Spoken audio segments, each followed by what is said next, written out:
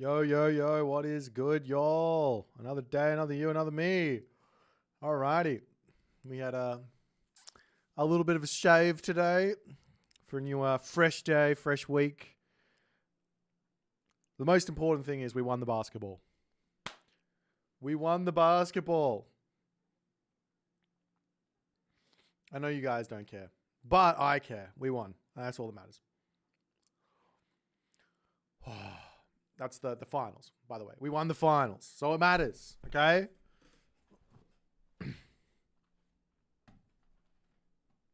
Basketball stream when? It actually did get videoed. I'd have to ask everyone if they're cool with me showing it on stream, but I got hella mad in that game. They almost like concussed one of our players.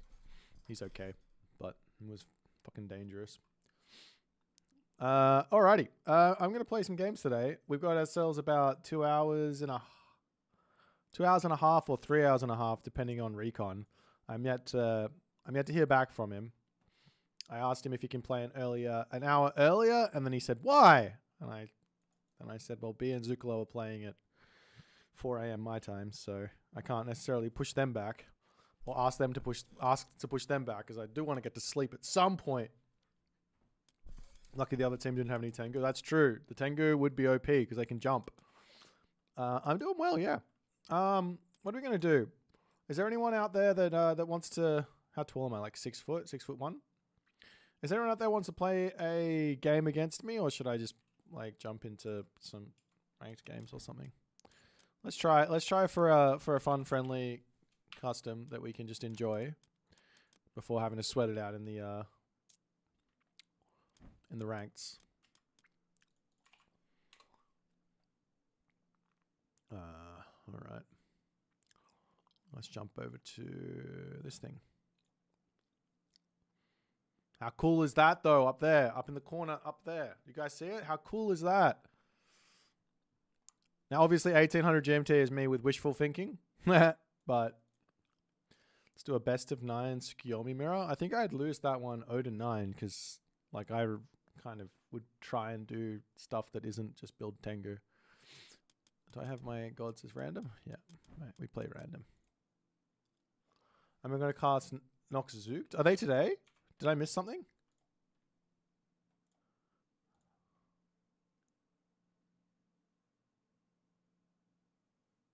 Oh, it is today. It's overlapping the Champions League, so probably not. Tengu sucks in the mirror? I don't believe that for a second. I know you got the Shogun, but speak of the devil.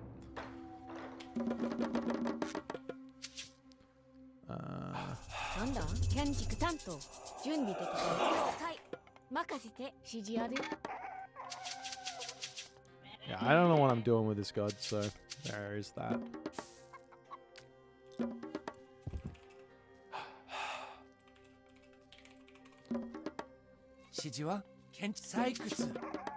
All I know is that the Tengu performs way better than it should. That's all I know. That doesn't just because it performs better than it should, that does not mean that you automatically win with it. It just means you get more value out of the thing than you should get. Oh, maybe I can go the other way. I can go Fujin. I was wanting to test that out at some point. I was also testing the Oni as well. This unit... Oops, that is the wrong thing. The Oni is like... What? It's kind of like Tengu Light. Because it's also got a buff for it. Please abuse the Tengu. That's not what we're about. We don't do that. I should have got myself out an earlier Miko, no? Let's get out another Miko.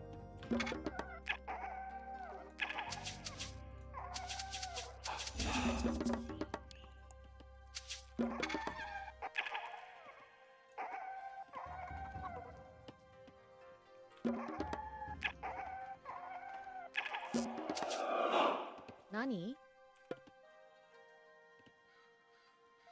Hi. Okay. 準備完了。建築採掘。何？カリ。He wouldn't see fusion coming. No one sees the fusion coming.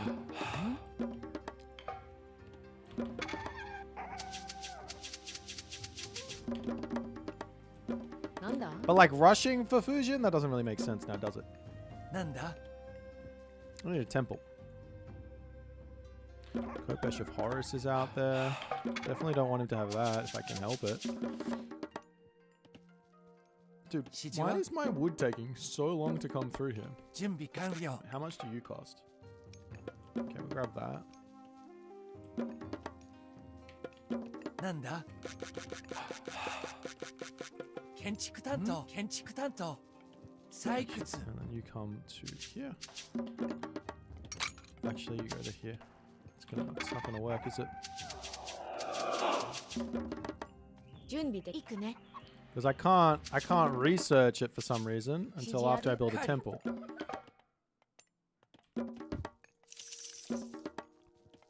何？了解。はい。何？準備完了。カリ。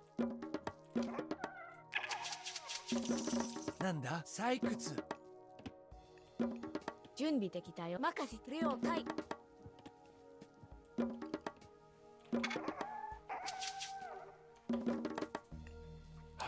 Take the latest advance possible against Gaia because there's really nothing we're worried 指 about. 示ある。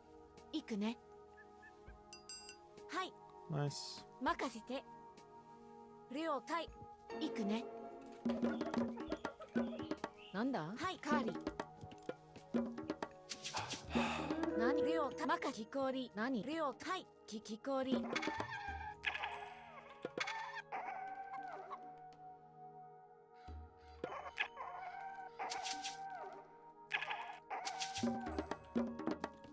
了解。採掘。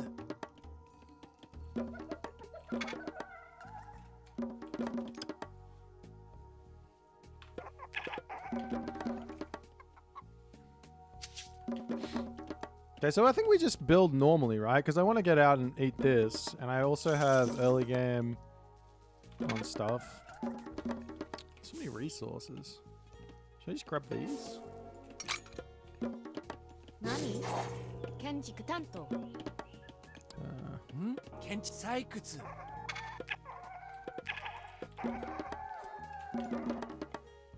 フリップが私がやるわ。 Yeah, there's no way I'm gonna kill that.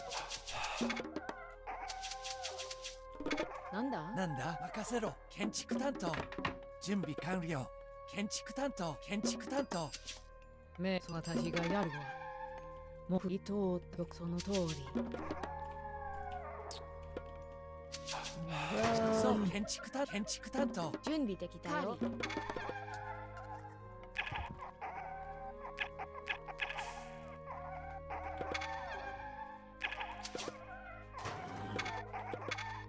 指示ある。はい、建築担当。任せて。はい、行くね。了解。承知。雲に行く岩。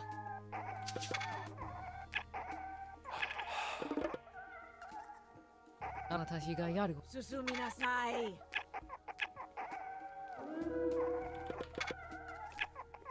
準備ではいく建築担当。カーリー。任せるよ建築担当。雲に何を。意義なし。了解。何でしょう。任務前進。何？神楽。何了解。戦います。神楽。もう。なんだ神楽。命令し。仮の時間よ。何でしょう。承知。意義なし。今参ります。準神楽。はい、任せて。何？もうその通り。はい、任務遂行。攻撃。送って私がやるわ。準備了解。前へ。何？了解。命令送ってよ。何？攻撃よ。指示あり。了解。任せて。なんだ？何？あらその通り。何？はい。神楽。ご指示向かいます。何です？今承知。準備できたよ。お任せください。準備と叩き儀なし。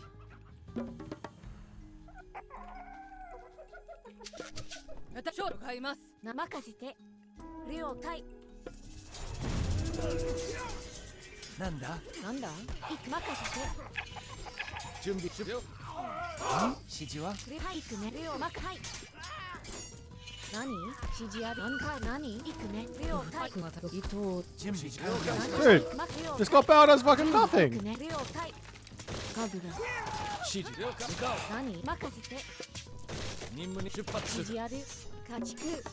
任務はい向か任務了解了解しなんだ？ました。家畜。なんですはい向かよ出任向かよはい出発する。準なんで了向かおう。なんはい建築担当なんよ任務遂行はいはい向かおう了解しました任務遂行何？行くね。はい、了解。了解 Like I literally did nothing. He just sat in it, and I didn't kill anything. 建築採掘準備完了準備で任せ。神楽。了はい任務向かおう了解なんで出発する何？行くね。建築採掘。はい了解しました任務はい任務に従います出発する指示や神楽。何？はい。任務進め準備ではい。了解。任せて。なんだ？行くね。指示をはい出発する向かおう了解出発するなんだよ向かおう任務はい任務向かおう了解任務向かおうはいなん了解建築担当行くぞ建築担当了解しました任務遂行出発する何？建築短期氷。任務に従いますなんで任務了解しました準備建築担当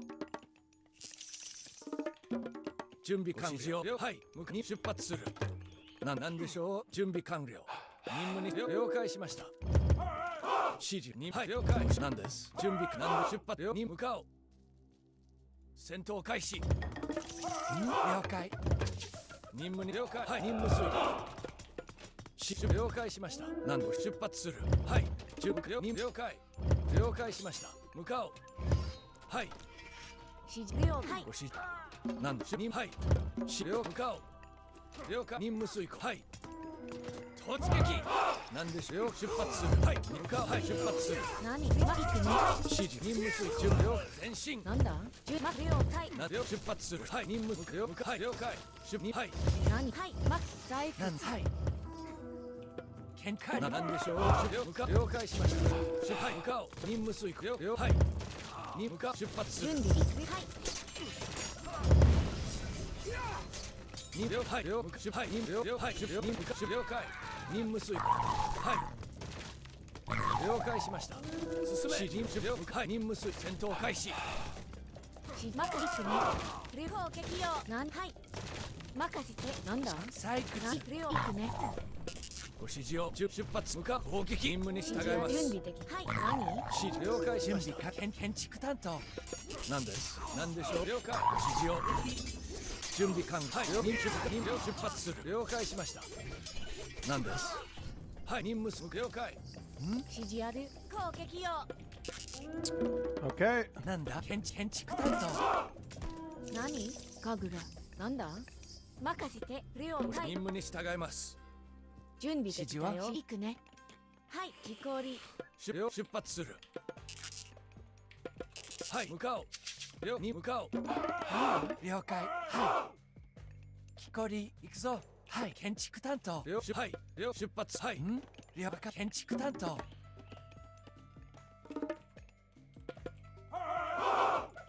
なんで指示を向かう。準備完了。何了解行くね。建築任務担当に了解。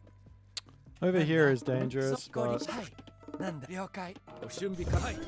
なんです準備はい進め。ご指示を攻撃指示準備はいに向かう進め。なんでしょう任務にはい準備出発する。なんです任務に了解しました。準備完了。建築担当指示をなんでしょうはい任務遂行はい任務に了解了解突撃準備開始任務はい攻撃指示を任務に従います。前進はい行くぞ建築担何当任せてなんですなんで出発はい。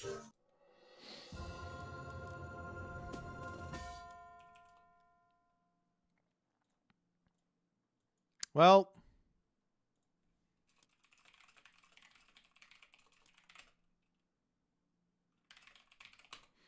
I'm not sure what happened, but it happened.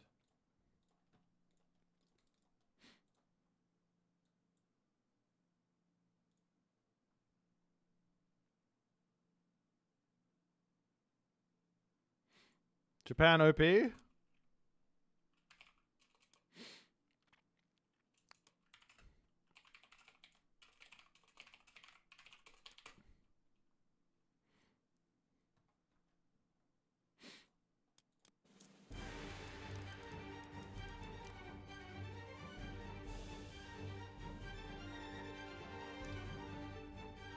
Like, look at this first fight. That was basically all counter units, I guess. I don't know, maybe I just didn't have anything out. Japan takes so long to get going early on. What are you supposed to do?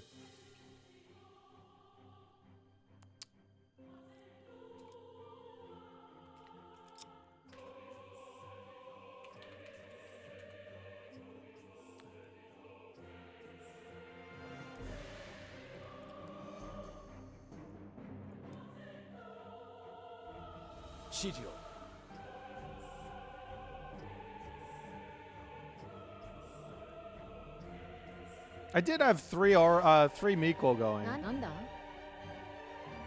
Like, that's a pretty significant investment. Like, if I had 3 villages on favor from the very start with Greek, do you think I would have that much favor? Do you know what I mean? Like this is 3 villages on favor for, like, to get to this much favor. I didn't spend a single cent of favor on anything except for the second swamp. It's like 9 minutes into the game where I had 3 villages on the temple. Like, I think you probably hit 100 favor, right? With Greek. So I'm not... I don't think he's wrong. In other words, I don't think FPO's wrong. It's just that you can get the... I think maybe the Miko needs to be locked behind the temple. So you can't get the Miko out straight away. Because I think that's really where the problem comes. Because you can start gathering favors straight away. And like I'm getting 0.1 favor a second from this bad girl on this one forest here.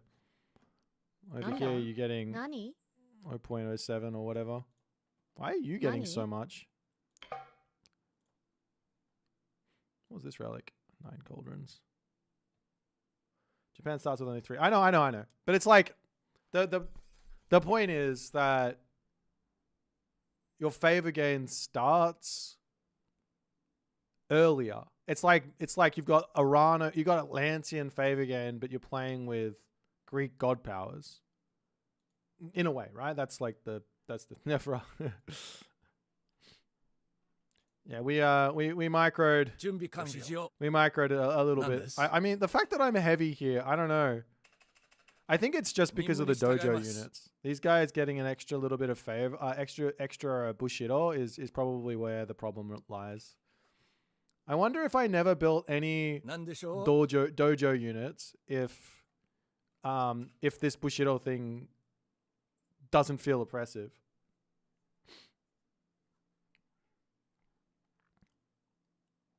Do you know what I mean? Or am I going crazy? You don't see any issues? That's fair enough.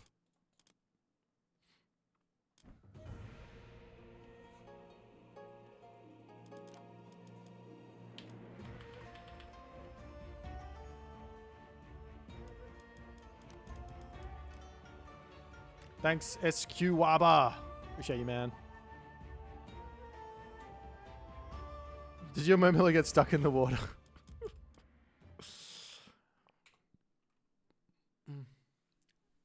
He went for his full thing. Yeah, sometimes like you gotta ask the question, how does this stuff even happen? Like there's literal constraints going on. Alatrion, who is this? I don't know who this is. There's little constraints going on that say you're not allowed to go here, yet the unit goes there. Like, what's going on? How'd they screw that up? I have to play versus Kiyomi. Dagon, thank you for the raid, my friend. If I get Tengu'd here, I might just end stream right now. I bet you I get like Greek and I have to play versus Tengu. Okay, at least I got Odin. At least he's got some got some massable heroes. I wonder if the Valkyrie does okay against the Tengu. Probably not, right?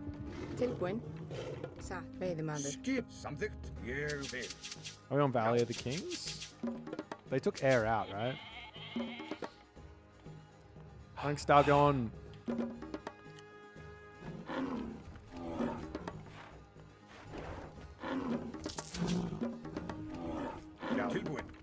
So this is a new and improved Norse. I really haven't played many games over the past couple of days, like at all. Past couple of weeks. I'm feeling the lack of games being played. Hello there, Boars. Thank you for being in my base. I wonder if it's a valid move to go far second town center against Tsukiyomi here with a Norse. Tengu's still broken? No, perfectly balanced unit. I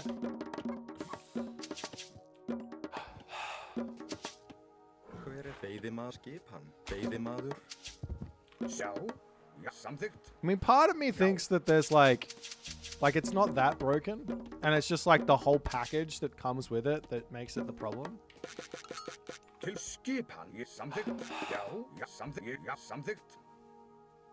But also, then you go and test it in isolation, you're like, nah, this thing's busted.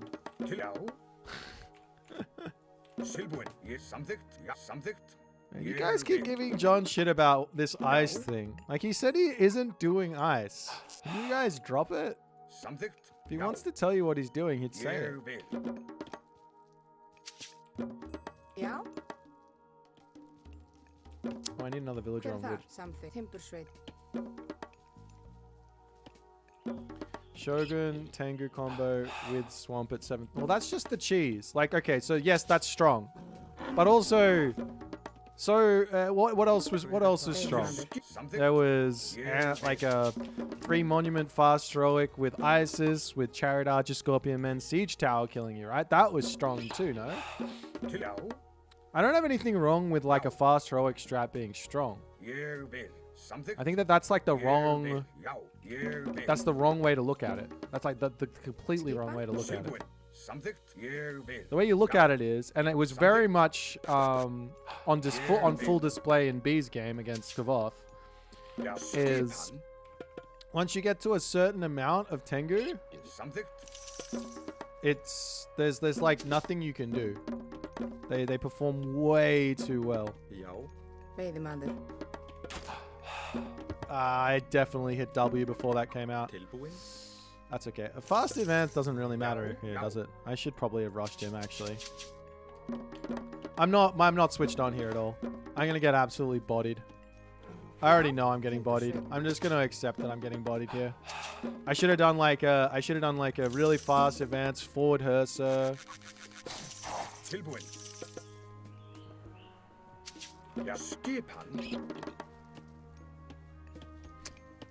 Hey, be nice. Be nice. That's not very nice. Oh, where's my ravens?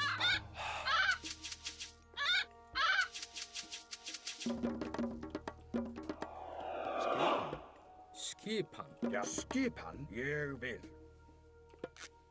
Samþykkt. Ég, já.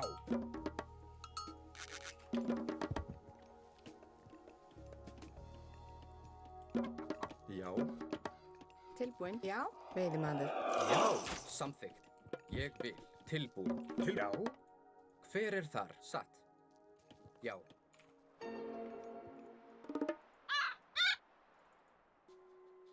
Ég vil. Já, samþykkt. Ég vil. Satt. Ég vil. Já.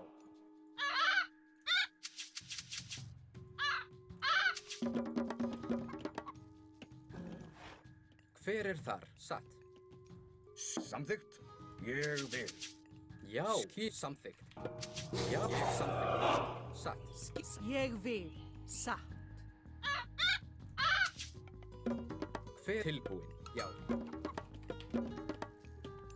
Já. Hver þar? Ég vil. Já, satt. Samþykkt. Satt. Samþykkt. Satt. Ég vil.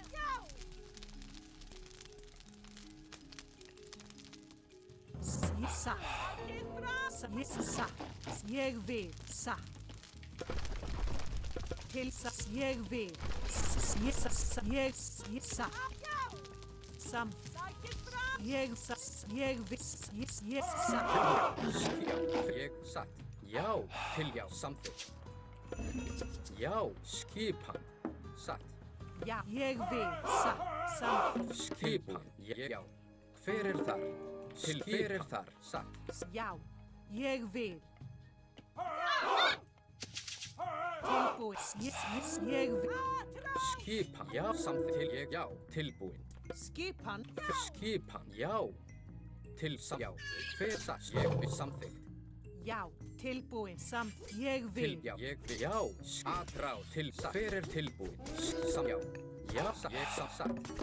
Hver það? Skipan. Tilbúin. Já, ég vil. Veiðimaður. Skipan. Ég tilbúin. Já. Ég vil. Tilbúin. Já. Já, til samþykkt. Skipan. Já. Veiðimaður. Já. Ég, já. Tilbúin. Ég samþykkt. Atrás. Tilbúin. Satt. Skipan. Samþykkt. Já, ég vil. Skip satt. Veiðimaður. Hver það? Ég veiðimaður. Skipan. Ég satt. Já. Samþykkt. Ég vil. Til orustu slag. Skipan. Já. Tilbúin. Já. Hver þar? Satt. Ég vil. Já. Ég, já. Samþykkt. Ég, já. Samþykkt. Ég, já. Sækið fram. Tilbúin. Skip. Atrás. Tilbúin. Já. Samþykkt. Ég satt. Do I win this fight? Tilbúin. Ég vil. Satt. Ég, já. Ég samþykkt. Já. Ég vil. Satt. Tilbúin. Ég, já. Ég vil. Skip samþykkt. Já. Skip. Sækið fram. Tilbúin. Skipan. Tilbúin. Hver til orustu slag? Tilbúin. Tilbúin. Já. Já. Skipan. Já. Skip. Tilbúin. Já, ég vil. Til, já. Já, samþykkt. Hver þar? Já. Samþykkt. Já. Ég atrás. Ég samt tilbúin. Já. Til samþykkt. Já. Já. Satt. Já. Ég, já. Samþykkt. Til, já. Samþykkt. Skip til ég, já. Já. Ég vil. Já. Samþykkt. Já. Veiðimaður. Skip tilbúin. Skip samþykkt. Já. Ég samþykkt. Já. Já. Ég vil. Samþykkt. Satt. Tilbúin. Samþykkt. Skipan. Til ég vil. Hver það? Skipan. Já. Til já. Já. Hver þar? Ég vil. Satt. Tilbúin. Ég vil. Satt. Tilbúin. Satt. Tilbúin. Samþykkt. Ég vil. Já. Satt. Ég vil. Hver þar? Atrás. Tilbúin. Já. Samþykkt. Ég vil. Já. Satt. Já. Já. Samþykkt. Tilbúin. Til skip. Hver ég satt. Já. Samþykkt. Til orustu slag. Ég satt. Ég Til satt. skip. Já. Til já. Ég satt. Til skipan. Ég vil. Til skip. Já. Samþykkt. Til ég vil. Satt. Já. Hver ég vil. skip tilbúin, samþykkt, já, já, satt. Hver ég vil, tilbúin, já. Já, samþykkt. Samþykkt. Tilbúin. Okay. Samþykkt. Já, já, til ég, já, samsagt. Hver já. Já, samt til ég vil, satt, já. Tilbúin. Ég satt. Skip hann. Ég vil. Skip hann. Já, já. Skip hann. Samþykkt. Satt. Ég vil. Já, skip hann. Samþykkt, já, já, satt, já, ég vil. Tilbúin. Skip hann. Tilbúin. Já, ég vil. Samþykkt, ég vil. Já, já.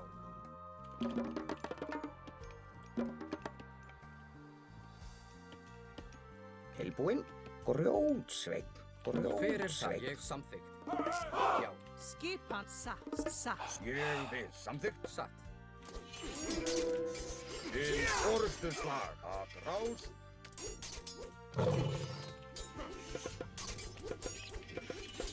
Tilbúin, já. Atrá. Hver þar, já, ég satt. Samþykkt, til orðuslag. Atrás. Já. Hver það, já. Til ég vil. Já. Til, já. Skipan. Hver satt, til orðuslag. Ég satt. Já. Ég vil, já. Skip hann. Til Til- orðstunslag. Satt. Hver þar? Já, já, satt. Hver atrás. Ég satt. Skipan. Já. Skipan. Já, ég vil. Tilbúin. Samsatt, ég vil. Samþykkt. Til satt. Já, samþykkt. Hver Tilbúin. það? Tilbúin. Já, satt. Skipan. Já, ég satt. Tilbúin. Skipan. Ég vil. Já. Hver þar? Samþykkt. Ég satt. Já, ég, já, satt. Samþykkt. Tilbúin. Já, ég vil. Samþykkt. Já. Hver þar? Ég, já. Ég satt. Tilbúin. Ég vil. Sækir Hver fram. ég samþykkt? Já, samþykkt. Ég satt. Til atrás. Hver það? Samþykkt. Já. Til, já. Hver samþykkt? Hver er þar?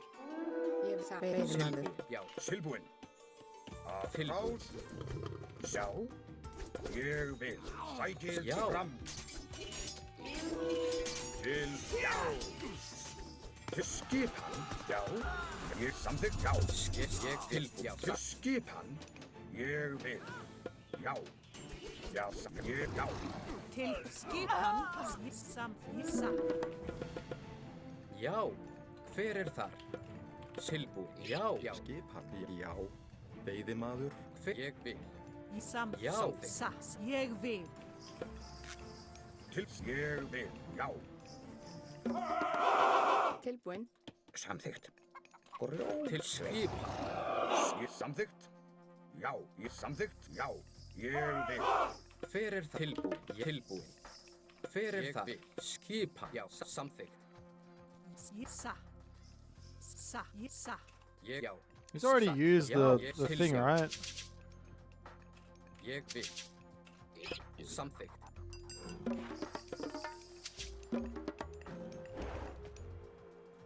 Hver satt? Grjótsveinn. Ég vil. Já, já.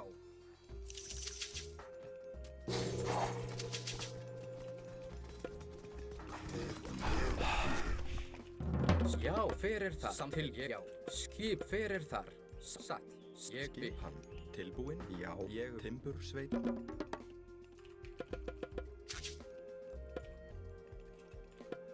Já.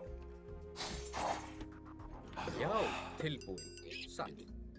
Ég samþykkt. Ég vil. Samþykkt. Já. Já, ég vil. Já, samþykkt. Já, ég vil. Satt. Til orrustuslag. Já, já, ég satt. Já, ég vil. Já. Samþykkt. Til samþykkt. Já. Sækir. Ég, já. Að ráð. Tilbúin. Já. Ég vil. Hver er að ráð? Tilbúin. Ég vil. Ég vil. Já.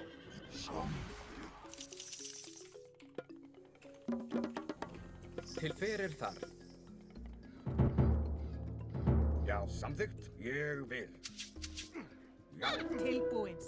Ég vil. Já, ég samþykk. Já, já, ég vil.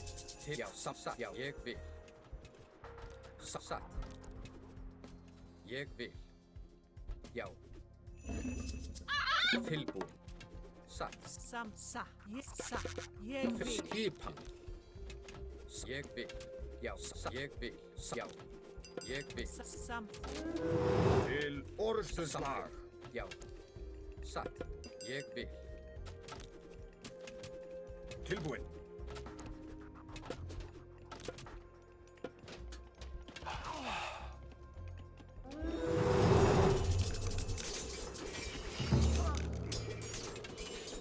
Tilbúin. Já. Skip tilbúin. Ég samþykkt. Já. Skipan. Já. Ég vil. Tilbúin. Ég. Já. Já. Já. Ég Já. Sætið fram. Já. Ráð. Skipan. Ég vil. Ég vil. Já. Já. Skipan. Ég. Já. Já. Tilbúin. Já. Ég vil. Tilbúin. Já. Ég. Já. Hver er það? Já. Tilbúin. Já. Where are the samurai? Ég er samþykkt. Til samþykk.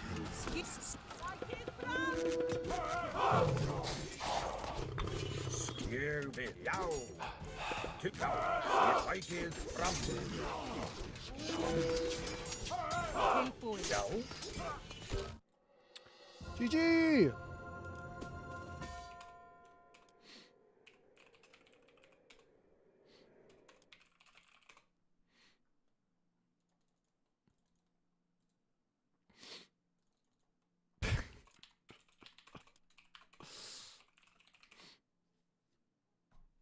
Why no Herdman? I don't want Herdman because I need high base DPS units to kill off the Shogun.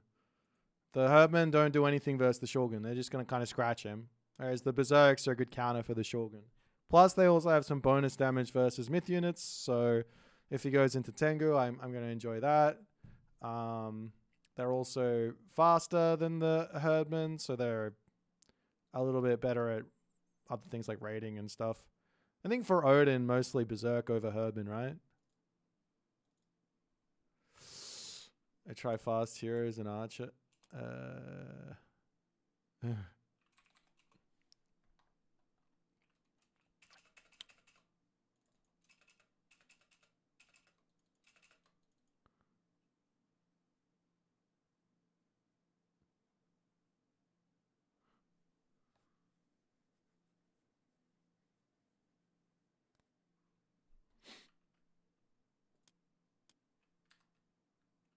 Yeah, I think Odin's like quite good versus Tsukiyomi, you know?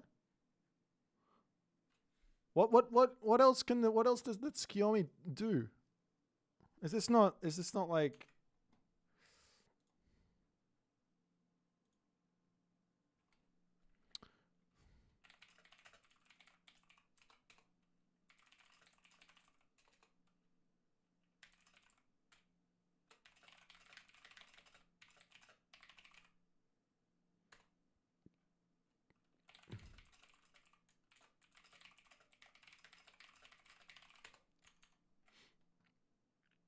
it's a difficult matchup for the Tsukiyomi, yeah. Because you can't really open Cav like you want to. Because I think the Odin wants to open Berserk, for one. Which means you have to really scout early on what's coming for you. If they do go Cav like a dummy, then you win because you can make your own Sashimon or Bannerman Cav.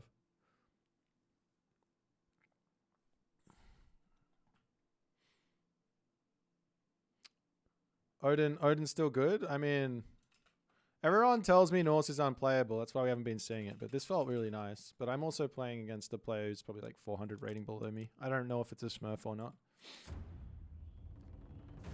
But also, like, I just felt very far in front there.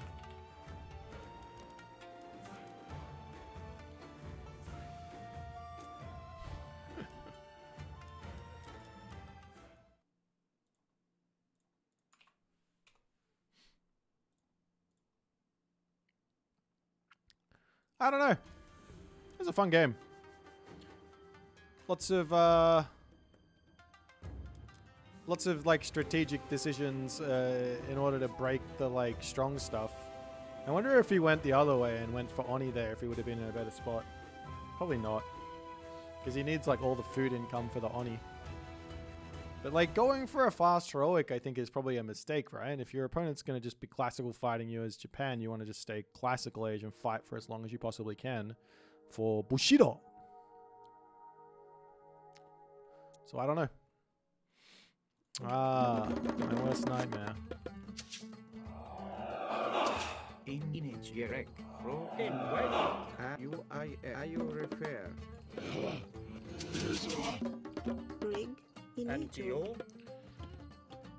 And we go to 6.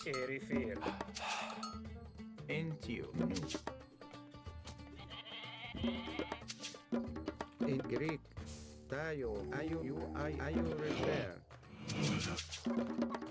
It's a nice little start for us. So I've been hearing across, like I've been hearing a little birdie told me that the Sling is a OP now. So what I want to do is I want to play a classical fight, 2TC classical fight in this matchup.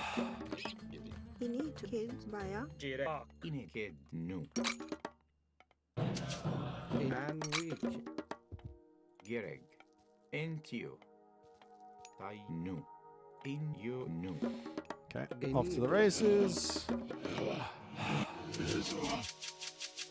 It just depends on what the town centers look like, but normally this map is pretty 2 town center-ish.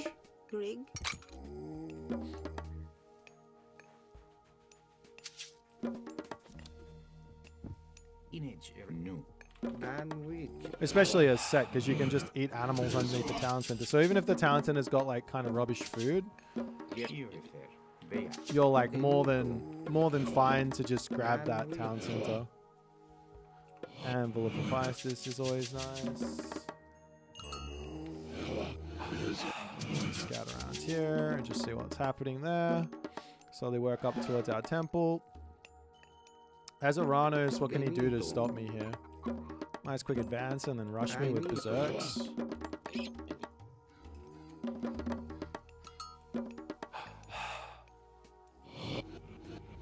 So this is the town center. I just need to see. I'm kind of hoping that I have gold there. It's basically all I want. I got gold in front of the town center, which is nice. I don't have to worry about it.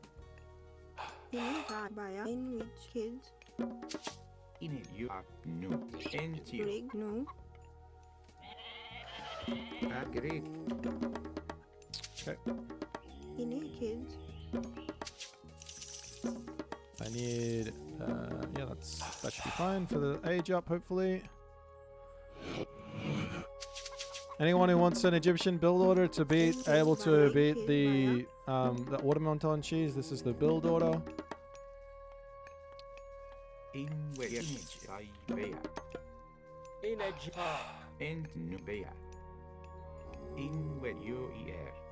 this town center is god awful. Ooh, hello. Ah, whatever. So what we could do is we can shifting sands over here, because I got an amazing hunt behind it. I got a whole bunch of rhino there. I think I will do that. I think I'm just going to shifting sands onto my second town center over there.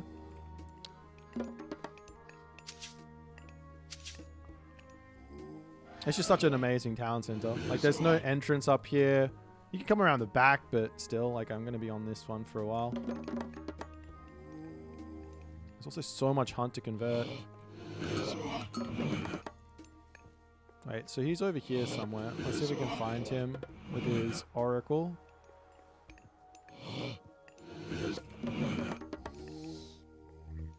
Over there.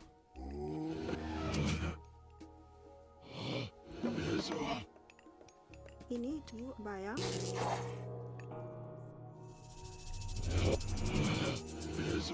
In airy fear. I forgot houses. Whoops.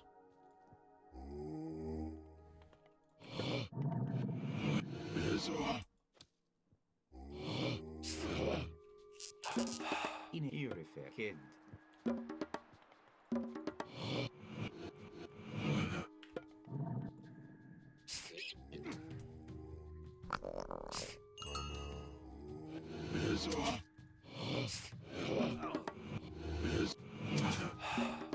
Gereg.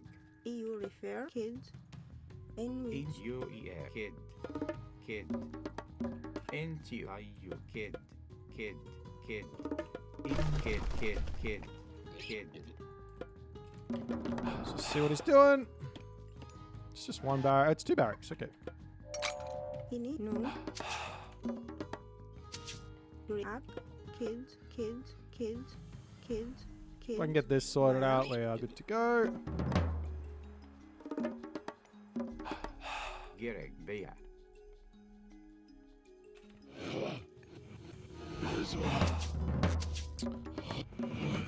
I just want to start up with a couple of... I should probably go for relics at some point as well. Gold would You be need to good. buy a Inage. Kid. Come Kid. over here, please. Kid. I want to get a monument up here before I even start training dudes, but I don't have any gold. In you which. need to kids Mark it on no. this as well. Ayo refer. It's fair enough. I shouldn't have been there. Into kid. New. Greg kids Gereg. Kid. Bea. in which you need kids buy a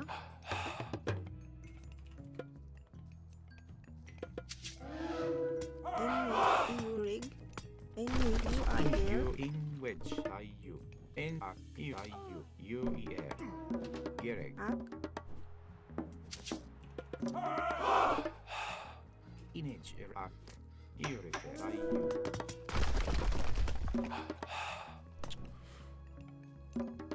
Gereg. Into you. You refer. You In which. value Inage. You new. Into I new. You refer. You Bea. Gereg. In ak. In I you.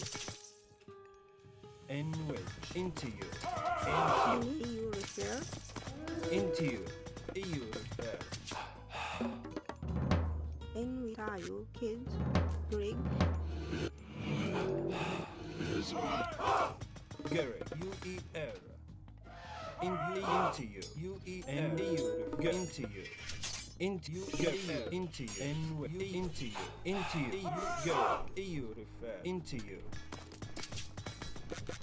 in you are there And you. What the hell? I air. And we ayo refer. Into you. And you Gereg. Into you. Inito. Tayo. And which. Gereg. Into you. Into you. And which. Into you refer. Into you. Gre ayo And refer. which. Inito. You ayo refer. Into you. Gereg. And into you refer. Ta you ay tayo ayo refer. You Inito. Gre Into you. And you refer. Gereg. Why does it keep on spawning on that fucking side though? And you into you. That's so annoying. I think it's the villagers or something. I don't know. Tayo ayo refer. Greg are you kids You tayo. Gereg. Okay, we got a shockwave out. I don't think I need any more on this. In you refer. Kid. Inage. Kid. Ayo refer. you need to Greg you are Tayo there tayo. Ayo refer. You I air. Tayo refer. Into you. N-E-U-R Antioch I-A-T-O Hayo N-U-E kids. In-E-U-Baya. Into U-E-L Dayo. Ayo refer. Greek. Ak. Baya. In Greek. U-I-N. Greek. Dayo.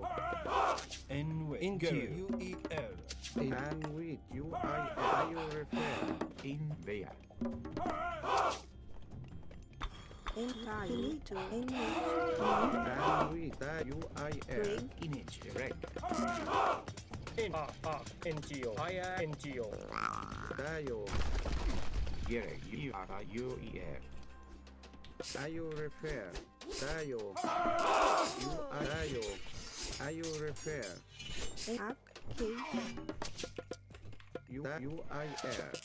Finito. Kids. NT. N-W kids. Image you refer. Kid. Gerek. Kid. Greek. E-U kids. In-E kids. In you refer. Kid. And with ayo refer. Greek. Dayo. U-I-R. Into you Image erect. Kid. N-W Greek kids. Kids. And with Dayo. Ayo refer. U-I-R. Gerek. U-E-R.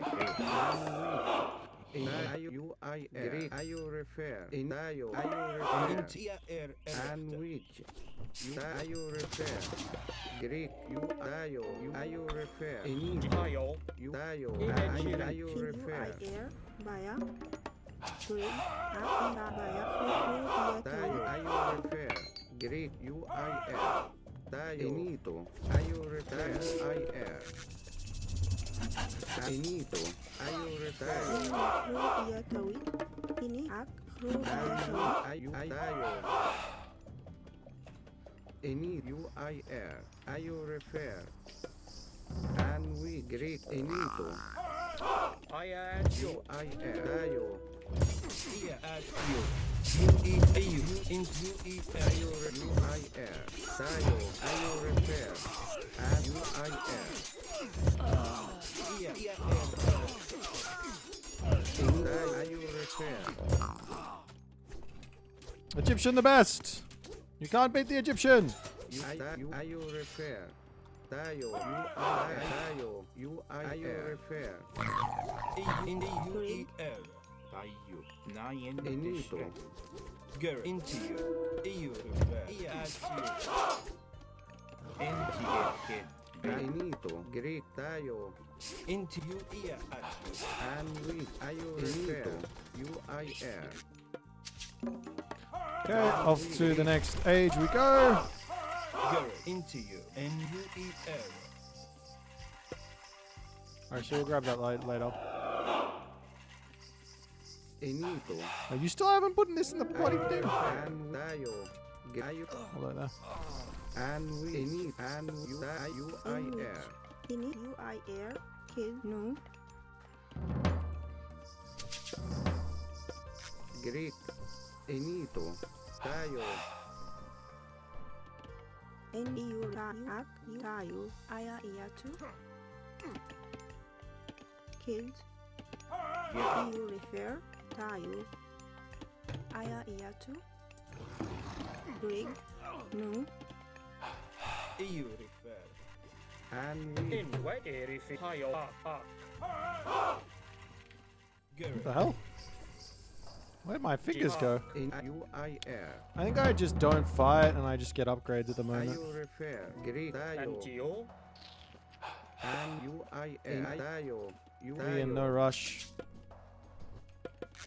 Ayo Ini. refer. N-U-I-R. Kids. Image erect. Greek. Ak. Tayo. Greek. U-I-Dayo. Ayo refer. Finito. U-I-R. Greek. U-I-U. Kids. In wedge. Image. Ayo refer. N-Ata. Baya. Ayo refer. U-I-R. Kid. N-T-O. Kid. Image erect. Ak. Kids. No. And we Dayo. U-I-Dayo. Inito. Greek. N-U-I-R. Kini you refer. Rig you buyer. Agree. Okay. And we UIR. Enito and Dio UIR. Into you. Slowly start getting myself sorted out here. Kini rig kids. Gereg. Nu. Image erect kid. In which at buyer. Kini buyer. And which you refer. That you Rig. refer. Kini to. No. A Greek. UIR. Dio. UIR. Into you. In which By kid. Can I? You refer. Dio. Let's just keep getting upgrades, hey? Maybe another armory wouldn't go astray. And which Greek UIR. And which Go. you refer. Dio. You refer. UIR. You refer. I could go for a town center. Kini to. UER. Kid. In Greek. Dio. You refer. You refer.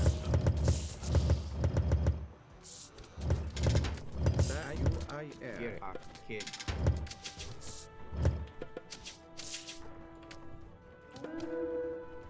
Dio. Greek. UIR. Dio. Inito. UIR.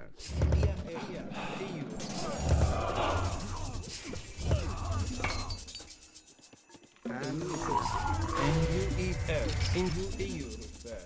Dio. IR. UER. Rig buyer. Inito. Okay. Dio. Dio. Kid. In which ro yatawi.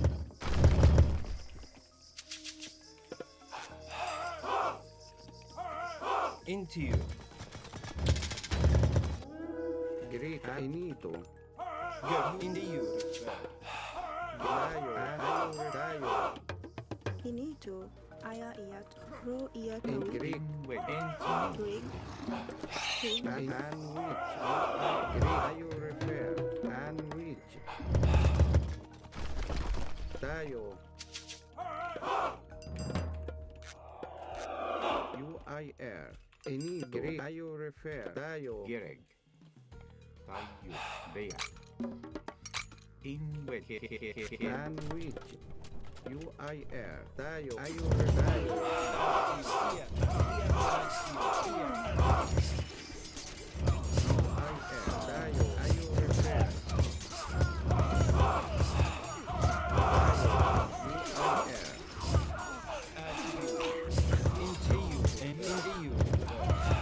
Into you.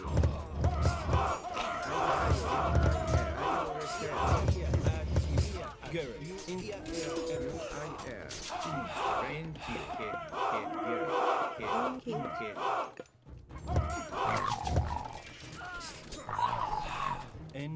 Into you. Go.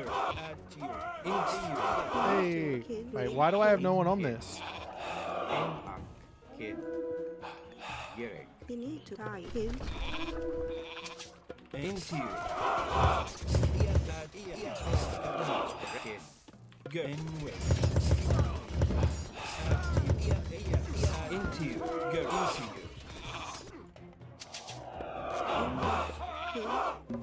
In which kid? In kid. Gereg. Into you. Into you. Go. Into you. Go. Into kid. Into you. Go. Kini kids. Can I just kill it? I'm gonna lose everything, but surely it's worth it, right?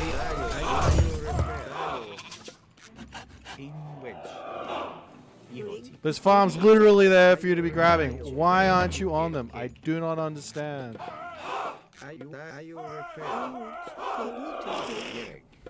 Kid.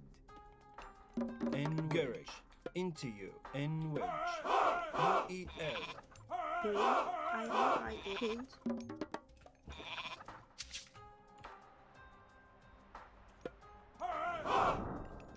Finito. You dayo. Into you kid. Into you. En wedge. Ia errechter. Dayo. Agrik. And Inegirek. Erifir. Gerek. India. N-U-E-L. and we Greek. Gerek. Into you. Gerek. Into you. U-E-U-E-L. And into you. Gerek. Into U-E-L. In you.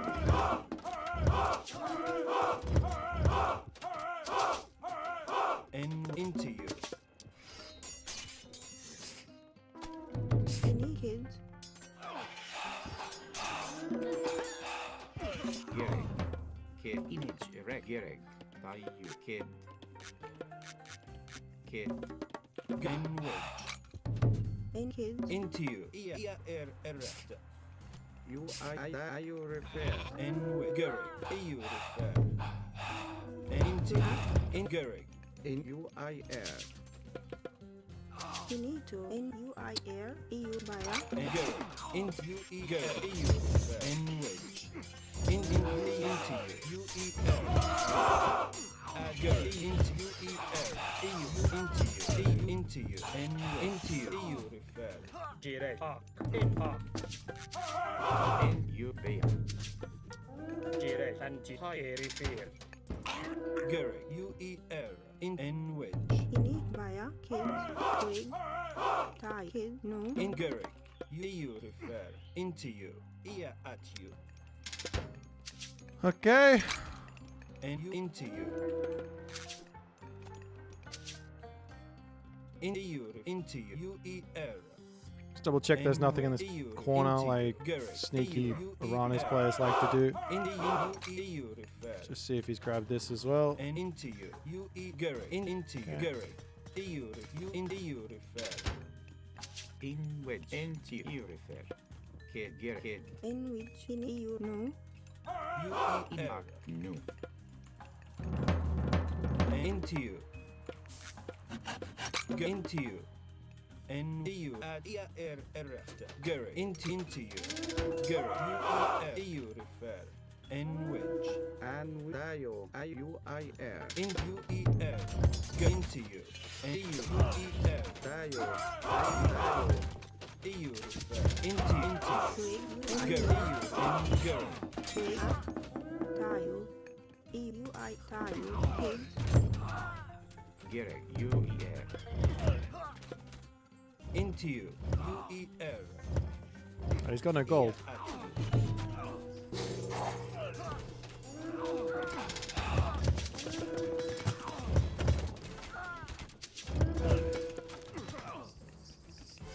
I will repair.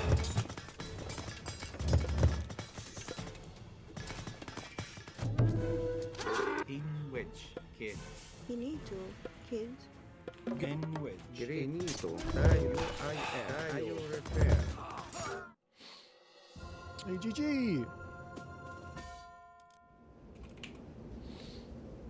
Ugh.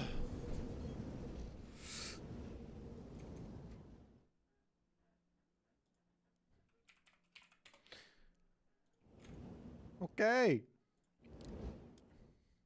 Fancy new upcoming match graphics? Yeah. How fancy? So much fancy. You didn't see the shifting sands? He XD. Yeah, but I mean, look at how good this town center is.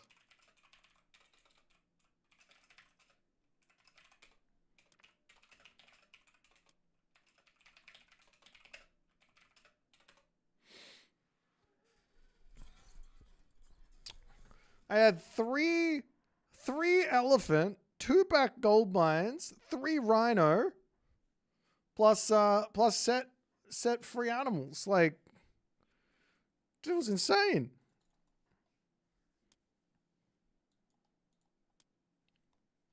Not even ST Oranos can break through that. That's too much. That's too much for anyone.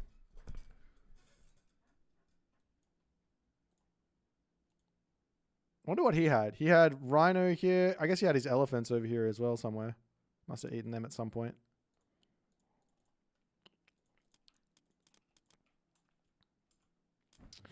Ah!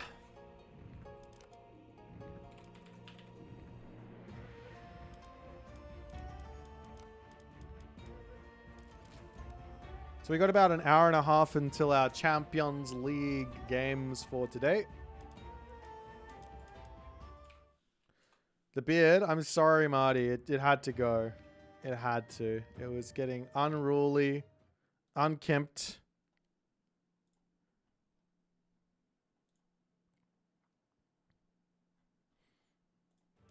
It just was not going to be a part of anything to come.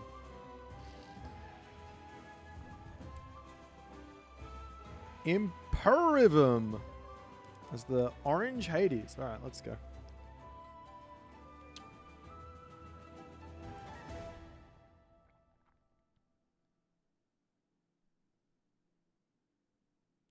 I haven't played against Hades in a hot minute. Oh, I got set again.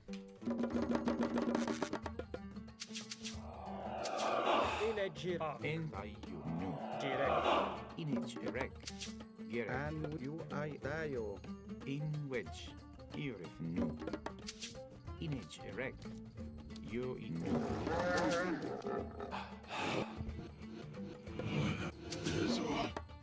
Entio kid In wedge Gereg in ak no and arc.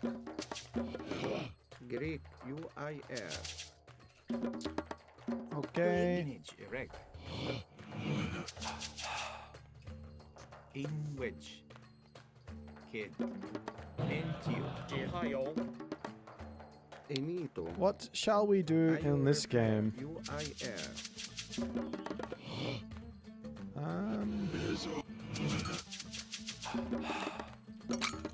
In with up, kids. I did not mean to put that many villages over there. Wait, can I still get this though? Gereg Tai no Hell yeah. Any kids. Buy You stay on gold. and we Crocodiles are Duke. UIR Crocodiles are a nice first little bit of hunt, because if I want to go for, if I see a town center that's really nice and I want to go for it, then I have defense against pretty much everything. Image erect ak you no Entio Irefe Gereg no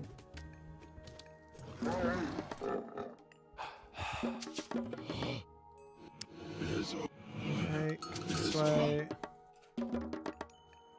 Enito So this town center's got a back gold mine on it, which does make me want to take it. Just on the fact that it probably means that he's got one as well, Greg, EU buyer. In which up. which does make my life very, very tricky.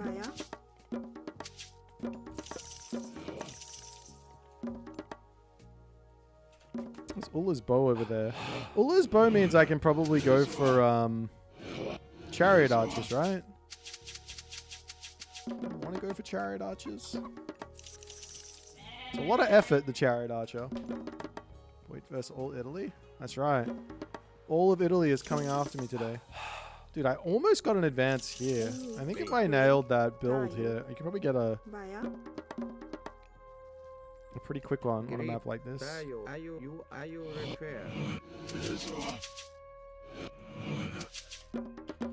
In you no. in which Inito. EU refer. In which. In Erifir. Greg.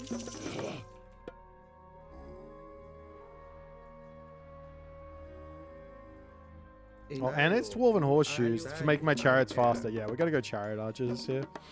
I can probably walk over here as well.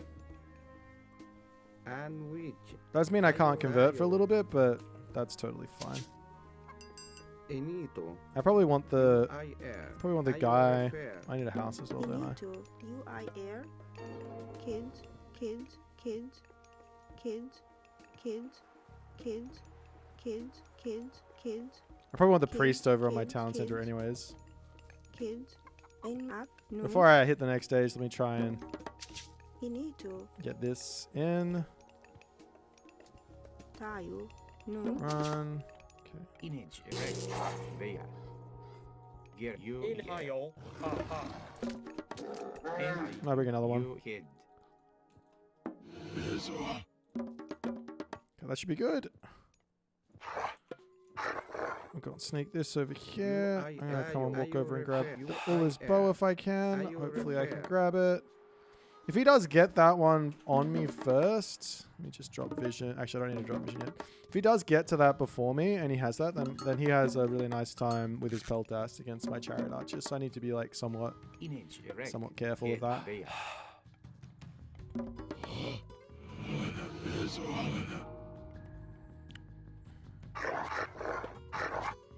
Okay, let's do this. See where he's going.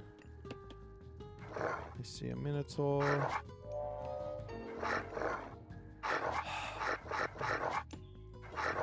Where's the best place to attack?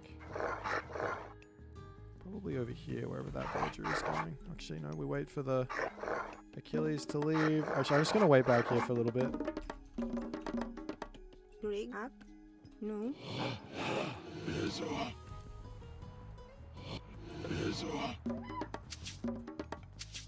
Iak. Bear. Gear. Urife. Bear. Entiak. Bear. If I see his Achilles anywhere else, I will do stuff. Finito. Kids. Enito. Ayo refer. You nu. Gerek. Ak. Nu. In wedge. Nu. In you refer. Nu.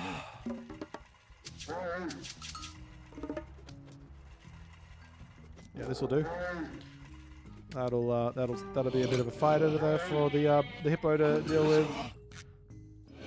It's not exactly safe, but In wedge. it's not bad. Tayo. Gerek. Kid. Nu.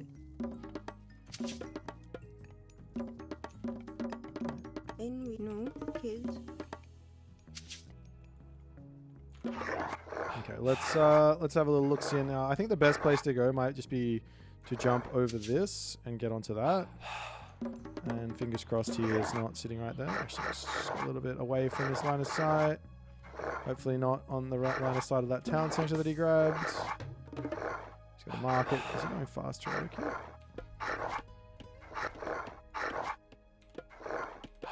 Okay, he is sitting right there with the Ajax. He could be going for a fast heroic of some variety. Let me have a look over here and here. Entiak. Finito. Rig. No. After you guys finish on that, just go there. And wedge. also, once we advance, Girej. Erifir. Gerek. Ak. Bear.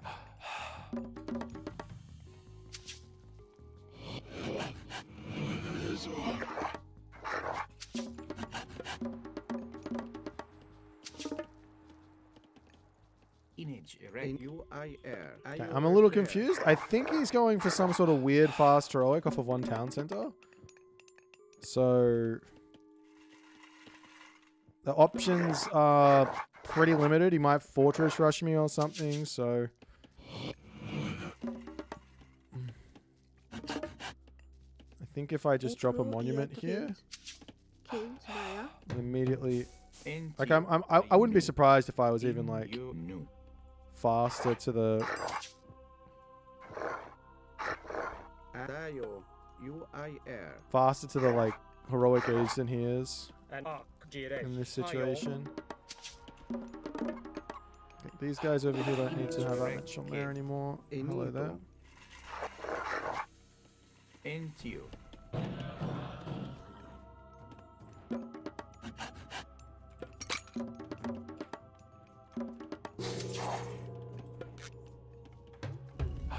Gerek. Finito, kids. In And kids. You refer. Greg, you are in there. way refer. Image direct. Kids. Girej.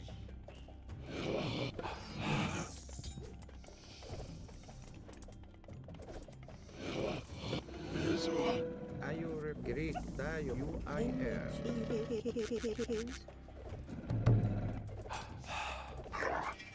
And finito. Are you repair?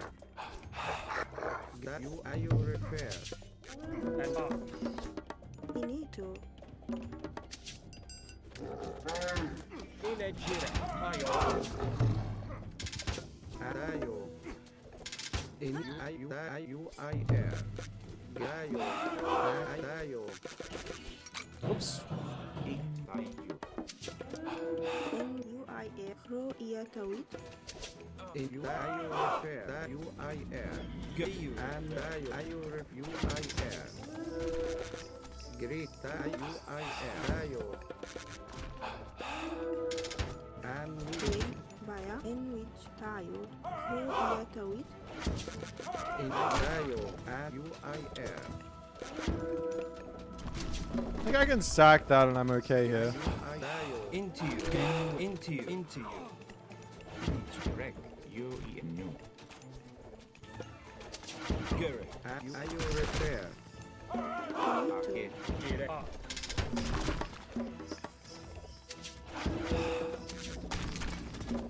And which kids.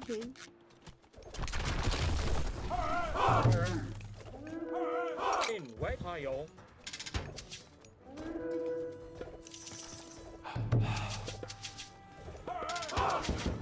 Any you Dayo. And Great you I air. Are you repair? Into you. EU is there. Dayo you I air. in NGO. And we you I air. And EU is there. Into you. Into you. UEL. Girej. Are you Dayo? You I air. What are you not attacking for though? Garrett. EU is there. And into you. Greg, Finito. Baya. And And you. Greg, Baya. You there. Get you And here. up. UEL. Into you. In UEL. EU is there. And into you. This fucker. Garrett. UEL. EU is there. Into you. At you. And which. Into you. Into you. Into you. Greg, tayo. Kids. And into you. Garrett. AUEL. At you. In you. In UEL. In you. Into you. And you into you. EU refer. At you. In the UEL. Go in the U, UEL, in the U, in the U, in the U, into you, and the U, into you, go into you, at you, UEL, at you, in the U, into you, at you, and which, And you I air. into you, girl, into UEL, into you, in the U, UEL, in the U, into you. Finito. And the U into you. In the Oh, Jesus Christ! in the U in UEL. EU There. Greg, kids. in EU in the U in the UE into you. EU into you. UEL in the EU refer. At you. In UEL. EU refer. In the U UE into you. EU refer. Image Kid. Into you. Get you refer. You in the U into you. You into you.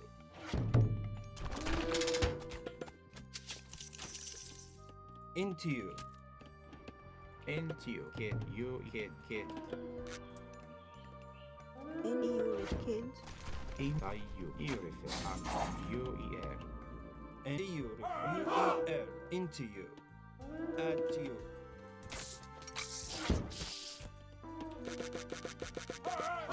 Girl, UER. You need to. Up. In kid. Throw in Yahweh. Into you. Ear you ear at you. At ear at you. Gereg. You refer.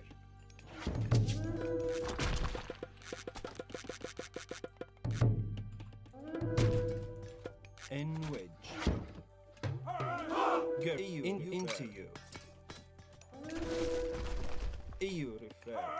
UER. Into you. EU refer. In UER. They kid new. Teenage kid. They you refer. Gereg. Kid. Girl, into you. Rig. EU refer. And EU into you refer. You refer. Gereg. Throw in your kid. Into you refer. UER into you refer. And into you refer. UER into you refer. Girl, UER And with kids. Via. and wedge into you. And EU refer into you. Girl, EU refer into you. EU refer. UER into you into you. Into you refer. And UER into you. And EU refer. And UE into you. And you into you. UER into you. EU UER. In UER into you. Into you. Girl, EU refer. ER and wedge. Image erect. Into you. And EU refer. Girl, into you. UER into you refer. And wedge into you. Girl, into you. And wedge into and wedge. You You need to. Kids. And kid. Girl, and into you. Into you and you. Into you. Girl, you into you. Into you. And wedge. Girl, into you and you. Into you. Into you. Into you. And you. Into you. Rig. In which. Throw kids. Girl, you into you and wedge. Into you. Girl, into you. Gereg. Into you refer. And into you. What are we doing now? Yahweh. Alright. EU girl into you and EU refer you into you at you UER into you UER In which. Throw ear to it.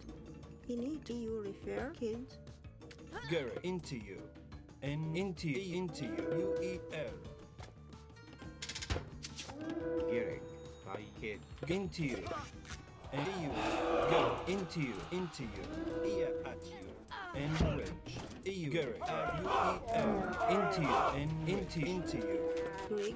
In In which. NGO refer. はよ You need to. No. Up here. girl and into you in UER girl into you EU refer and wedge in UER girl EU refer into you EU refer girl you and into you EU refer girl you into and wedge UER girl refer and UER into UER We survived.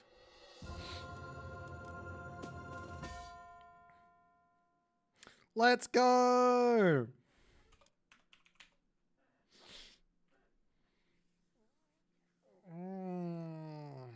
I think I made some pretty poor decisions in this game. I wonder what I should have done. What should I have done? I thought if I can attack it fast enough, he's not going to have any resources. How wrong about that was I? Pretty wrong.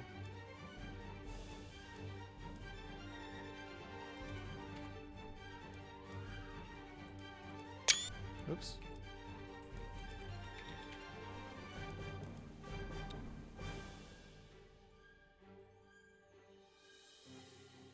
I think the best bet is to just sack the TC. But he's right in between my TC and the he's right in between my second TC and my home TC. So I guess, but I need to at least sack one of them before I go in and fight.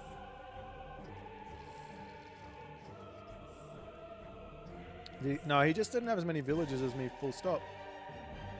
Like, not like, I didn't lose any. He just killed my town centers. He didn't kill any villages. So, all the villager lead that I gained beforehand just keeps on keeping me alive.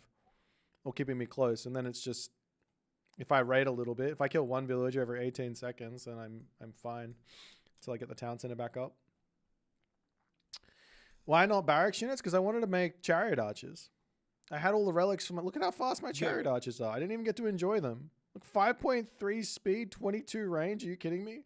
This is like we're back in... like, Magic would be so happy. He'd be like, yeah, that's what a chariot archer should look like. Should be the most overpowered unit in the game. Nothing beats it. Go over the replay? Which part? What? I mean, I don't think I was in like a... I think if he kept on going down here and he spotted this Migdol, I might have been in trouble. Maybe. I mean, I'm losing 13 villages, I'd probably be in trouble.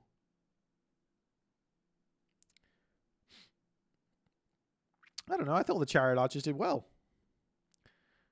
I just didn't have them out. Like I took the fight so early. I built 3 siege towers. If those siege towers were just chariot archers instead of siege towers, I think I would have been in a much better spot. I think I just rushed the siege towers because I thought, oh, I can just break this. But I was right. I could kill the fortress, but not really right about anything else. So if I just go chariot archers, sack this, maybe build the Migdol a little bit further back, because I put it like right next to the towns, and he'd already underworlded. When was his heroic age time? Yeah, it was like a touch before mine. My chariot archers killed his villagers, his peltasts, his hoplites, his heroes. They went poggers. At the same unit killed loss. Magic catching strays. Hey man, you put your opinions out there, you're gonna catch some strays. That's what I've learned. I got told yesterday that the state of age mythology balance, everything age mythology is my fault. Everything wrong with age mythology is my fault yesterday. And then I asked what specifically I did, and then they couldn't come up with anything. So I think I might be in the clear.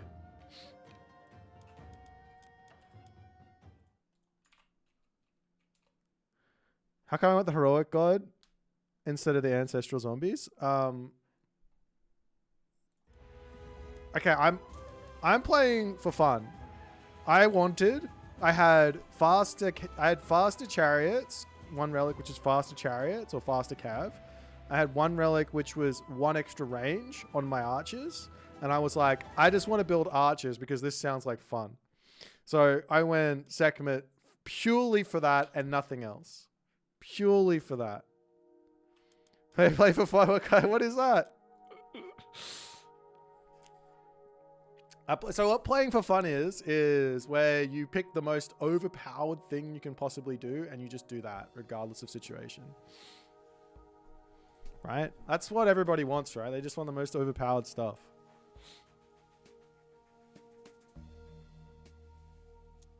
I have to play another Hades here. Okay, we have this god. This god's good. Nanda? Kenchiku tanto.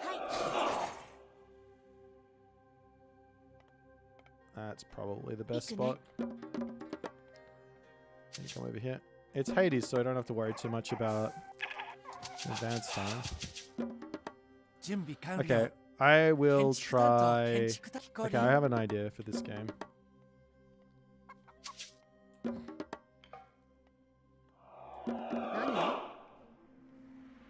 I don't know what's better, but I'm just gonna put it on this.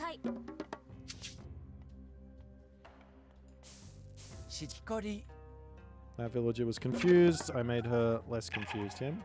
Huh? So, what I want to try here is the Oni. Now, with Susanoo, I feel like the Oni is incredible.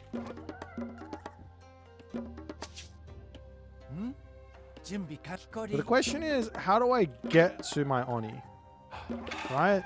Just because something seems good, you still have to think about how you're going to get to it. Like, the Tengu, right? For example, this unit seems good. You ask yourself the question, how do I get to the Tengu? And the answer is simple. You fast heroic and you build Tengu. And it gives you immediate value. It's really good.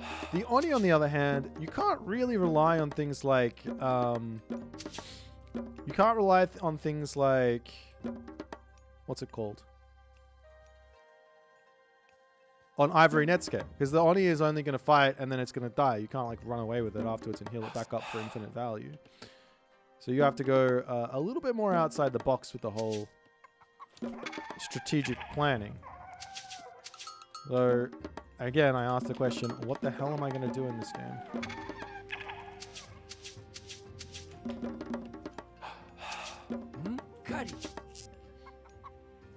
You need to do the elephant slinger comp with set. Apparently not enough streamers do it, so it isn't good. Right. Who's been talking? You been talking with Nulrar again? Elephant slinger? It's not a thing. He's just making stuff up.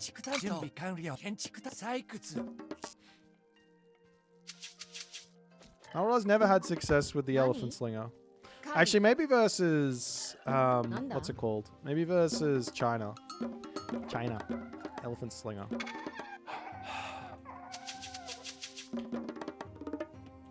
Nulrar said he might come back. Oh my god. It's my favorite. Alright, I've got a... Okay, I'll tell you what I'm gonna do.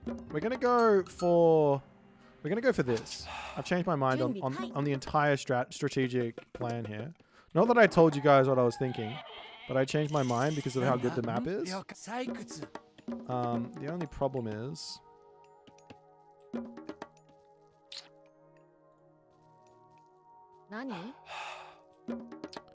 The only problem is I don't even know if it works.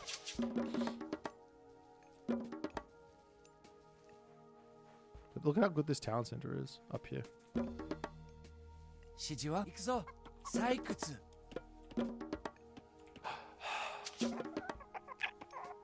Looks like he's going for... Ooh. Ooh, that's different. I don't know what he's going for. Well, that's fine. I don't need to know what he's going for. Nani? Ikune.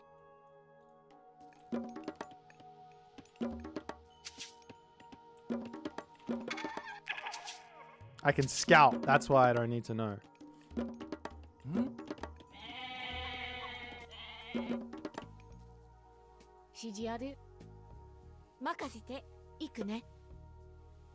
I'll put it on this side. I could put it for massive gains over here, but I think I just want it to be safe. This needs to go down to 2500, I believe. Over there.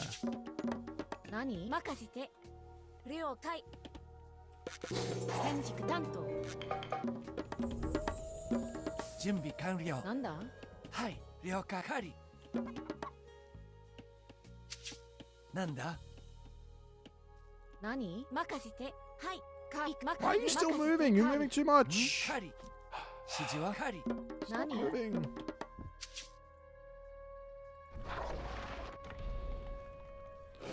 Hello there, wolf. Why are you in the middle of the trees? I would like to understand. Unfortunately, I cannot understand. Okay, let's have a little scout inside his base. He has hit the classical age, right? Yeah. Let's go do that.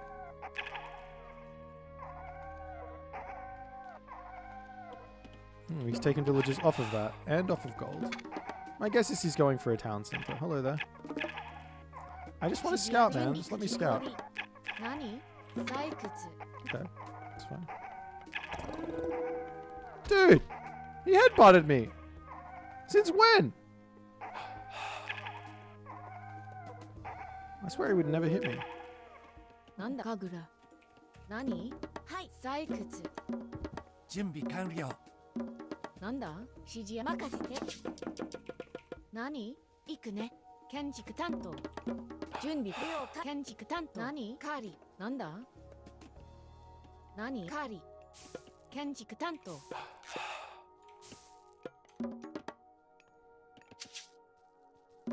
ん？カリ。なんだ？カリ。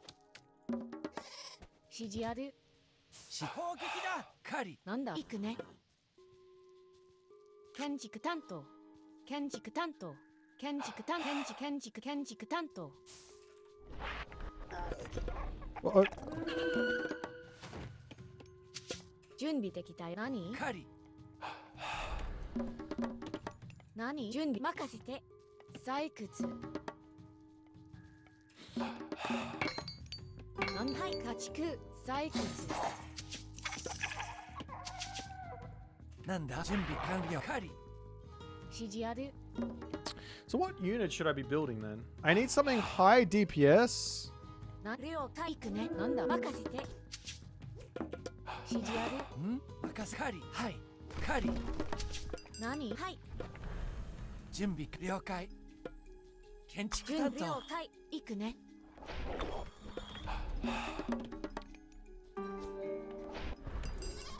Oh, he's making dudes? なんだ？指示攻撃だ。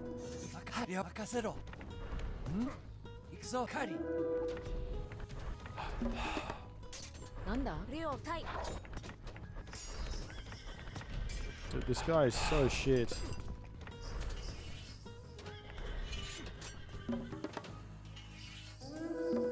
何？指示ある。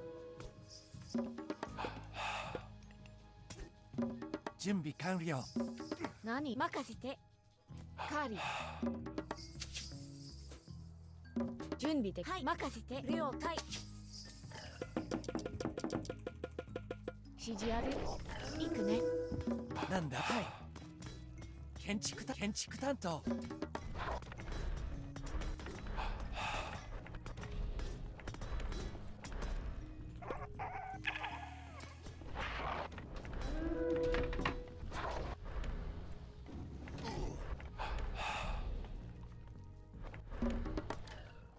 何？任せて。了解。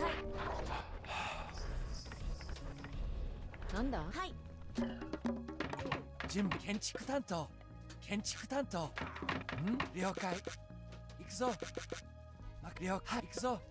建築担当。了解。はい。任せろ。はい。行くぞ。はい。任せろ。 Okay, I want my はい one of 建 these, 築 please. 担当。準備完了。了解。行くぞ。指示は？はい。なんだ？何？指示ある。準備完。建築担当。何？建築担当。指示は？了解。任せろ。なんだ？了解。建築担当。準備。建築。飛行り。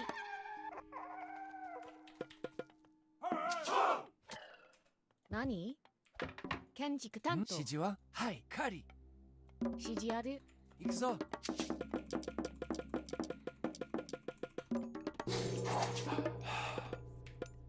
俺に言え。行くぞ。任せなんだ？ろ。はい。カリ。何？任せ。カリ。準備。建築担当。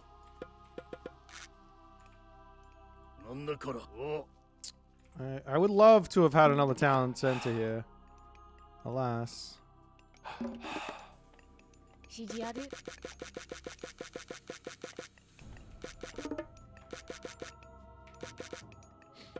建築担当採掘準 Ox, 備 thank you for the host, the raid, my friend. 約束かきこり Hope your stream went well. God, these texts take forever to research. 指示を向く。はい。なんだ行くね任せてご指示を了解しました。任務遂行。 I should probably get a stable, I 建 think. 築担当何建築担当2秒。はい。準備完了ははい。行くぞ。両建築担当。出発する。建築担当。任務遂行。準備でき行くねマクヨ建築担当準備完了。出発する。準備完了。建築担当り。任務に従いましょう。はい。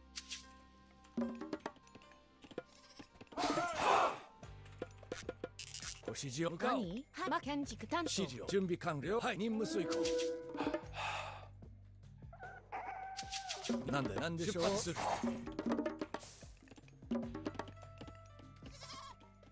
なんだ行くねカーリ任務遂行。指示を The actual, ご指示を the actual 準備完了 Oni's train pretty 建 quickly. 築担当何順任せて行くねはい家畜指示を行くぞ。建築担当。任務向かなんだ建築担当おう。了解しました。なんだはい。任せろ。建築担当。準備なんで、はい。任務遂行。なんです。向かう。ご指示を了解しなんです。任務遂行。はい。任務遂行。向かう。突撃。了解しました。準備完了。はい。了解。了解。任務遂行。任せろ。はい。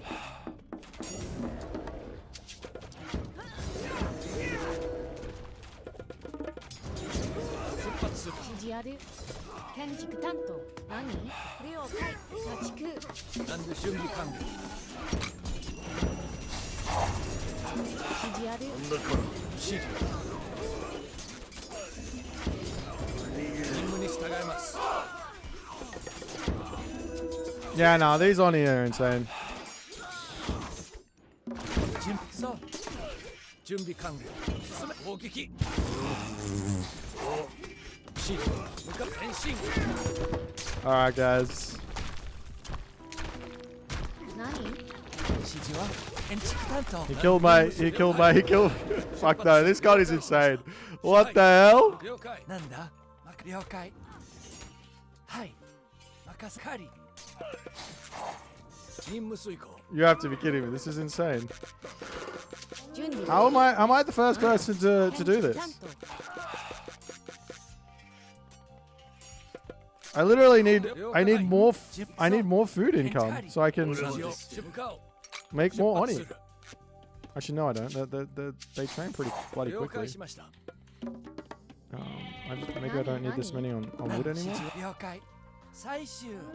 建築担当。はい。任務遂行。了解。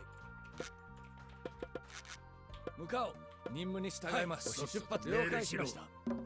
突撃。準備。はい。採掘。建築担当。任務に従います。任務遂向かう。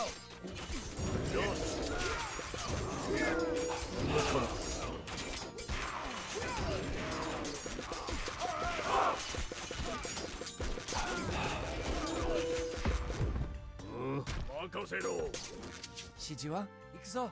はい。建築担当。はい。了解。なんでしょう。戦闘開始。建築担当。建築担当。よし。俺がやる。俺はできてる。お。任せろぞ。俺がやる。よし。任せろ。行くぞ。さっさとね。俺はできた。逃げ。よし。さっさとね。なんだから。任せろ。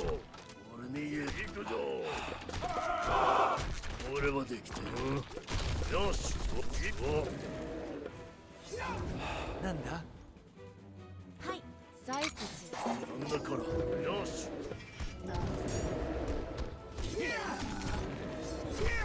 任せろよし命令しろはい前進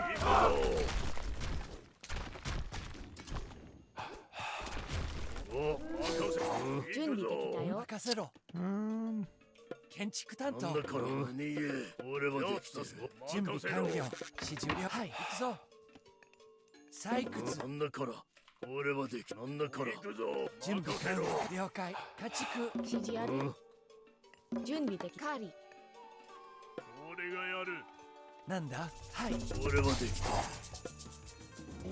よし俺がやる準備完了解指示任務遂行了解向かおう任了解出配了解しました何です命令しろ任務出了解任務遂行何任せて行くね建築担当何任せろ Now I need gold. そう採掘なんだ準備完了はい攻撃指示あるなんはい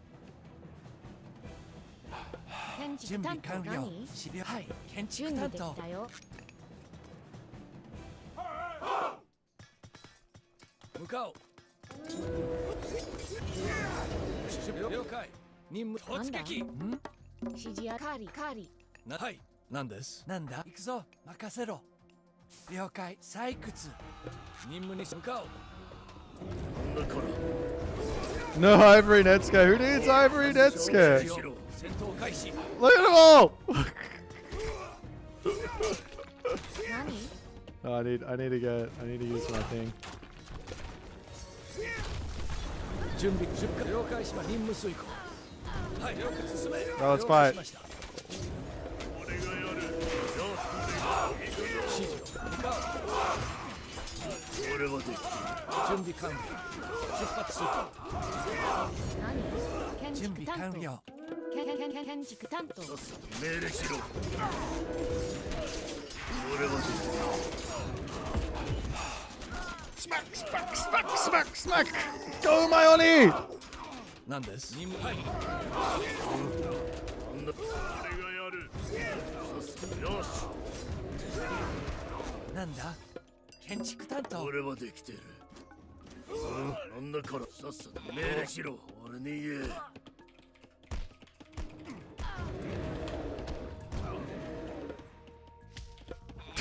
よし俺がやる俺はできてる Alright, let's go. よし任せろご指示前進準備できたよ行くぞ建築担当なんだ建築担最終指示あるはいカリなんでしょうさっさと命令しろ行くぞ俺がやる任務遂行 Yeah, 84 kills with all my own. Look at the damage they've は done. いご指示をよ俺がやる Sheesh. 行くぞよ Let's し run over this way. No, 出 come 発 this す way. る俺が任せろ Wait. Nah, oh. お I kind of want to do it just for the memes, but 俺がやる I also want to win. Let's go. Get 指 this 示 one. はなんだ採掘準備完了なんだから行くよしなんだ了解氷俺はできた俺がやるお Oh, I think I completely whipped. No, that was perfect. Let's go.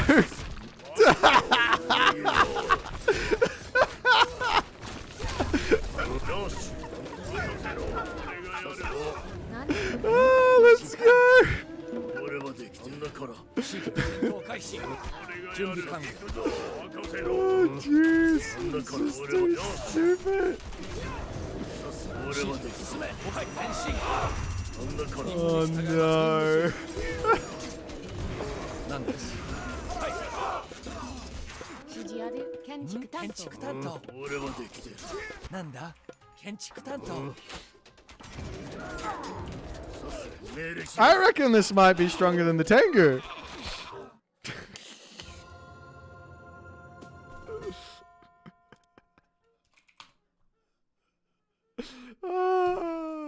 Oh, that game's a highlight. Oh, that game's a highlight. There's a short, yeah. How should I kill these things? Well, see, the thing is, yeah, I don't know. Don't be Greek.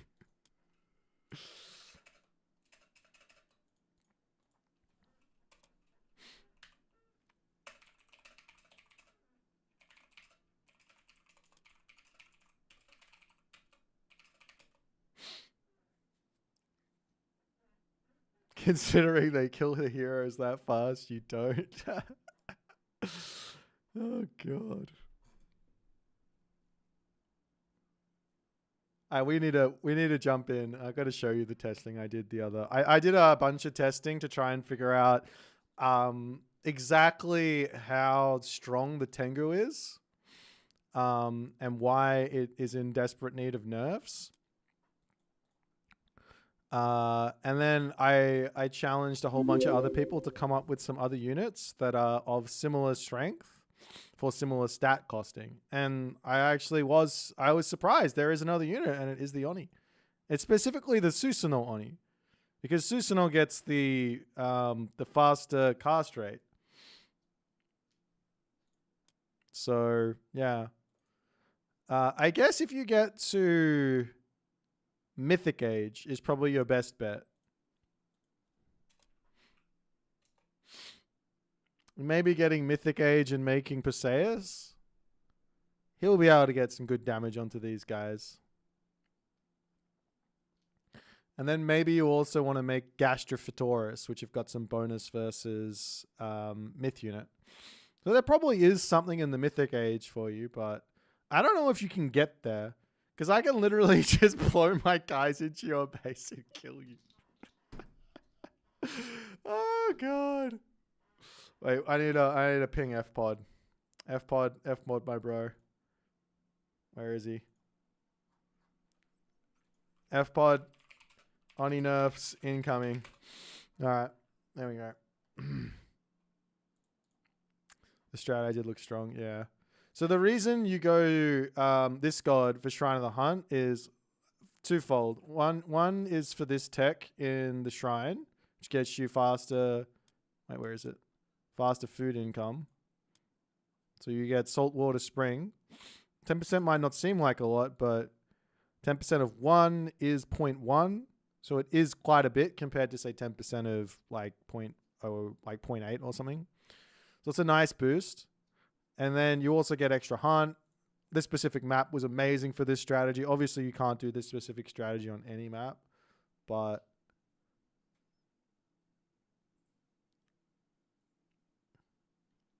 yeah. I think Gastrophotorus do more damage with Artemis than Hef against these high pierce myth units. They're not high pierce. They're actually less pierce armor than they are hack armor.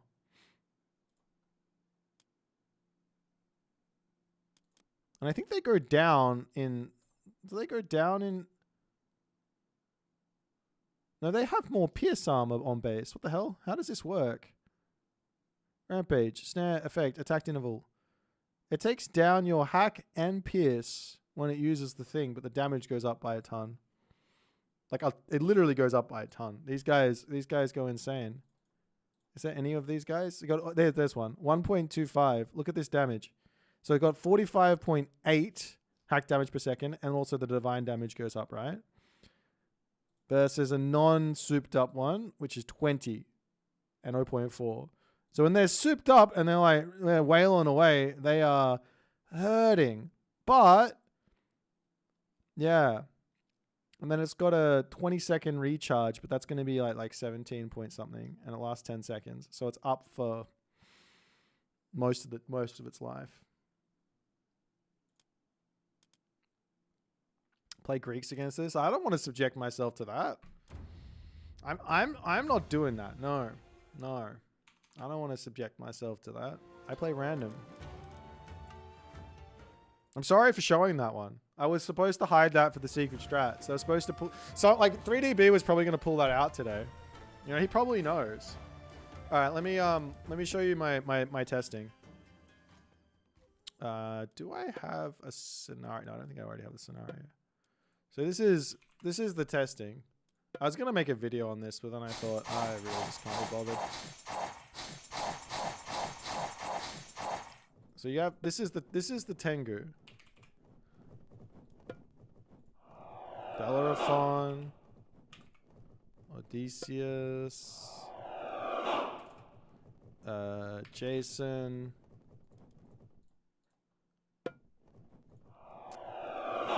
and Heracles. Okay, so Tsukiyomi. We go Mythic Age, and obviously Zeus goes Mythic Age as well. And to make it as fair as possible, we have to give our Zeus player full iron. Because these are Mythic Age Tengu. So player, set deck status, player 2, iron. Duplicate. I don't think I need... iron armor and iron weapons is all I need, right? I don't need anything else because these things do hack. So this is... This is 11 Tengu versus 4 hero. If I was to put into this thing... Do you reckon 11 Toxotes beats 4 Peltas? Probably. Here's Zeus. Anyways. So this is... I'm just going to give you all the secrets right now. I thought maybe just hiding it was a good idea, but I'll just teach you guys. So this is the correct way to use the Tengu.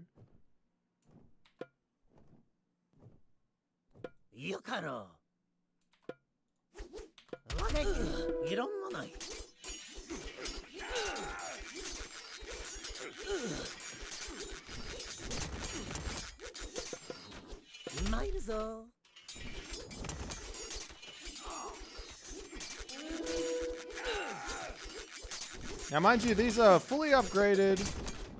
I think I might lose this. I didn't... Oh, no, I don't think so. These are fully upgraded heroes. I lost this fight. I've won this fight before. Let me try again. No, Recon Rappel is at 1800 GMT. I definitely won this fight before.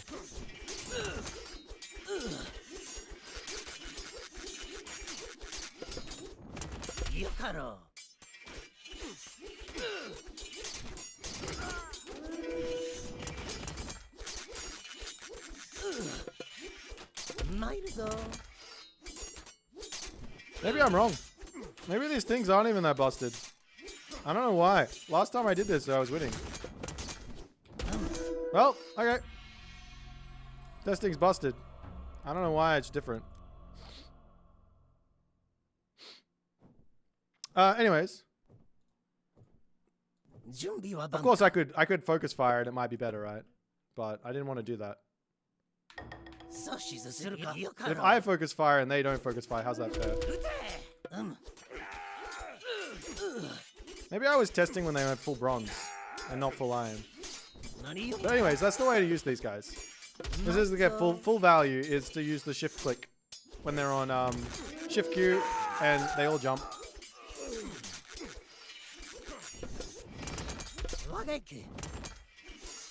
I guess I'm just wrong.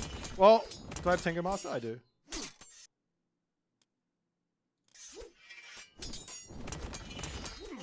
I'm super confused.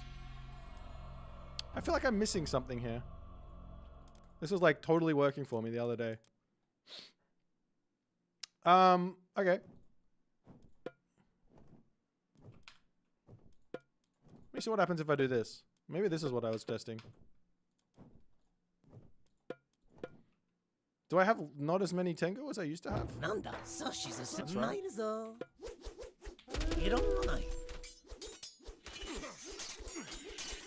Oh, maybe it was because I didn't jump in properly. Hang on, let's try that. Tell all the Tengu abuses. Yeah. See, that doesn't even make them jump. Why aren't they jumping there? Last test, and then I'm going to show you the Oni as well. The Oni worked on this as well.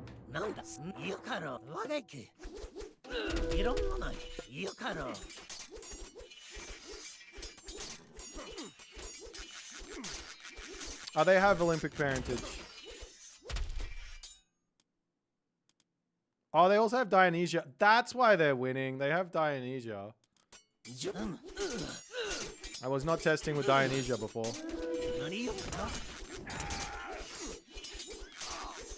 Oh, there you go.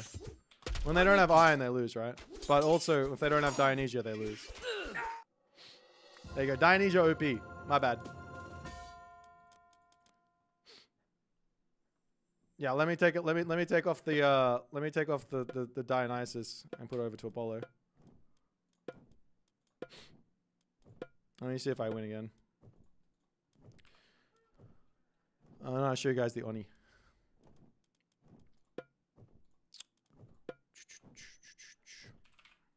Okay, if this doesn't work this time, I'll admit the Tengu doesn't need nerfs. Just kidding.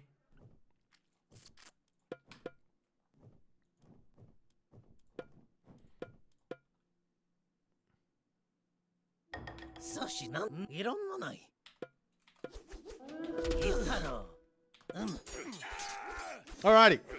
Go, my Tengu. So these are full iron, right?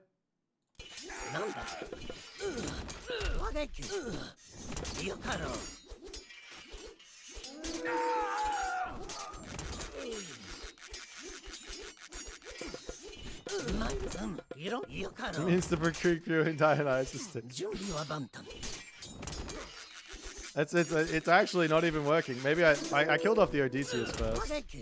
Killing off the Odysseus first was probably not the most smart of ideas. There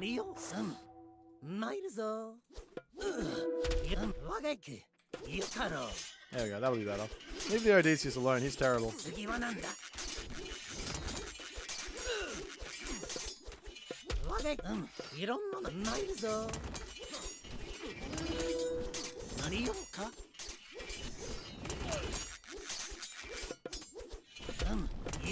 I swear this went even better in my testing, but I guess something else was going on, but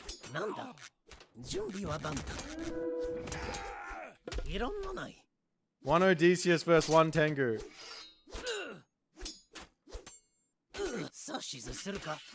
GG. Greek heroes OP. Just gotta get to full iron. Oh. Let's try the Oni now. I think I tested like 8 Oni.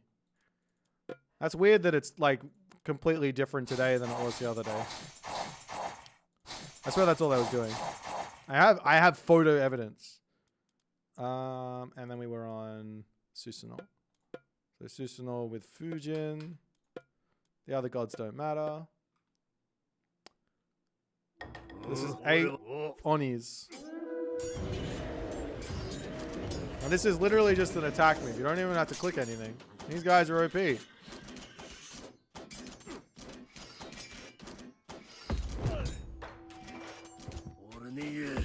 Do they do it automatically? They do, yeah. Look. So I think Oni might actually be stronger than the Tengu. Samir Diaz, thank you for the subscription. Yeah, you only need 8 Oni for it to be. Maybe it's a 7. I don't know. Of course, it's a big investment, but so's the fully upgraded heroes.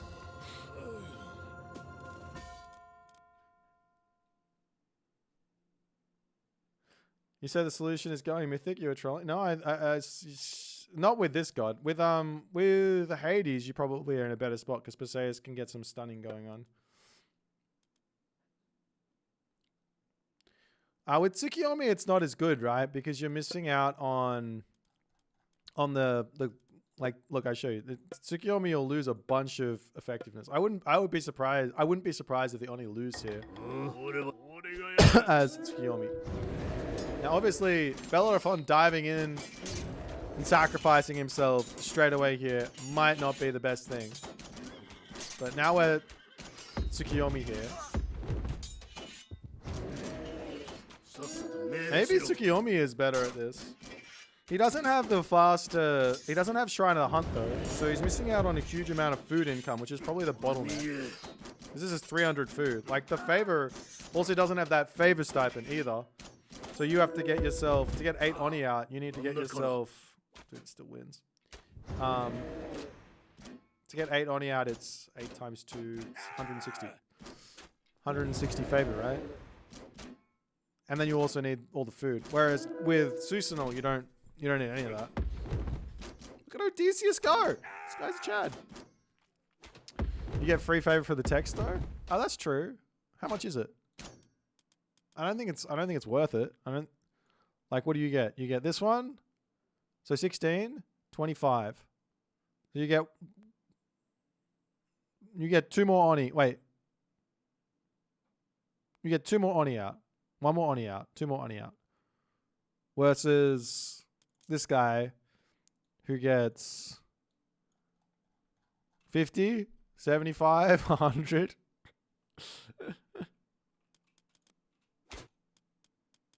Anyways, sorry for breaking everyone's when will my sons kill each other? Stay long. It's in half an hour. It's in half an hour.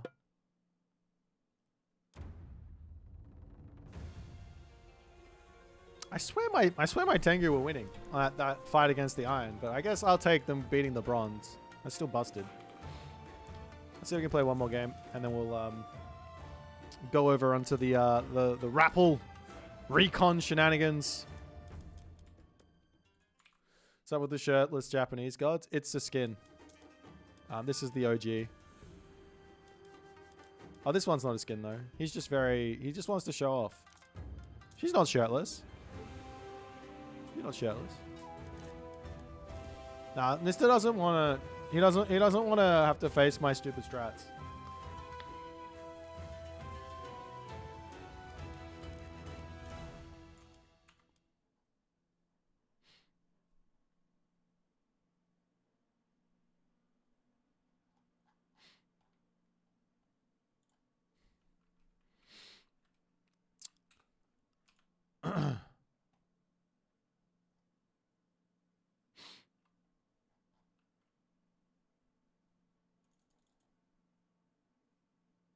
Feliwity.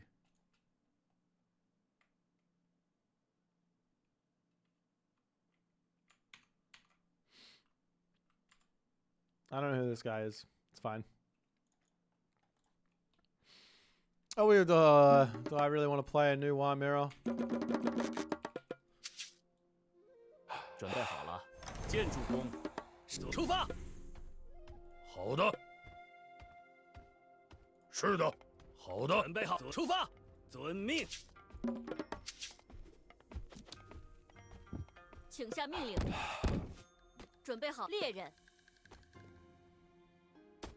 建筑工。什么？出发！遵命，出发。 All right.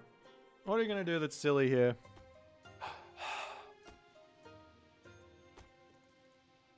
Sure. 请下，遵命，出发，遵命，出发。什么？ I don't have time for like a proper noir mirror, which is just boom and then fight to the death.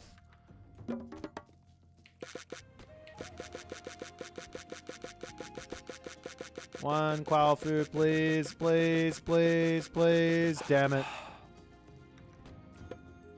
准备好了。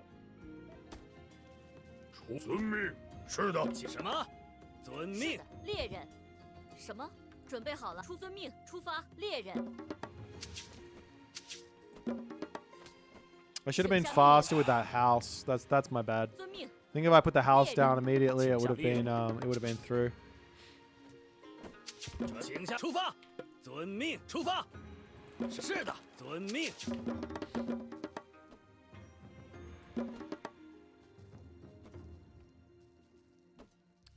You cancel bills to get a Qualfu out? Surely not. That can't be worth it. Surely that can't be worth it. I don't believe you. I think the problem with what I did in this build, where I put the double silo down like this, is that my temple's going to be super late, which will mean that my Qualfu Chieftain is going to be super late.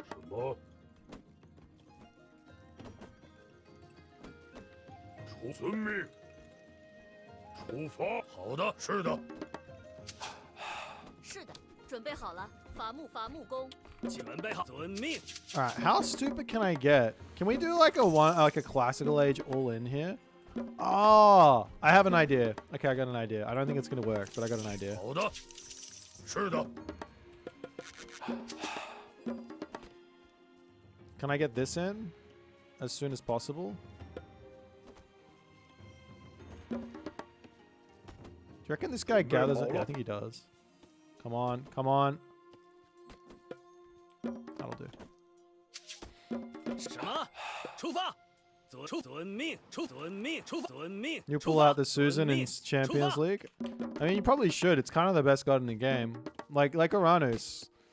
Like if you don't have an Uranus and you don't have a Susan, like you're probably gonna lose Champions League. I'm not gonna lie. Like everyone thinks it's Tsukiyomi. Tsukiyomi this, he's nothing. Tsukiyomi nothing. Oh, let's go this one. 什么？建筑猎人。准备好了。 The revolutionary. Nah, I wanted to get a fourth Qualfu out, but I decided to advance instead. 什么？遵命出发。请下命令。遵命。出发。遵命出发。什么？遵命出发。什么？是的，出发。出发。遵命。 是遵命。好的。准备好，出发。遵命，出发。遵命。请下命令。准备好了。遵命，猎人。什么？出发。遵命，猎人。请下命，猎人。准备好了，猎人。请下命令。是的，猎人。什么？是的。是出猎人。是出发。遵命，出发。出发。出发。 遵命，准备好了。遵命，遵命。是的，好的。Oh, I don't have new bar. God damn it. 请下什么？出发。遵命，出发。Alright, I guess we're just gonna go straight for 请下。是的。 cavalry. 请出发。遵命。 He's making a military 出发。 This could be good. 出发，出发。准备好，猎人。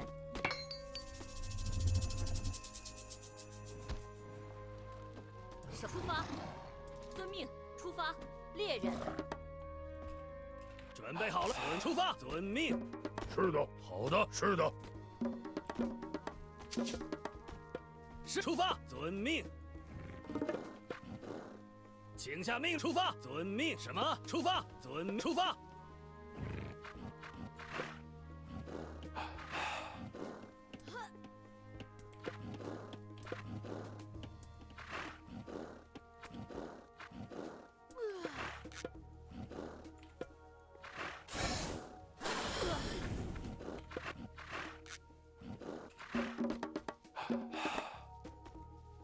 请下命令。 出发。 I should have got a Qualfu out. That's okay. I think it's fine. 什么？遵命。建筑工。是的，出发，准备好，出发。是的，开战，请下命令。什么？遵命。出发。是的，遵命。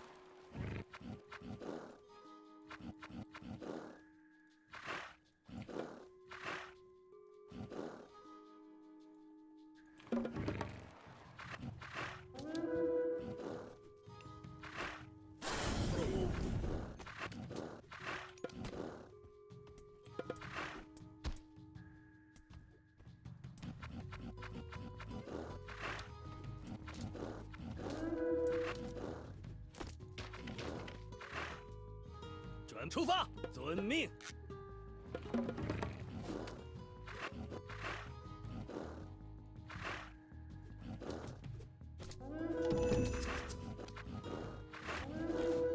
遵命。准备好了，出发。出发。是的，遵猎人。遵命。遵命。出发。出发。出发。遵命。全出发。什么？遵命。什么？好的，出发。准备好。是的。请遵。是的。准备好了，建筑工。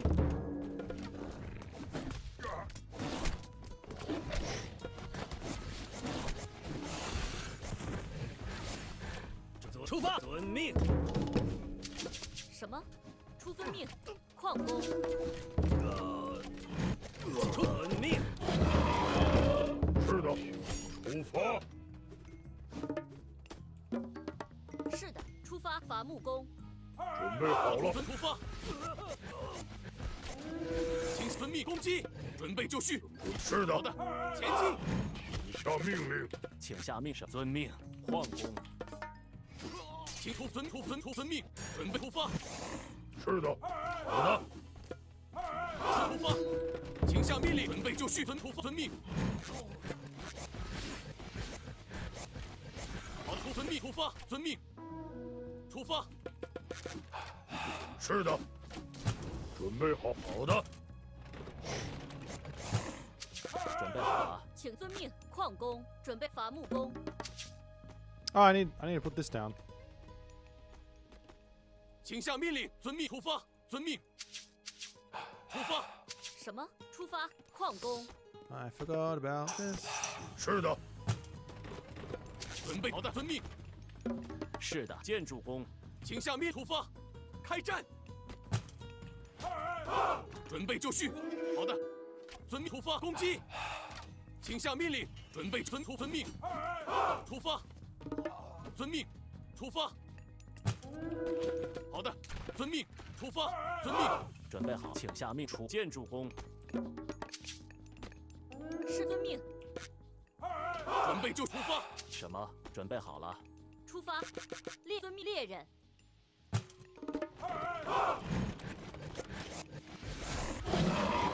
请遵命。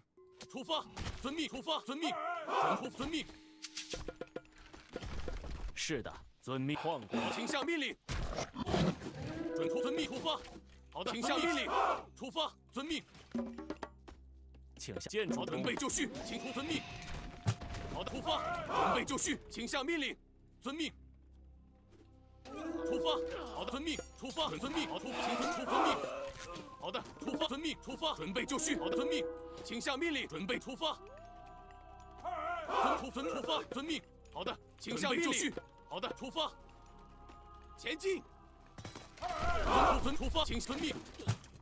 好的，出发。准备就绪，请下遵命。遵命。出发。遵命，开战。出发，攻击。什么？出建筑工。请下命令。遵命，猎。好，准备就绪。好的，出发。请下遵命。出发，遵命。出发，准备就绪。出发，出发。好的，遵命。请出发，遵命。遵命，出发，遵命。准备好了，遵命。 I always forget the attacking, trying to attack a. 请遵命。是的。好的，准备出发。好的，遵命，出发，前进。遵命。好的，出发。Trying to attack a bloody Chinese 准备就绪， is 出发。 super 请 hard. 下命令。好的，是的。准备好了，遵命。建筑工， Oh, you 请 guys 下 aren't 建筑， gathering. 请下命令。准备好了，出发。请下命，遵命。出发。遵命。出发，伐木。好的，出发。请下命令，遵命。出发，遵命。出发，好，遵命。请下命，遵命。 I don't think this worked. 出发，换过。 This isn't what I wanted to do anyways. 遵命，出发。是的，好的。请下命令。好的，出发，遵命。出发，遵命。 I got all this favor. I don't know what to do with it because none of this stuff makes any sense. 准备好了。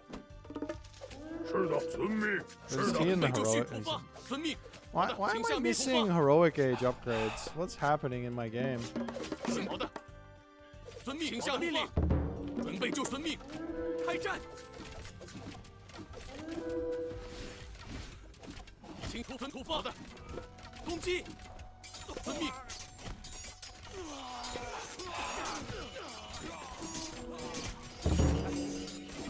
准备就绪。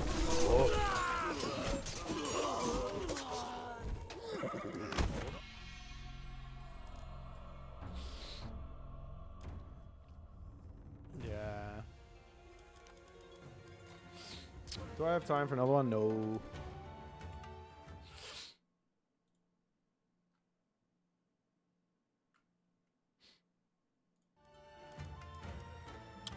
The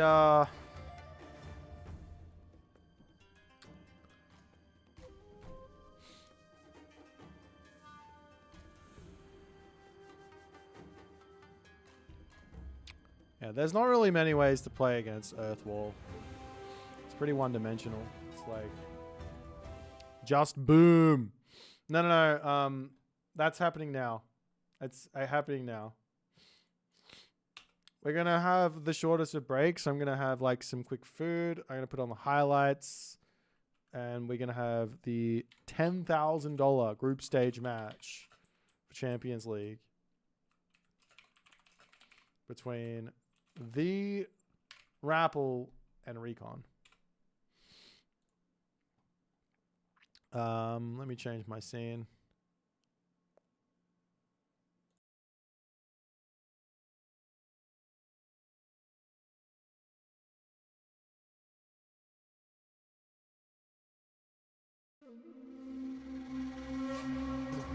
Mosca says, all right, it's time to fight.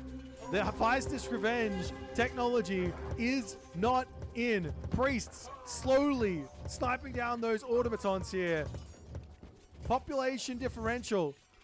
Very, very close. Both players losing units left, right, and center. The Pharaoh coming through, not getting taken down. Those slingers now taking down units beautifully here.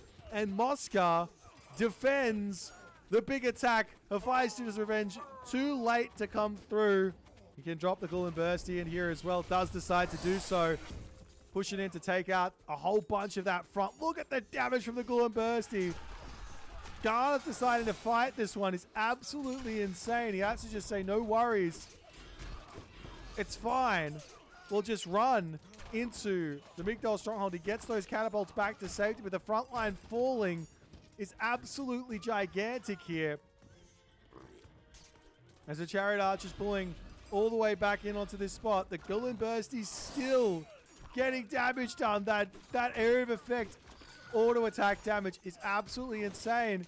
Now Aetherial charges in. He is fighting under 3 Migdal strongholds, but the portable rams coming through. If he gets onto the Titan Gate, it's all over. You can't finish that one. 40 seconds remaining because he hits every villager. He kills every villager with the strikes. Does Chasing the Sun see this? Not just a huge hit onto the Toxotes. He takes them all out. Eric is 70% here. He sees the Titan Gate. 20 seconds remaining. He's got to click on it though. He has to click on it and now he's making his way over there. Disaster for Eric. 18 seconds remaining. The villagers will start to die. They've got a huge amount of HP. 13 seconds. Is it going to be? He drops Tempest. Is that going to be enough? He's going to be healing. The restoration from Eric. 5 seconds remaining. 2 seconds. The Titan falls and the game is over. Can Hells break through here or not is the big question. Lots and lots of Halberdier. Should be very, very strong here, but the Chaos gets dropped down. The healing, though, from those Chillin is going to be an amazing assistance for Hells. It looks like he's able to completely dominate this army. I did say that those Terma were not of any value there for Zuccolo. But now, Hells... Imagine Forest Fire! He doesn't have the favor for a recast. The Wadgets caught out. 3DB here is going to be losing big on this fight. It looks like the Spearmen coming in onto the back line. They're throwing action. Great control there from Hell's Ravage. But doesn't matter. I don't think it does matter. Hell's head first into this army, loses the entirety of his raiding cavalry force. The choke point was too insanely powerful, and all of a sudden, Hell's Ravage is the one on the defense as 3DB manages to clean the army. Gullenbursty is in, trying to take out these units here. The Tempest on top of all of these units, is it going to be enough, is the question. All of those Hippias seem to be melting to the Herdman. The Cyclops also getting frozen up here, but Hell's army does seem to have taken some significant damage. Looks like the infantry are out of position. The Caraballista are getting collapsed onto here, as this is a huge fight now for Hell's Ravage. He gets himself a Draugr over onto the side. There's no answer for the throwing axemen now, as all the Caraballista are getting demolished, as even with that beautiful choke point, it's just not going to be enough. This one, he charges through. You have to keep going. He doesn't go over the Caraballista. It does not get that value as the Terma trying to get onto the back line there, but they are in a pretty good position there. Caraballista here getting some big damage on as the Yartser to charge forward. Yet again, B trying to take this fight off of Lush as the Tawu does go down. Population-wise now, however, it is looking like B is managing to hold on. The Terma are doing work on that backline, and Hell's Ravage's army melts there. Is this going to be... Surely not. He's going to be dropping Earthwall on the front here. Really? That's wild. He's got it set up. He's getting the double military camp up. The force city is on the way. Earthwall gets dropped down. You could bring the villagers over here to shank this wall down, but Nullus, he says, I don't have it. I don't have that in me. I'm going to retreat. I'm going to pull my dwarves over to and look, the Cheongchi is already in here. Midi Yeti pulls off the cheese of his life right now. Upgrades. The Raiju goes down immediately. There's the Thunderburst. The Fey Beast gets dropped down onto the back army here. As it looks like Arapesu says, I am just going to face tank this. Tries to stay back, but that allows the Samurai to get on top of this army. The population for Arapesu looks like it's dropping, but the military population here is still very, very high. The Taltier to pull back will almost get sniped by that Bushy there. It does end up going down. The entirety of Arapesu's army gets obliterated there from that one maneuver from Nyan. And Arapesu says, that's the game. He's going to have to micro this really, really well. He doesn't have the heroes on this spot. Maybe deleting the Ajax and building them up here wouldn't be a bad idea. Restoration coming through. The medium Peltas in. The Sentinels. A second Sentinels actually to come through as well to help attempt to hold this position here. The Tawu goes down. The town center up in the middle of the map, in the middle of the base for Nyan does go up. Population-wise, it is looking like Arapesu is holding for the moment, but the Yinglong almost down, does end up falling here. And Arapesu just needs to take everything else out, but the John Wick on top of those Peltas takes them all down, but there's still this big fat fortress holding on for dear life here. Yang Wick is now down to 170 HP, about to fall. The town center is up, obviously. The fortress is through. This big fat axe cart coming in now. But that one's going to get taken down here by the hoplites and everything else. And so far, so good for Adopezu. He holds. He's up to 3 town centers. He did lose some villages. But Nyan, the big push has been denied. He doesn't have access. Does he have the timing in? 10 seconds, 9 seconds, 8 seconds, 7 seconds. Carnivora drops down. And he shockwaves, and I thought it was a fail. He shockwave. I thought it was a fail.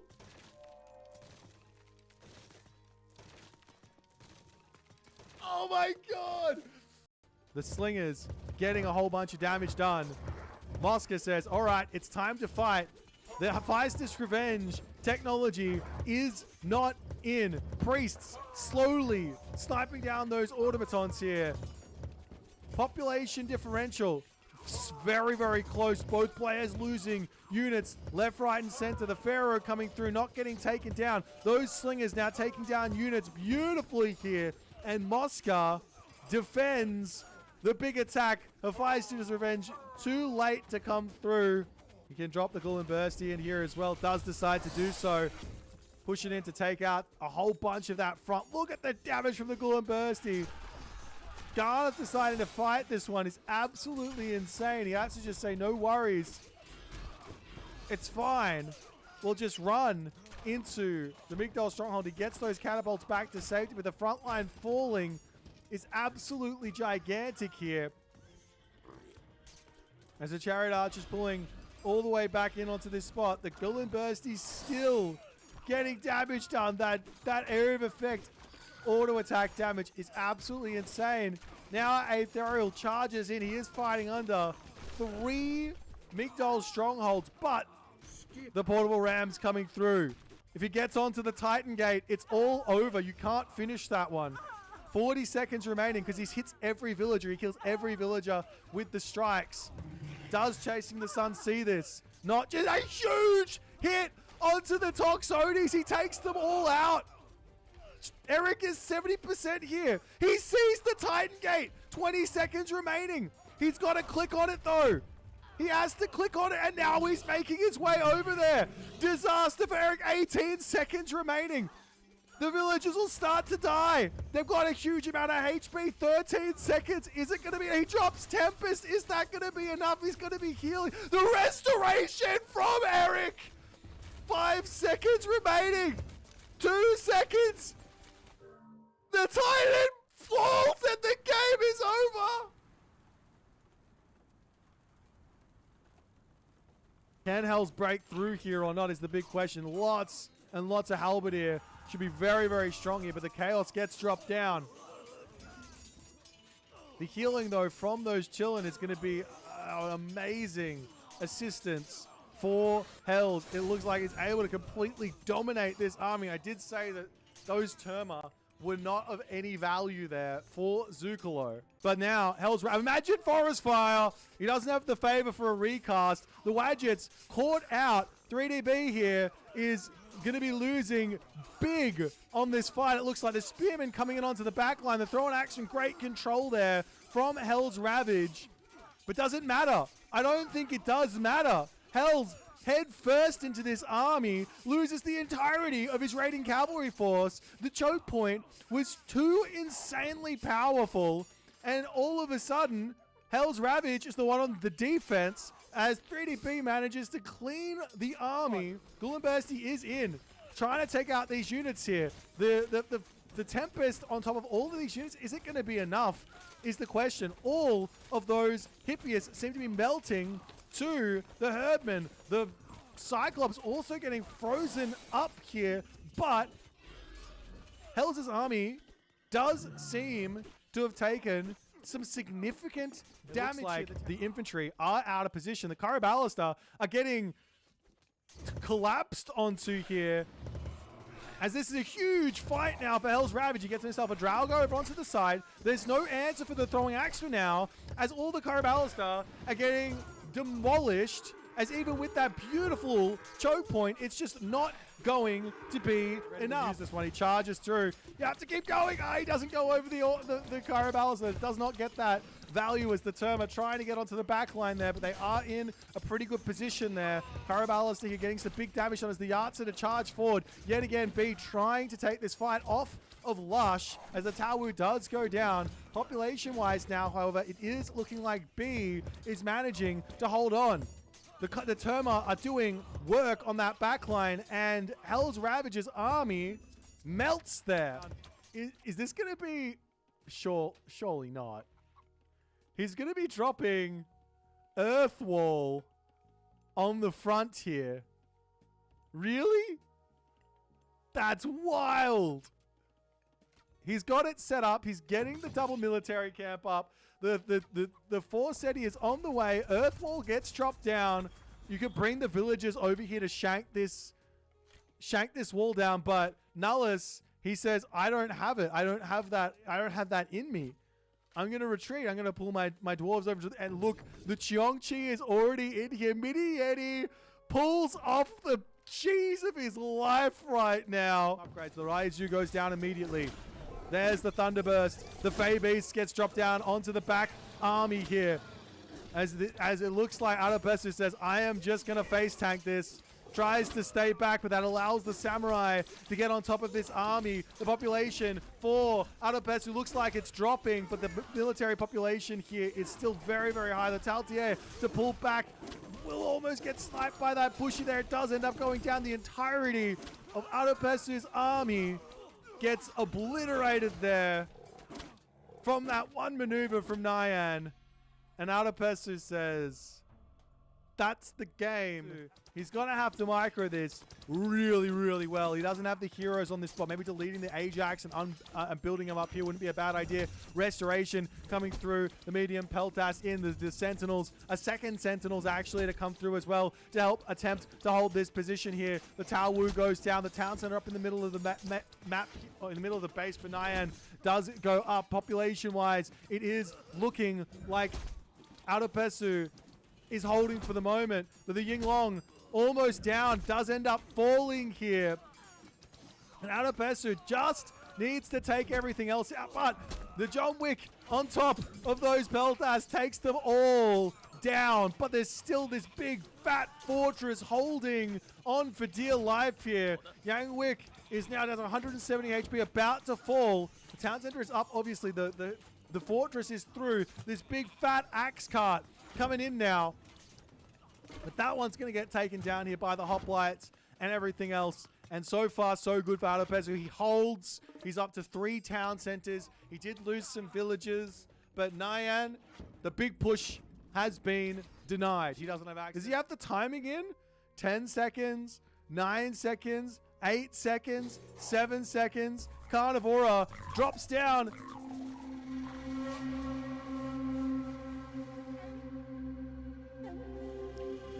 Welcome, welcome, welcome, and everybody else and all the other good stuff. For some reason, we've got some interesting things showing up here, so let me just go ahead and fix that for us. Hey! Alrighty, so as you can see, we have a new cool thing below. Look, it's a schedule. Yay! We have Recon and Rappel right now, and then the 3DB Zuccolo game today. That's all we're going to be watching today. Unfortunately, there's 2 Challenges Leagues game going on at the moment as well. We'll be doing a bunch of Miss Challenges Leagues games, Challenger League games tomorrow. So what I have to do, let me just double check what's happening tomorrow. Tomorrow is Wednesday, right, for me? Okay, so yeah, we've got an actual game tomorrow on challenges. No, we don't. Yeah, there's no games tomorrow, so it's all going to be catch up. So we're going to do Darth Nox versus Garneth. We're going to do Darth Nox versus Zookt. And we're going to be doing, I think there was another game somewhere that I needed to catch up on. So there will be games tomorrow as well, but it's all going to be recorded games. Hopefully they all work. We'll see. But that's the shenanigans. Nonetheless, we're going to be jumping into the draft. These guys have already drafted. I believe that our players are getting close to getting ready. Unfortunately, we have a couple of last-minute nervous poos that need to be done from these guys. So let's jump over to the draft. We'll start talking about it. And, oh, you and Nox playing tomorrow? Fantastic. We'll cast it live tomorrow then. Let's go. Okay. I will jump into the draft right now.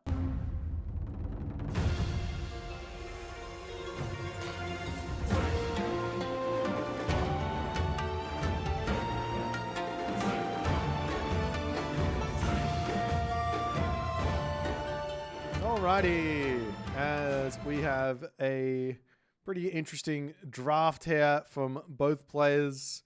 I would say no surprise for the whatchamajigget. I would say no surprise for the Tsukiyomi ace picks here. However, the more I play with it, the less I think this is that strong. The less I think it's any good. That's my takeaway from the whole thing. So both Tsukiyomi picks here from Recon and Rappel. Recon then takes his Isis. I'm not surprised to see this. These guys value this god very, very highly, and the other highly coveted pick in set was banned by the Rappel. Rappel then is going to obviously take his two Chinese gods. I'm a bit surprised he took Nuwa and Fushi over Shenong. Shenong, for me, is probably the best of the Chinese, but maybe I'm playing it wrong and these guys know a lot more. These guys do play together a lot, so they're going to know each other's styles a bit. They probably have a couple of drafts, a whole bunch of like scrims that they've played over the past, I don't know how many months or weeks before they realized they were in the same group and were going to stop training against each other. Following this, we see Recon obviously taking his Shenong, but then he does grab that Chronos nice and early. Now, part of the Chronos grab, I think, from Recon is he got absolutely stonked in his last series versus Nyan, as Nyan Racing Cat did cheese him with the early Automaton play, which hasn't been seen in a little bit. Very, very strong opening, very, very counterable, but obviously doesn't want to have to deal with it, so he just takes it. Fair enough. Chronos is also a really, really strong god in general. And I'm sure Recon's got a bunch of ideas to go with that one. Rappel then surprisingly takes the Zeus. Now, obviously, Rappel is a Zeus player. He likes playing Zeus. Zeus is quite a strong god on the fact that he's got a lot of boosted favor, and he can then use that to invest into things like Centaur, Minotaur, Hydra, Manticore, Medusa, or Colossus, or all the god powers like Restoration, Plentyvault, Bronze, all that stuff. So he is actually in a really good spot at the moment, I think. Depending on what's needing to be faced. Following on from that, we do see a Ra as well from Rappel. He's been pretty vocal about what he thinks about Ra. He thinks it's a very strong god. And then Recon picks the Hades and the Odin to round out his draft. Actually not super surprised to see the Odin pick at the end there from Recon. I think it's more of a ban than anything. And Amaterasu for Rappel at the end.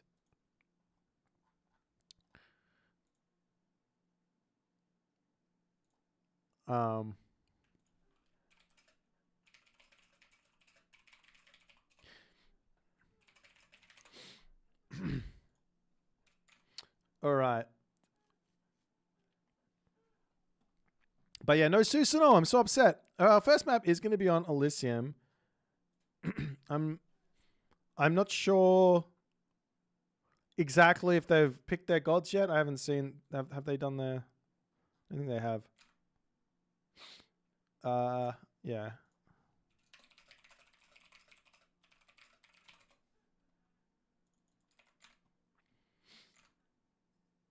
Okay, they haven't done the god picker yet, but that's okay. So we'll figure out what they're going to play first. We could do a little bit of theory crafting on what we would go for. Elysium, open map, Tsukiyomi, really good on this map because it's open, but also somewhat difficult to play if your opponent has the right god. I wouldn't normally expect to see the Chinese on this map. Not the best just because of how open it is. So that kind of leaves, Isis is okay on this map, especially with what Rappel's god pool is looking like. But Isis versus Tsukiyomi would be a little bit of a risk. Maybe Recon wants to hold off on picking Isis into Tsukiyomi at the moment. Kronos is fine here. You know, Hades is probably okay here as well, though the risk of playing Hades into Ra, I know Recon doesn't really enjoy the Greek versus mass myth unit Egyptian type ideas, especially those really fast ones. Amaterasu also really good on Elysium with all of her shenanigans that she can do with weasels and all the other good stuff that comes from Ameno Uzume. So there are a lot of picks here for game one. So really what I think the players need to be thinking is, okay, what are we planning to pick for other maps? So there's Anatolia here. I imagine Rappel's probably thinking Zeus, great on Anatolia. Ghost Lake, also a nice Zeus map. So a little bit of a flex pick there.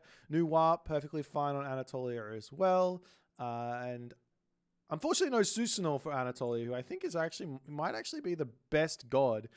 But we are actually going to be seeing a Isis versus Fushi affair here for game number one. So yeah, those are the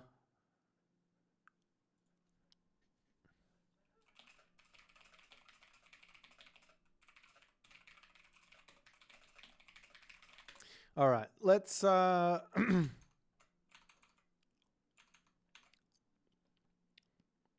let's see what's going to happen here.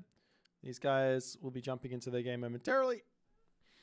These are two of the slowest starting players out of the whole entire bunch. Just kidding, but seriously.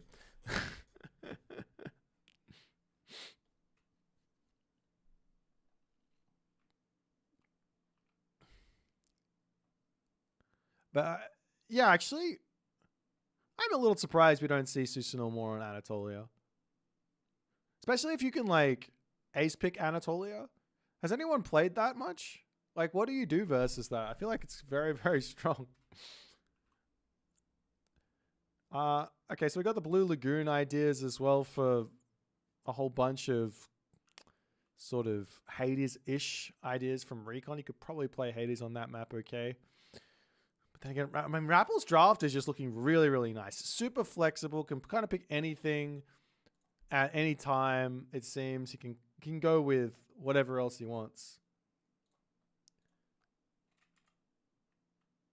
You think Zeus beats Susanoo and Anatolia? I don't know, man. I think you might have missed out on the Oni abuse. You might have missed it. I don't know if Zeus can beat the Oni.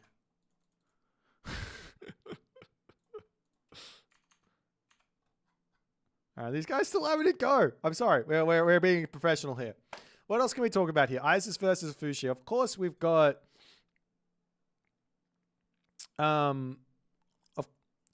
Moose, you gotta cast that last game I just played. I want to watch you cast it. You'll have fun. It's really fun. If you need predictions, do I have a mod on? Soup, do predictions. Make yourself useful.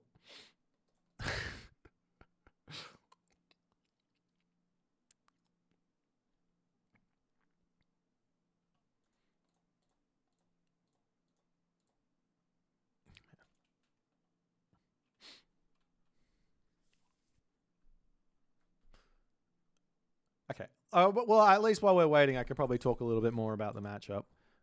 So I expect to see some sort of like Anubis out of Recon in this matchup. One of the weaknesses of the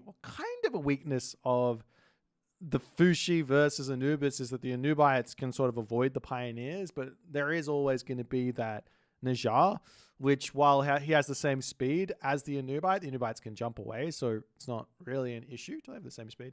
Anyways, I expect to see some of that stuff. I expect to see a huge amount of obelisks coming out. These Recon, Rappel, Mister, Kavoth, these really strong top-level players, they really do value that vision over everything else.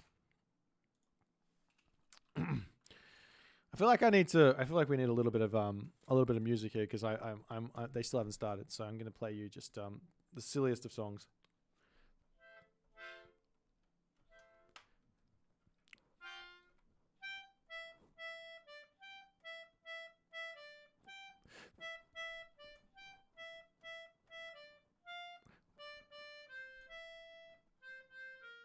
All right, that's all. Sorry about that. I know it's not about the music here, but that was my my lobby waiting music for them to start. Win band tour. Yes. Yes. The elevator song. That's right. Tall and tan and young. No, you don't want him to be singing though. That's terrible. The girl from Ipanema. Brazil mentioned. True. It's a good song, man. I played it the other day at a gig. It was so much fun.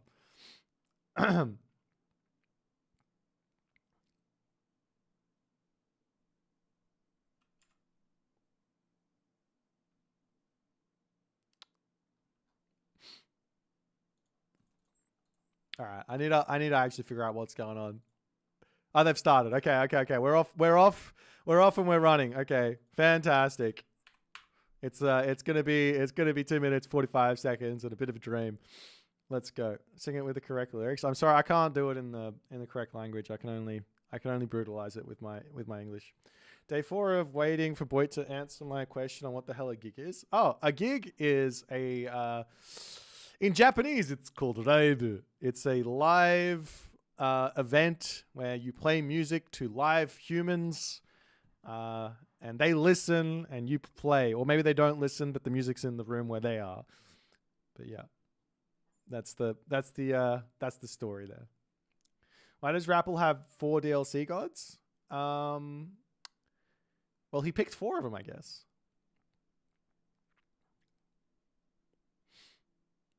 No singing. We got ourselves 1 minute and 58 seconds before we actually figure out how these guys are going to play. I know there's a lot of people out there who've got their eyes on these guys because they're like a little bit of a glimpse into the world of this pro level of Age mythology. These guys. So there's of course everyone in this tournament is like quote unquote pro because they're all getting paid to play, right? But there are a very small handful who are really, really making it by like putting in a lot of time to practice and things like that. And these sort of games here with like Recon, Rappel, Mister, this is like a little peek in to what's going on in these in this world. And you know, a lot of people go, man, This like top level looks completely different to what I see in my games, which is probably going to be something that's exciting to watch. Both these guys are. One thing from Rappel's side is he's a very patient player. If he finds an advantage, he's not going to just try and like push it to get maximum value out of it. He might say, you know what, that's enough value there. I don't want to throw anything. Let me just take that and we're going to go to the next stage of the game but I'm in front so that I'm going to be able to have a better opportunity to win there. Sometimes that comes back to bite him in the bum, but it is a really, really solid way of approaching the game. Recon, on the other hand, this guy he's a player who just loves to just deflect everything, and then as soon as the game opens up to him, he pounces on you. He's here, he's there, he's in your back, he's killing your villages, he's sniping units as soon as he gets unleashed. So you have like a pretty interesting clash of styles with all the other good stuff. But nonetheless, we're going to be jumping into game number 1, Isis versus Fushi, and we are on the map Elysium for game number 1. Let's get it.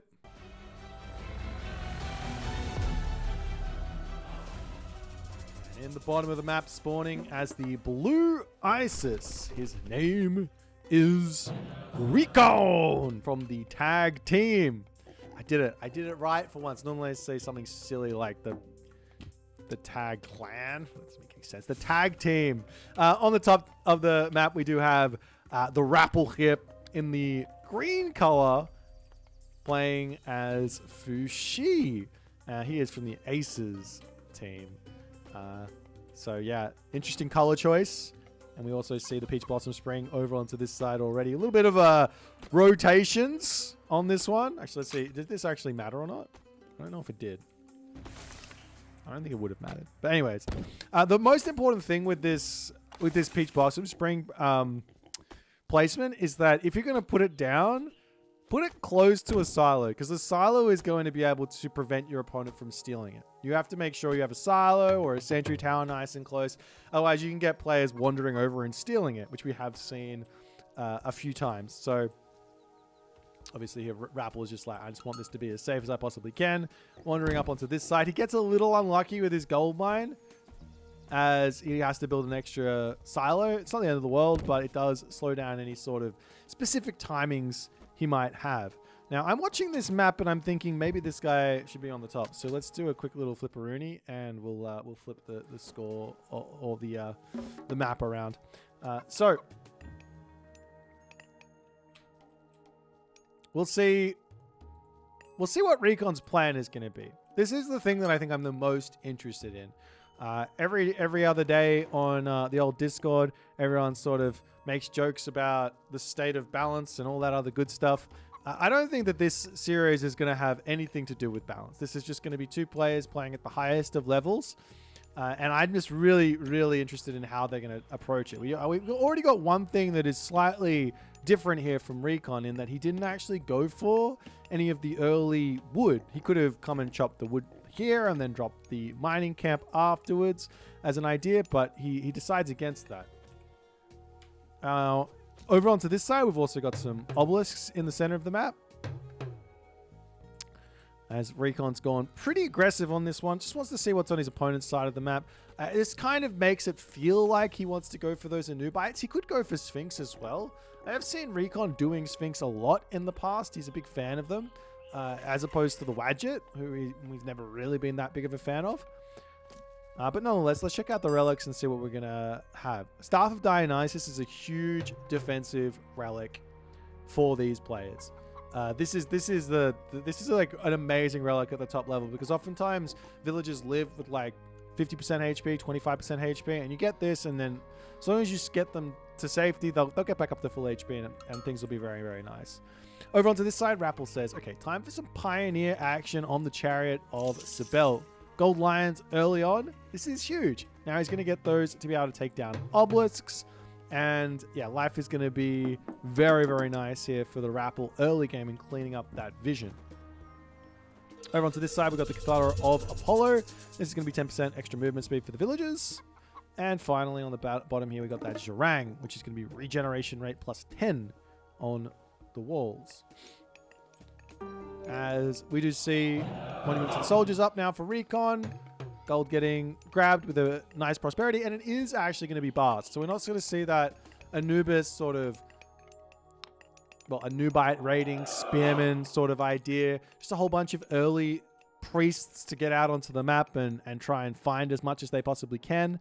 Meanwhile, the lions are spread out. He does have to wait for his Juan Nu, which is coming through, to get himself just a little bit more damage. They are only at 1.7 hack damage a second at this stage, but as soon as they advance now, they're doing a pretty hefty 6.8, so they will be able to take down those obelisks and live the dream.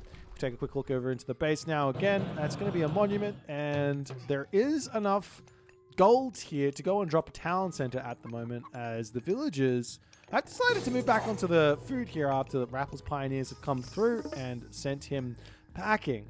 But Recon now, in pretty interesting fashion, is deciding to go for a naked second town center, and it's not a good town center either. You've got open deer here. You've got a gold mine that's kind of close, but it's going to be difficult to grab.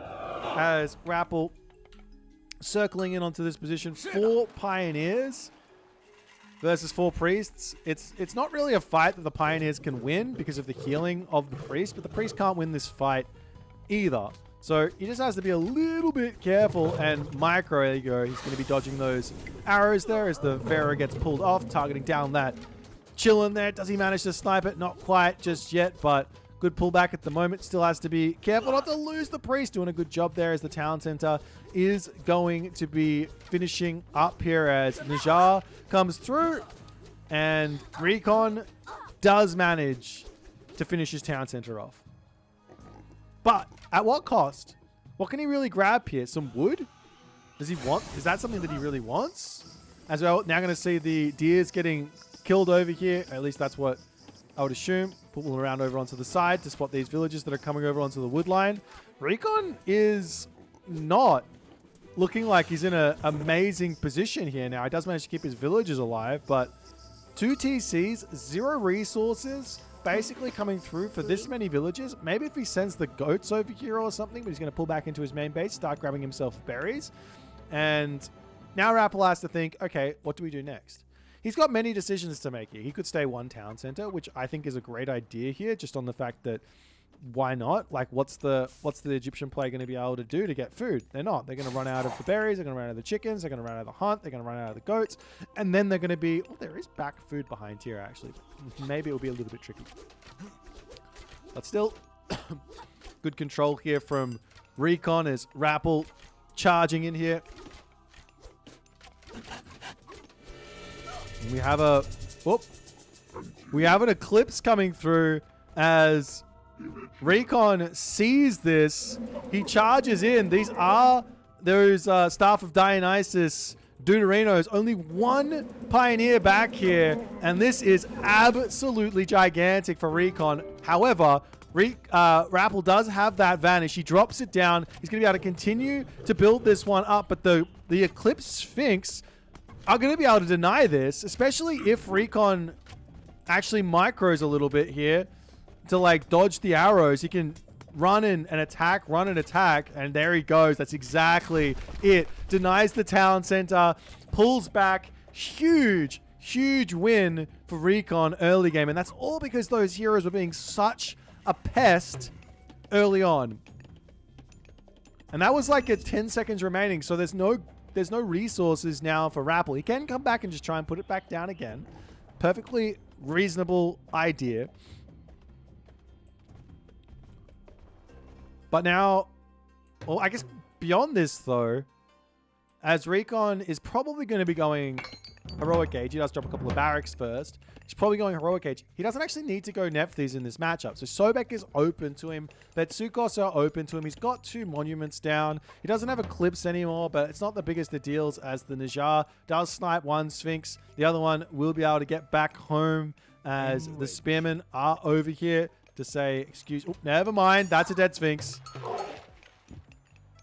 little bit of a body block from those Spearmen as he tried to push through, but that's not going to work out for him. Meanwhile, up onto this side, Recon now taking a little bit of a risk here. He does have the vision, but if he gets spotted over here and he gets attacked, then he's going to have a fair amount of idle time. As Rappel behind all of this, the differential in villages at the moment is 35 to 39. So this is... kind of fine, to be honest, for the Fouché at the moment.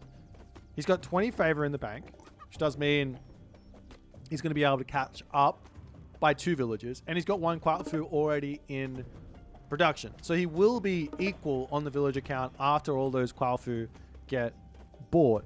As the wall's coming up over onto this side. Over here, the Pioneers are checking things out. There are a whole bunch of units in to defend, but it will be Sobek for Recon as...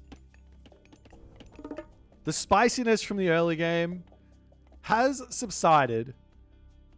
Probably I mean, who's the winner? Who's the loser here? You lost 2 Sphinx. You lost a town center. Almost a town center. You have to imagine that Recon's got to be happy about his position. But Rappel as well, he shouldn't be too upset because there's no Eclipse. And he killed off 2 Sphinx.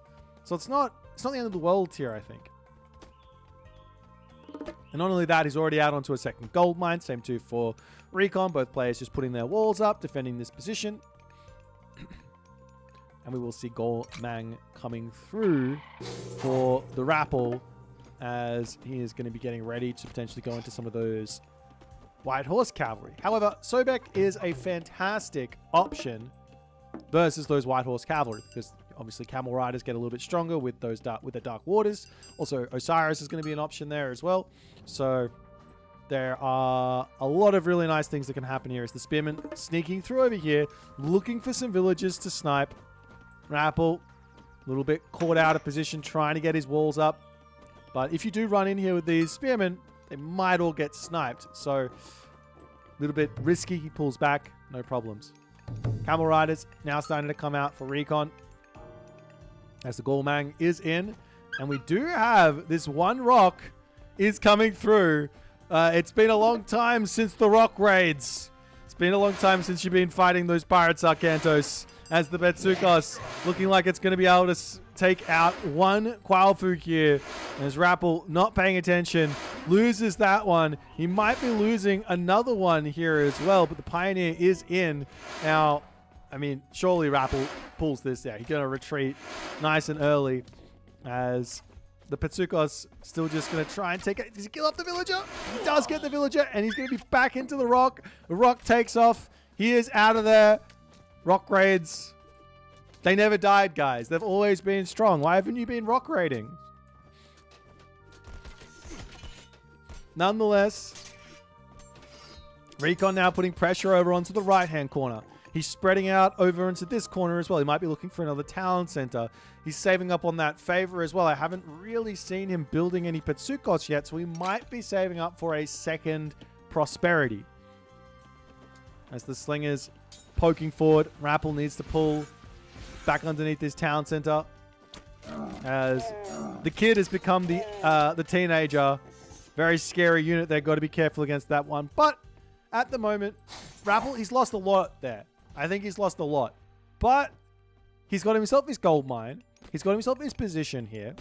He doesn't have anything really to worry about immediately. But he does have to be thinking, okay, can I get some return fire going? Can I get something back in this game? As Recon is going for an interesting unit composition at the moment. He hasn't upgraded these spearmen, which means he probably doesn't want to build any more.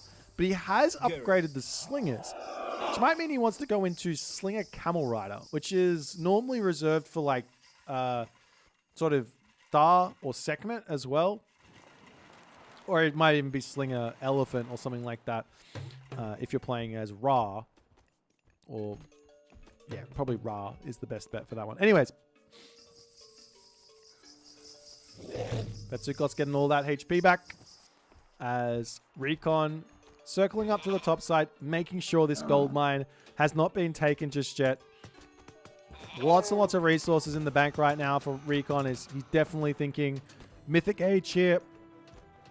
As the next course of action, everything is defended by Rappel. Rappel he's still got that forest protection as well, so making any big push anytime soon, probably not going to be that effective. We do see Gong Gong pre-queued in the main base. Still hasn't eaten his Peach Blossom Spring. Excuse me, he has eaten he has started the Peach Blossom Spring, just with not very many villagers on it. He's got one, which is interesting. Maybe a mistake? I don't know. As Rappel is trying to push out onto the map right now. With a Migdol over here, an army onto this side. Osiris pre-queued, or not even pre-queued, queued up. And 183 population. Recon is looking like he's got a lot of stuff going for him. Rappel, on the other hand, ballet up, getting upgrades in.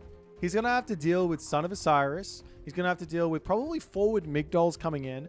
But really, I think his best bet here is just to get map control for himself. Not even map control of what Recon's going for. Just map control of this gold mine. This gold mine. This gold mine. I don't even think he needs to go to the Mythic Age anytime soon. Like, he should be fine here. Just hang out in the Heroic Age. Get himself set up. Should be okay. Town Center coming up for Recon over here. As we do have the Monument to the Priests coming through. That's to play around any sort of Great Flood or a Yinglong getting dropped on the top of the army.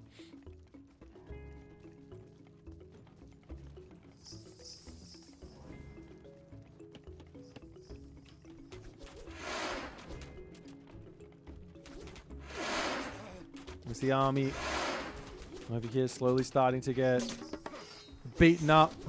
Recon does actually have a couple of Betsukos here. He's still saving up, I think, for a potential mid-game prosperity or something like that, as we do have that forest. I keep on forgetting the name of that forest protection around the machine workshop. A little bit risky here because soon, and I mean very, very soon, Recon can just get himself a catapult out and start sieging this down. Up onto this side, another machine workshop thrown down, but we're not going to come through anytime soon. And do we see an immediate catapult? Yes. I'd love to see the Pharaoh actually empower this out. Like, I don't see that enough. Get that. You need that catapult as soon as you possibly can. But Zuccos are actually an amazing defensive unit here. They completely shut down a siege attempt. But with the forest protection there, the siege will come back up to full HP. So this is a perfectly reasonable way to go about it. As the Camel Riders sneaking into the main base here. We do have Champion Camel Rider plus Desert Winds on the way. But with the heavy halberdiers coming through, Recon's got to be so careful with his Camel Riders. Rappel splitting up the villager. Quaofu coming onto... I want to see him rebuild this wall over onto this side. We do have a catapult to come through. The units here for Recon trying to defend. He has that Son of Osiris in as well. Rappel pushing hard at the moment. Snipes the catapult at the top of the map. And the game continues. Lots... I don't even think there's been that many villager kills. We actually see Recon say, I can turn around and take the fight versus these halberdier here. He takes the fight versus the halberdier. There weren't that many of them. Takes a huge amount of damage, mind you. But he's still got plenty of units left over here. With the split up on this side, the halberdier not over, not chasing the Camel Riders. Now Recon onto the villagers here on this berry patch. But he's stuck inside the main base of Recon. So these Camel Riders will be meeting their demise here, whether they want to or not. But how many more villagers can he get here is the big question. More villagers up onto this position. Does Rappel have himself his upgrade? He does not have survival equipment. Drops the Locust down. Big amount of damage onto those halberdiers. Is it enough? He's dragging them right through as well. Huge play there from Recon as the Rappel can do nothing but just chase with these halberdier. Villagers at the top, these farms in the middle of nowhere. Actually see the silo getting targeted down. I don't think that was on purpose, but nonetheless, Recon now moving in onto this position. Son of Osiris wedged in behind the catapult chariot archer slinger as a Migdol stronghold getting dropped onto this position over here as well. Another Migdol stronghold for Recon as the spammage of the Migdol stronghold and the castle is in full force here. Ballet falling. And Rappel seems to be crumbling as this game continues along. These Camel Riders are just living completely rent-free at the moment inside of Rappel's base. And Rappel there does say that the game is done. He gives up in that moment. Too far behind. I mean, it was a nice try to kind of hold on to this and try and make this attack happen. But I don't think he really didn't find that timing that he was looking for. Like, the timing he was looking for in order to like, get something back in this game. I mean, you take a look at the post-game a little bit, and you look at this this all resources collected, and you can see Recon just catches up. And this doesn't even take into account that Rappel loses resources, right? Like, he doesn't... It's not like the all resources collected will show a dip of 600 resources for the town center lost. But yeah, a really, really well played game from Recon. I think maybe if Rappel had just grabbed himself maybe like stone walls or something, that would have slowed these Camel Riders down, and then he probably would have been able to catch up with the halberdiers, and he wouldn't have had to chase them all through. If you come over and repaired the wall while it was getting killed, things like that. Maybe got the wall up a little bit quicker as well on the defense here. That could have been another way to prevent all of those Camel Riders from just running through him. And then if that happens, then maybe he's in a decent spot here. But first game does go to Recon. We'll move over to the draft, see what they're going to pick for game number 2. Hope you guys are having fun hanging out with me, and we'll see what happens moving on to the next one.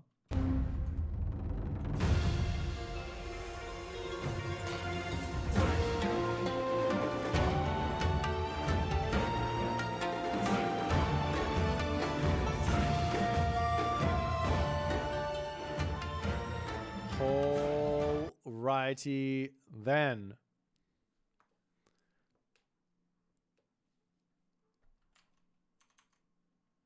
Whoa, everything's breaking. Alrighty then. So, Our next game is going to be dun dun dun dun dun dun dun dun dun dun dun dun. It's going to be a Tsukiyomi versus Noir affair.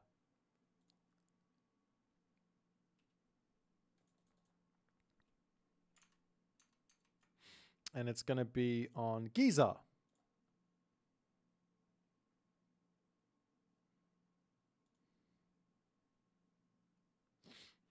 Thanks, Lord T-Mac. Oh, the names are flipped. That's always going to happen. I better give a point to Recon as well.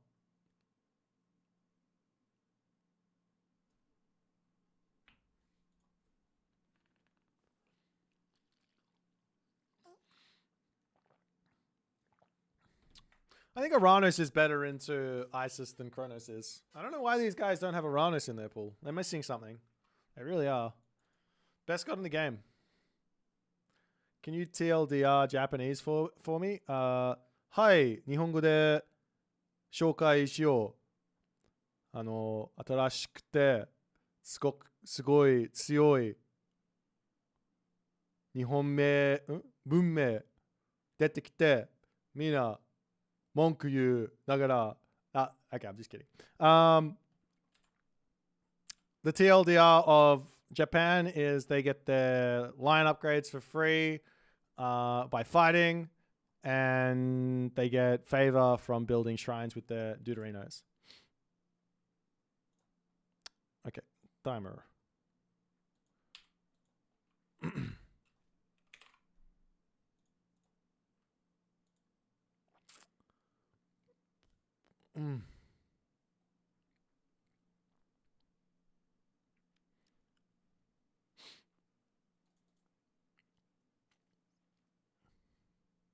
You're addicts. You need your predictions. Well, you've got to bully the moderators into doing it.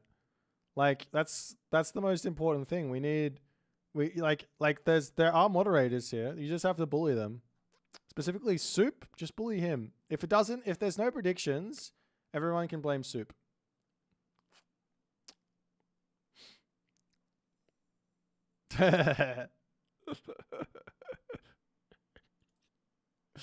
My police.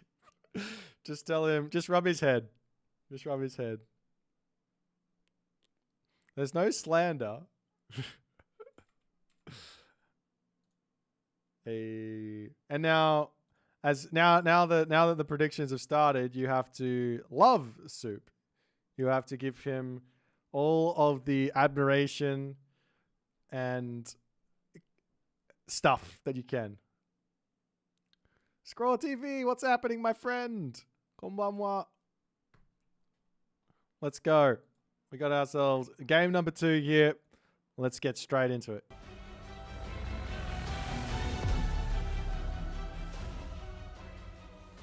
Alrighty, in the right-hand corner of the map, spawning as the blue Tsukiyomi. His name is Recon. In the left-hand corner of the map, as the green Noir.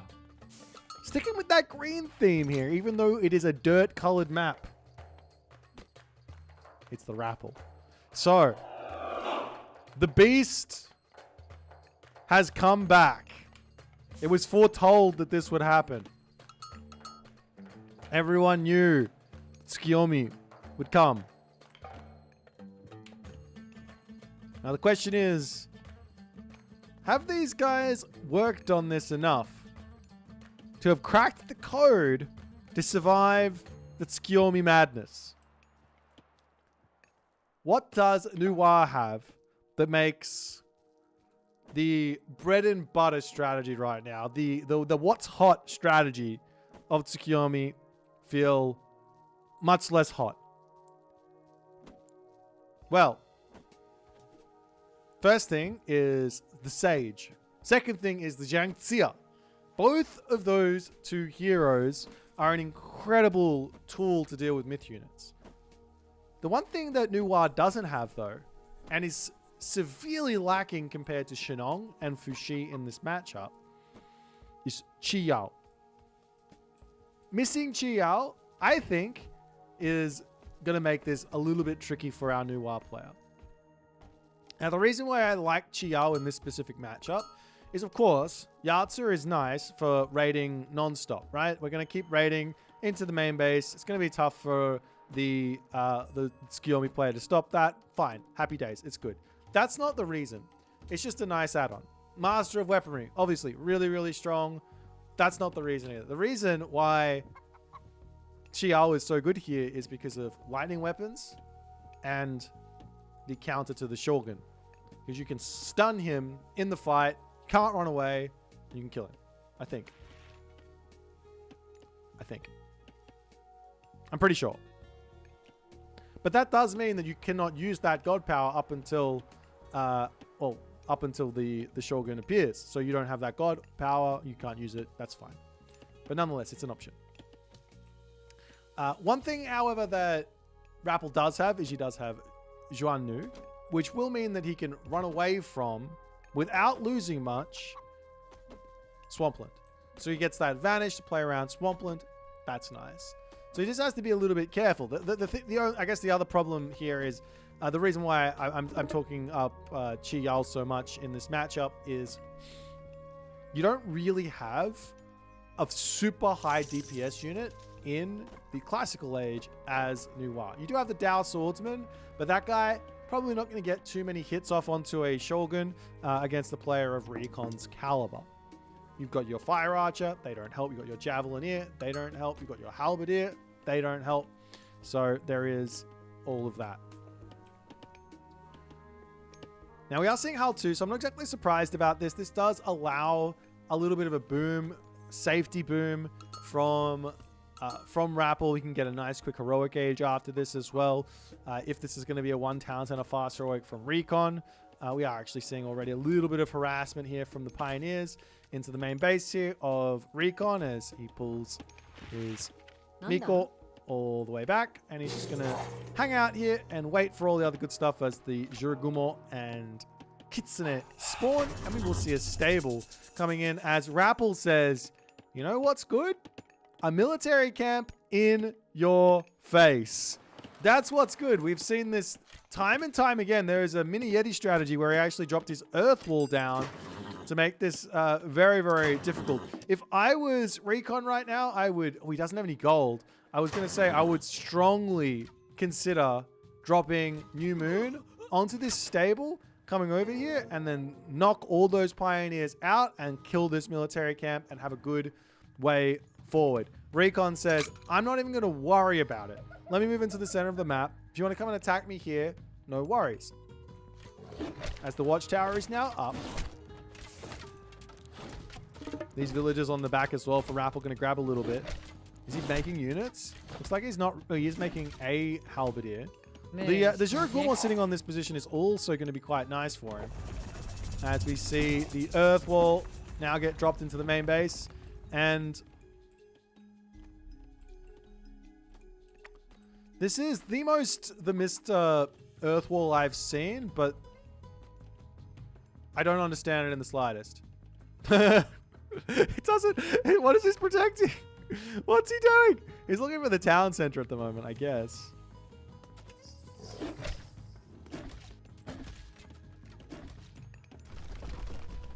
Nonetheless, the Naginata Riders to charge forward. They are patiently waiting Miko over here to heal up, and there's no way for Rappel to heal his units at the moment, so he's going to have to wait for his sages to make that happen. On the front here, a guardhouse going to be coming down, as well as the Naginata Riders searching through. There's also a Pegasus here for Recon. A quick relic check is didn't really get into that early game. Bridal of Pegasus is being claimed. On the other side, no relics. There are some more. We've got the Eye of Horus there with the population increase. The Dragon Palace there with the walls and towers getting some more hit points. There's the Juragumo to come through here. Does manage to snipe, grab, eat, throw the halberdier. Just a tiny bit of HP remaining. And finally, Rappel losing all of his pioneers. And the initial rush is over. Now, has Rappel paid for this rush? Has Rappel got what he needs out of this? I'm not sure. The villagers moved off the gold mine. There was 2 villagers there. He moved onto the forward gold mine. Tiny little bit of idle time. Now there's a military camp over in the base of Recon that is just going to be sitting there shooting away for ages. There are going to be some halberdier also making their way across the map. I'm not exactly sure if that's on purpose or not, but...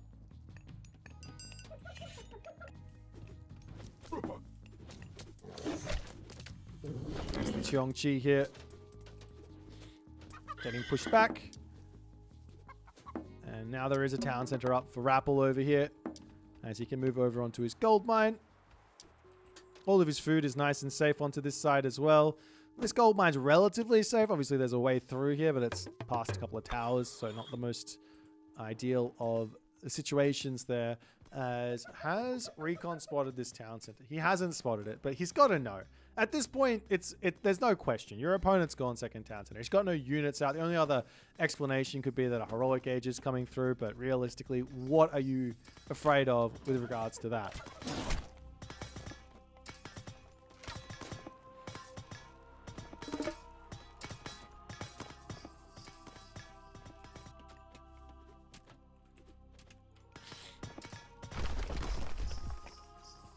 As Recon does break through the earth wall for the time being.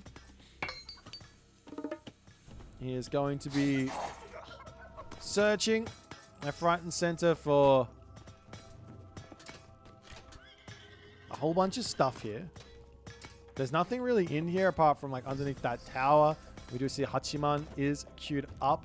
I wouldn't be surprised to see Rappel like slow down on production and just try and get himself to the next age here. You see a couple of military camps coming through.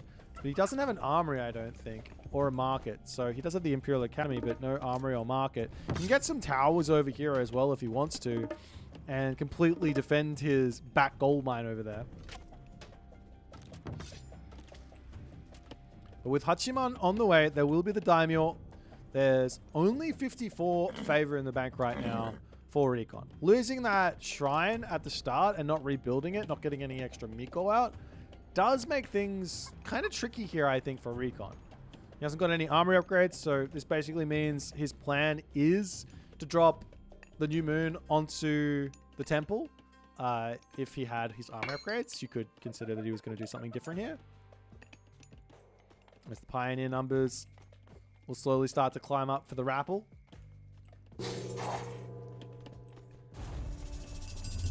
And there is the new moon onto the temple, and the Tengu are going to be coming out. But like I said, really, really short on Miko at the moment. He's now got 2, but super short on these. So at the moment, only 3 Tengu Masters.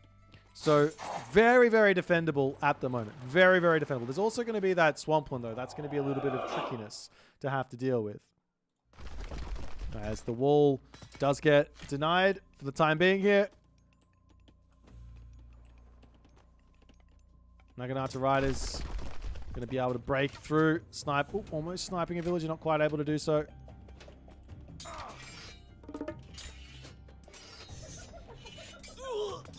Over onto this side. The Tengu just going to be searching for some stuff. We do have that Daimyo on the way. Tengu counter.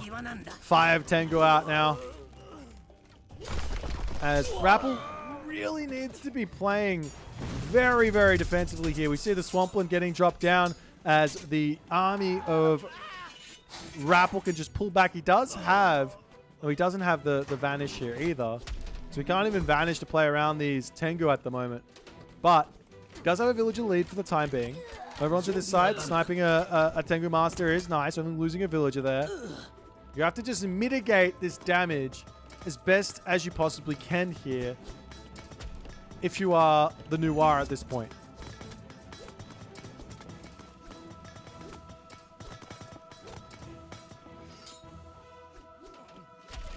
Recon does jump his Tengu Master in, and I think Rappel will happily claim that one. Now, the other thing here is, guys, you look at the score. Don't look at the score. The score is a big fat lie. The score is a big fat lie. It doesn't really mean anything. Because the only reason he's got all this score is because he's in the heroic age and he's got a whole bunch of upgrades. If he loses these units, then the game is going to be very, very, very, very close, or even very heavily favored for Rappel. So he has to find value out of this army. In other words, does grab himself a second town center as an attempt to sort of catch up on the villager count, or at least stop the bleeding on the villager count. As some more Miko will be coming out.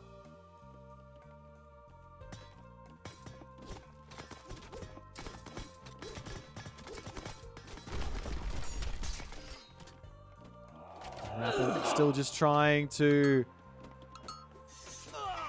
defend here. Great control there. Blocking off all of his stuff. He's got so many pioneers here.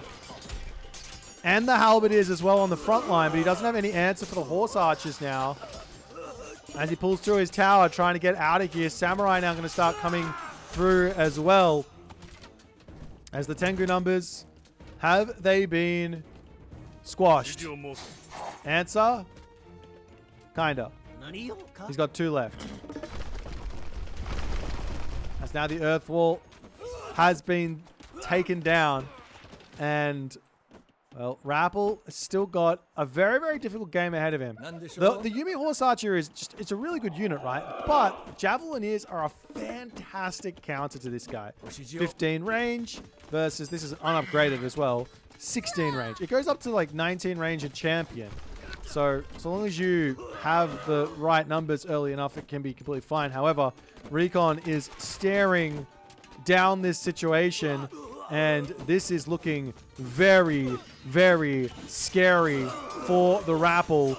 Does he have the army here to defend at this point? Halberdiers melting to the big push through as the entirety of the Rappel's army does end up dying, and Rappel says GG as he taps out, not able to stop the sheer force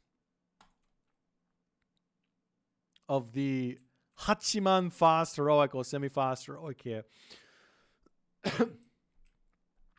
I mean, I think when you think about it, the Rappel going for what he did here on this position, I think it was trying, like, you know how I said he's gonna, like, I would probably new moon out the stable, but obviously had no resources at that moment, so why would you do that?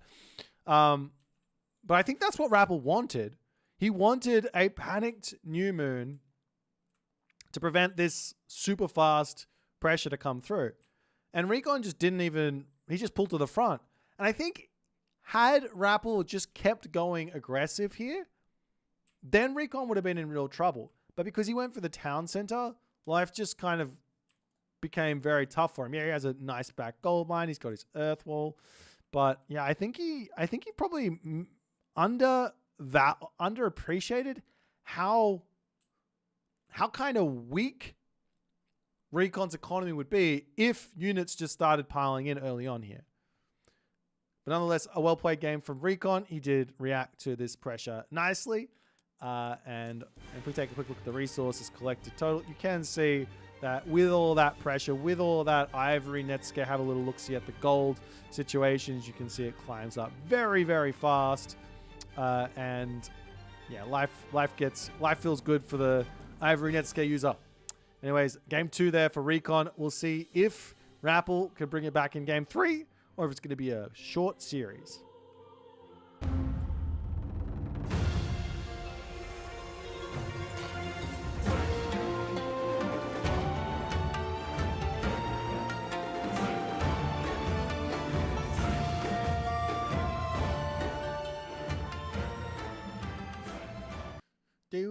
Do. Alrighty. Let's see what's happening. Are they already in the next game? Nope. Okay. So their next god is dun.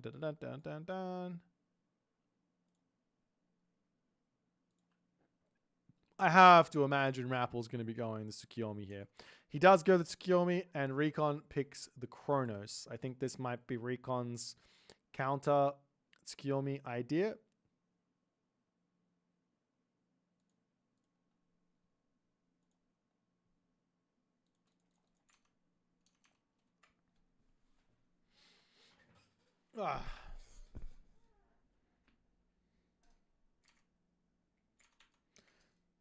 So there is the Chronos Rush, which is a little bit tricky to defend against.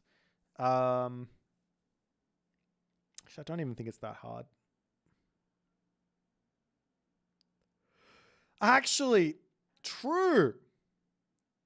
Deconstruct the temple.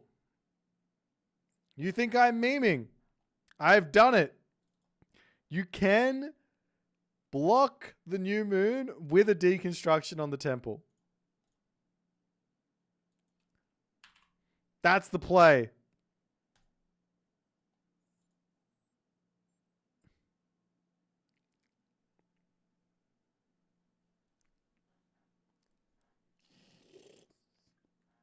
Yeah, immediately after new moon gets cast, deconstruct the temple.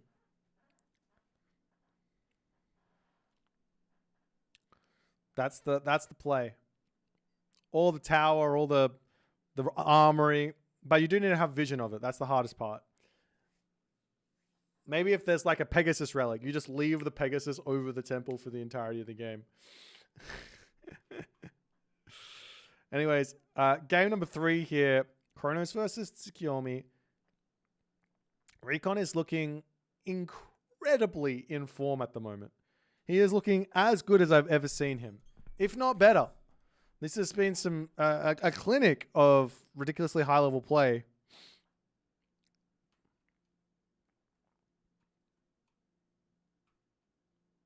But will it come all crashing down now against this Chronos? Or against this Tsukiyomi? Sometimes one loss is all that needs to happen to completely turn the tide in a high level game like this.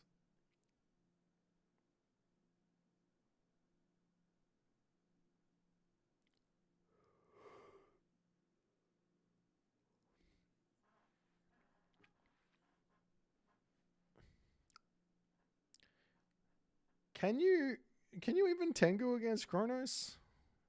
If the Chronos does it, I mean, maybe you can just buy your way to the heroic age, and then you can get all the gold, I guess. But even if you do that, just deconstruct the temple. Just deconstruct the temple.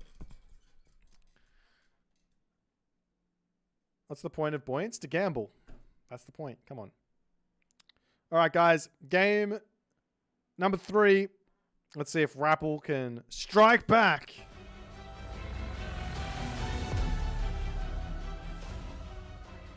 Alrighty. Left-hand corner of the map. We've got ourselves Recon. In the right-hand side of the map, the Rappel. 2-0 right now as Recon is looking incredibly in form. He has taken it to Rappel. He has played an incredible series thus far, showing all the nice things, and I can tell you right now, this looks to me like the Chronos Rush we all know and love. This is a 15 population rush. You already know it is because the villager went to the gold mine first. He could still go away from it here. He could still go in for a 330 or later, but this is the opening. This is how you do that build. Or how you start off with this build. And it might not be though. He's overgathering gold. There he goes. The temple coming up. Generally, you also want to eat the goat as well, but we'll see what's going to happen there for Recon. As Rappel, he's got back gold. He's got a shrine next to it. He's got back food as well. One thing that I'd love to see, and I think this is really, really important versus Chronos, is to herd your hunt under the town center. So maybe like you could eat 2 of these, and then you're going to bring your snare back, and you're just going to herd these giraffe onto the town center so you can eat them nice and safely.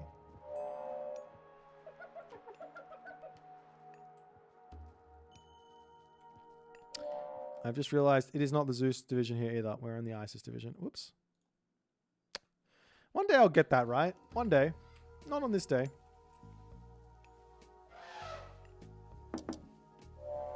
Nonetheless, Prometheus is on the way. One really simple way to kind of defend against this as well is actually just to build like 3 or 4 Mikul before you advance. might sound crazy, but those Miko don't go to waste. They're just healing up your villagers. They're fighting off the Prometheans. They're sure, you get a later advance time, but what's your opponent going to do? Like, build some Carabalister and then start shooting you? You're just going to heal them. You just idle your villagers and stuff.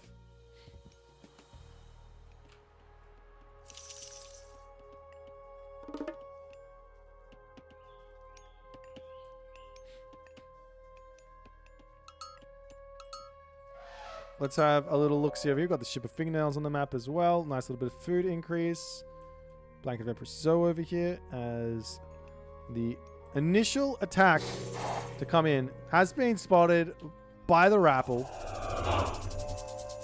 Temple sitting here, living the dream as the Miko to come through does deconstruct that temple. The thing is, with only one Miko, you can't even heal it. And you also can't fight back against the Prometheans because the Prometheans will win that fight. As the Kitsune trying to hold. Classical Age now in for Rapple. He's got a little bit of a timer that he can use this new moon on if he wants to. Got to be so careful with that Miko. She's almost dead. Get to the tower. Okay, another one is out, so you can start healing this all up. Villagers back onto the food as this wood line will be the next port of call. It's just so much idle time being forced out here as a guardhouse to come down now for Rapple.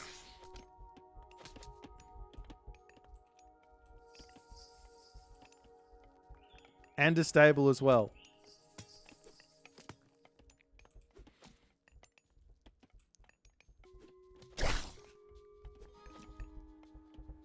Meanwhile, Recon going for a Terma at the start, then gets himself the Carabalister. As a Bushi and a Naginata Rider to come through. Unfortunately, that Kitsune does end up losing its life there. Got to be careful with the Jiragumo as well, because that Carabalister will be able to take it out. As Rapple is desperately trying to hold on to this gold mine. Dropping a market at this stage to sell a whole bunch of resources to get to the heroic age does not seem plausible. The Bushi, oh, he loses it. Recon, the long distance snipe there. That is so huge. Another Bushi is now coming through. Another two Bushi are coming through. But Rapple is in a very, very difficult position now. As the Naginata Rider to come through, we'll pick up the Terma at the very least. That will be a dead Terma, allowing the other Bushi to get involved. More Miko to start healing up and all the other good stuff as the villagers over here will get slowly sniped down. Got the Miko to come through. Can they take out those Prometheans? Can he keep the Naginata Rider alive? He's back onto his gold mine again. Villagers, what are you going to do here? Naginata Rider trying to charge in to take out the Carabalister hero, but there are also now going to be some Catapulties helping out as Recon takes the tower out. Naginata Rider going to be jiving into his death there, still trying to keep it alive. Does manage to do so. And now the gold has been left. He's up onto this side to grab this gold mine. There's also a shrine coming up, but look at this from Recon. He's already spotted it. But he can't really move over there all too easily. That's the thing. There's also going to be access to this swampland. And I do rate the early swampland to keep yourself very competitive.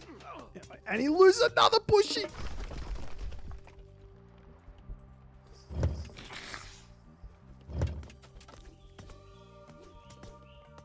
This is not going well for Rapple in this early game. House going down. Recon looking incredibly fierce here. Does drop the Swampland down as the Carabalister heroes to get chased. Does he finish it off? He doesn't manage to even kill the Carabalister hero, and there's still going to be 4 human units alive after that Swampland. And now the villagers will be the next target as Rapple Pulls off the gold mine. 2 villagers down, 3 villagers down. Does manage to finally snipe that Caraballister, but at what cost? As Hero's getting converted in. Bushy coming through the villages, trying to get involved to start sniping things down, but this never goes well.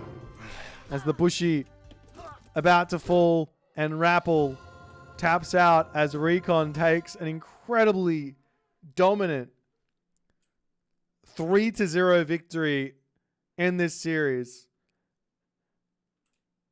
Well, that was one for the ages there.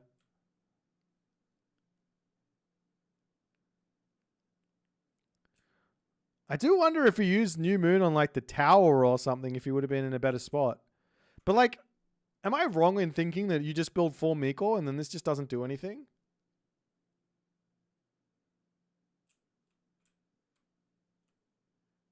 Like, what are you going to do? 4 Miko will beat the first 2 Prometheans. You advance like 4 minutes and, I don't know, 18 seconds.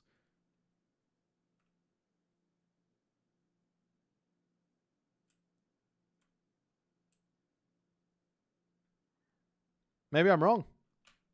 You can also heal them. It's fine. Well, Recon gets the dub, gets the win, and Rapple here. That's going to be that.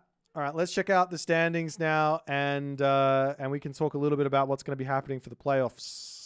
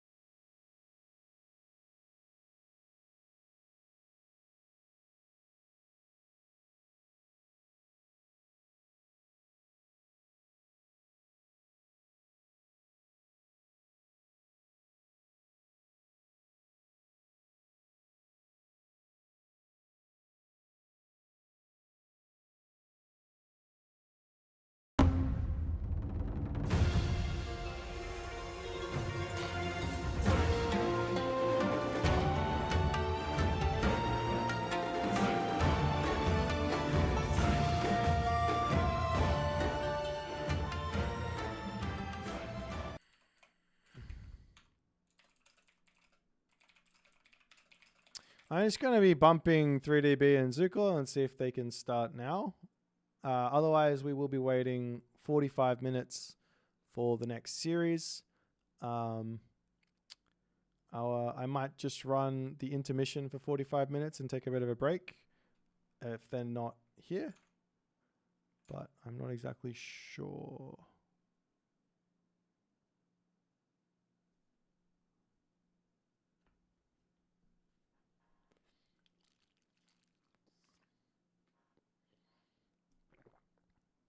We'll just see if I can get a response out of him. If not, yeah, we might have to have a little bit of a break. I could play a game or two, but I think I might just take a little squiz, a little break. Where's the interview? No interviews.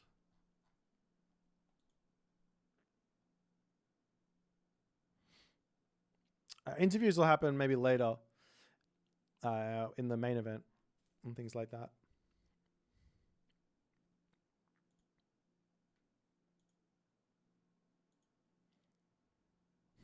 Okay, I'll say 20 minutes.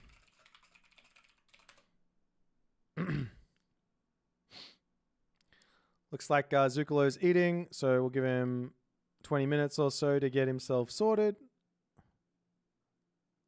And we might kick off.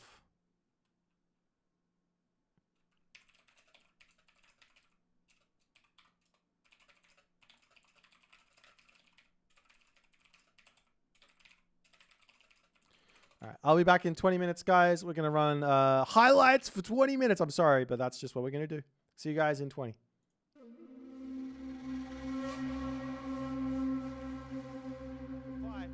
The Hephaestus Revenge technology is not in. Priests slowly sniping down those automatons here. Population differential. Very, very close. Both players losing units left, right, and center. The Pharaoh coming through, not getting taken down. Those slingers now taking down units beautifully here. And Mosca defends the big attack. Hephaestus Revenge too late to come through.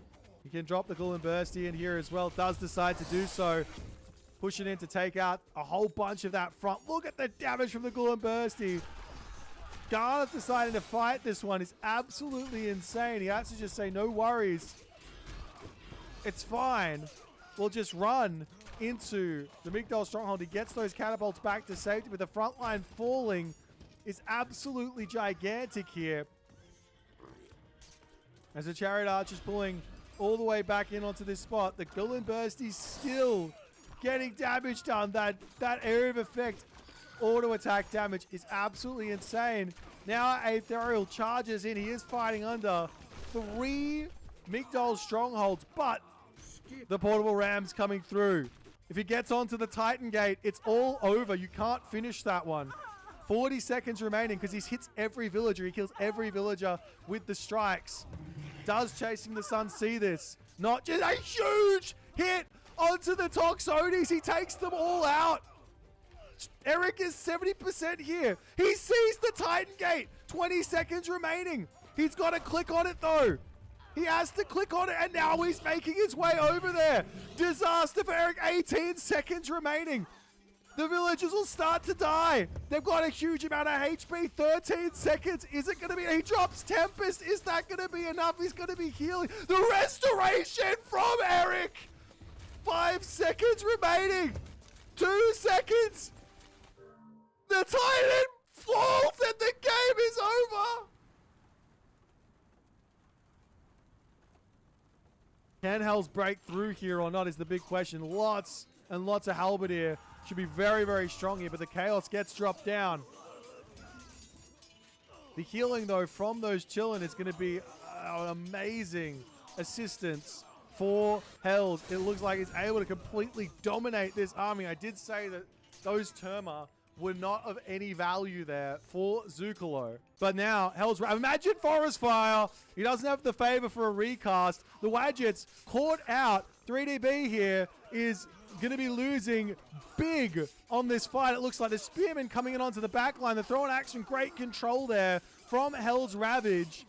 But doesn't matter. I don't think it does matter. Hells head first into this army, loses the entirety of his raiding cavalry force. The choke point was too insanely powerful, and all of a sudden, Hell's Ravage is the one on the defense as 3DB manages to clean the army. Gullenbursty is in, trying to take out these units here. The Tempest on top of all of these units, is it going to be enough is the question. All of those Hippias seem to be melting to the Herdman. The Cyclops also getting frozen up here, but Hell's army does seem to have taken some significant damage. Like the infantry are out of position. The Caraballista are getting collapsed onto here, as this is a huge fight now for Hell's Ravage. He gets himself a Drago over onto the side. There's no answer for the throwing axe for now, as all the Caraballista are getting demolished, as even with that beautiful choke point, it's just not going to be enough. This one, he charges through. You have to keep going. He doesn't go over the Caraballista. It does not get that value as the Terma trying to get onto the back line there, but they are in a pretty good position there. Caraballista here getting some big damage on as the Yahtzee to charge forward. Yet again, B trying to take this fight off of Lush as the Tawu does go down. Population-wise now, however, it is looking like B is managing to hold on. The Terma are doing work on that backline, and Hell's Ravage's army melts there. Is this going to be... Surely not. He's going to be dropping Earth Wall on the front here. Really? That's wild. He's got it set up. He's getting the double military camp up. The force set is on the way. Earth Wall gets chopped down. You could bring the villagers over here to shank this wall down, but Nullus, he says, I don't have it. I don't have that in me. I'm going to retreat. I'm going to pull my dwarves over to and look, the Cheongchi is already in here. Midi Yeti pulls off the cheese of his life right now. Upgrade to the Raizu goes down immediately. There's the Thunderburst. The Fey Beast gets dropped down onto the back army here.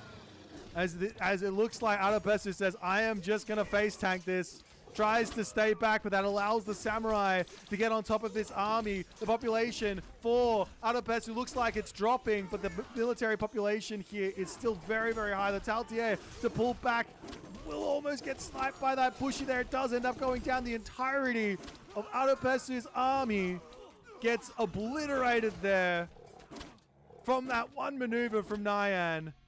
And Adopessu says, that's the game. He's going to have to micro this really, really well. He doesn't have the heroes on this spot. Maybe deleting the Ajax and building them up here wouldn't be a bad idea. Restoration coming through. The medium Peltas in. The Sentinels. A second Sentinels actually to come through as well to help attempt to hold this position here. The Tawu goes down. The town center up in the middle of the map, or in the middle of the base for Nyan, does go up. Population-wise, it is looking like Adopessu is holding for the moment, but the Yinglong almost down, does end up falling here. And Adopessu just needs to take everything else out, but the John Wick on top of those Peltas takes them all down, but there's still this big fat fortress holding on for dear life here. Yang Wick is now down to 170 HP, about to fall. The town center is up, obviously the fortress is through. This big fat axe cart coming in now. But that one's going to get taken down here by the hoplites and everything else. And so far, so good for Adopessu. He holds. He's up to 3 town centers. He did lose some villages. But Nyan, the big push has been denied. He doesn't have access. Does he have the timing in? 10 seconds, 9 seconds, 8 seconds, 7 seconds. Carnivora drops down. And he shockwaves, and I thought it was a fail. He shockwave. I thought it was a fail.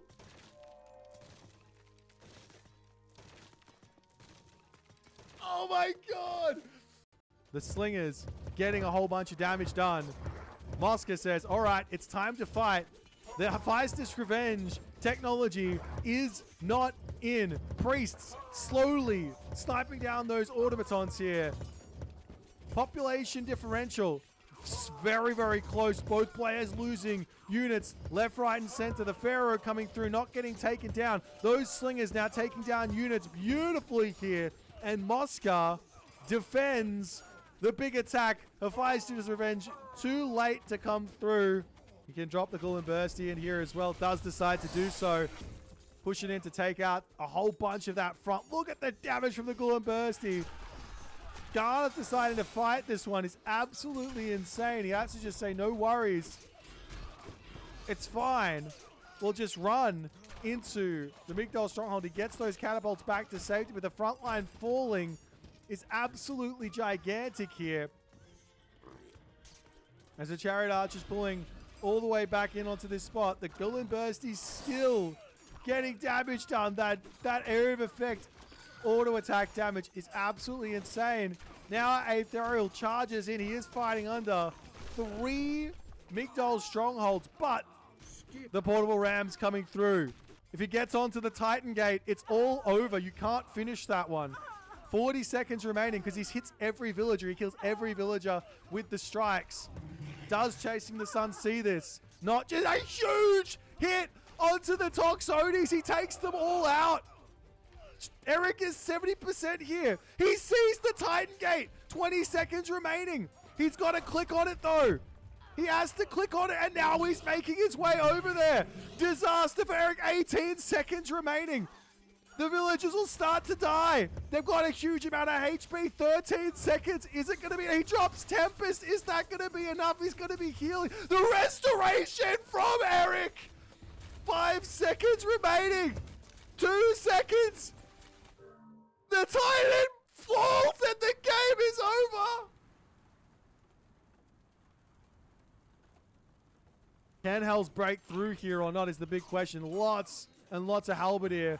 Should be very, very strong here, but the Chaos gets dropped down.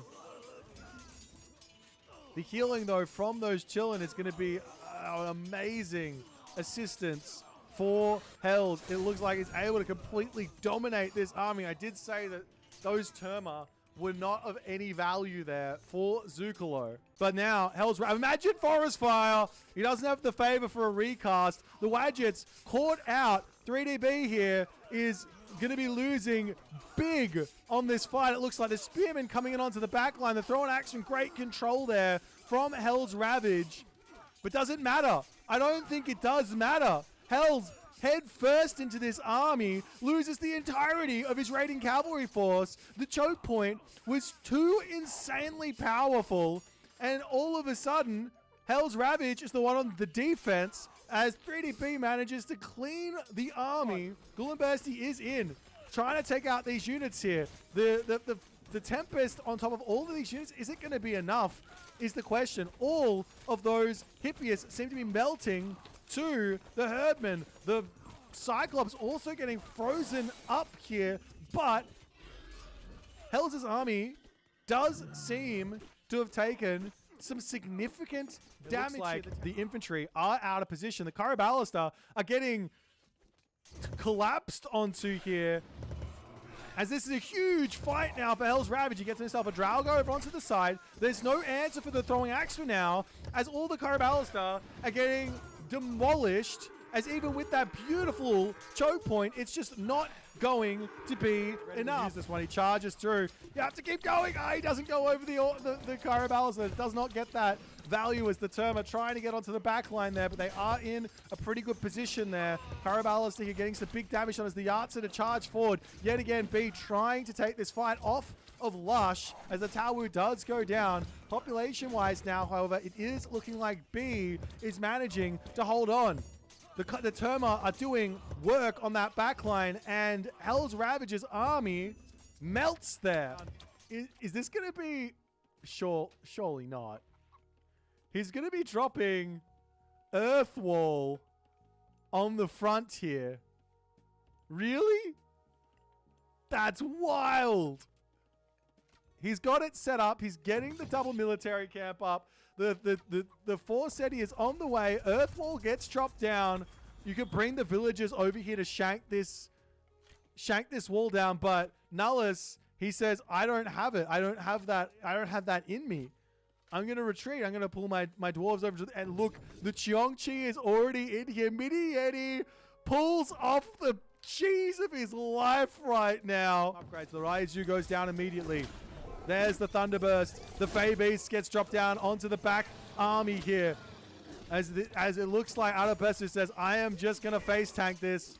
Tries to stay back, but that allows the Samurai to get on top of this army. The population for Adopessu looks like it's dropping, but the military population here is still very, very high. The Taltier to pull back will almost get sniped by that Bushi there. It does end up going down. The entirety of Adopessu's army gets obliterated there from that one maneuver from Nyan. And Adopessu says, that's the game. He's going to have to micro this really, really well. He doesn't have the heroes on this spot. Maybe deleting the Ajax and building them up here wouldn't be a bad idea. Restoration coming through. The medium Peltas in. The Sentinels. A second Sentinels actually to come through as well to help attempt to hold this position here. The Tao Wu goes down. The town center up in the middle of the map, in the middle of the base for Nyan does go up. Population-wise, it is looking like Adopessu is holding for the moment, but the Yinglong almost down, does end up falling here. And Adopessu just needs to take everything else out, but the John Wick on top of those Peltas takes them all down, but there's still this big fat fortress holding on for dear life here. Yang Wick is now down to 170 HP, about to fall. The town center is up, obviously the fortress is through. This big fat axe cart coming in now.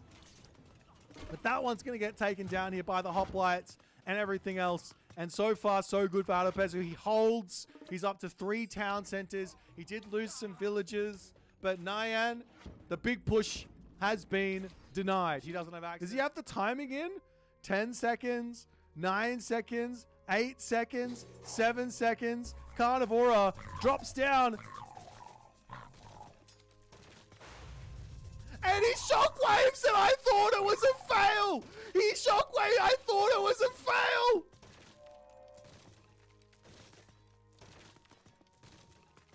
Oh my god. The Slingers getting a whole bunch of damage done.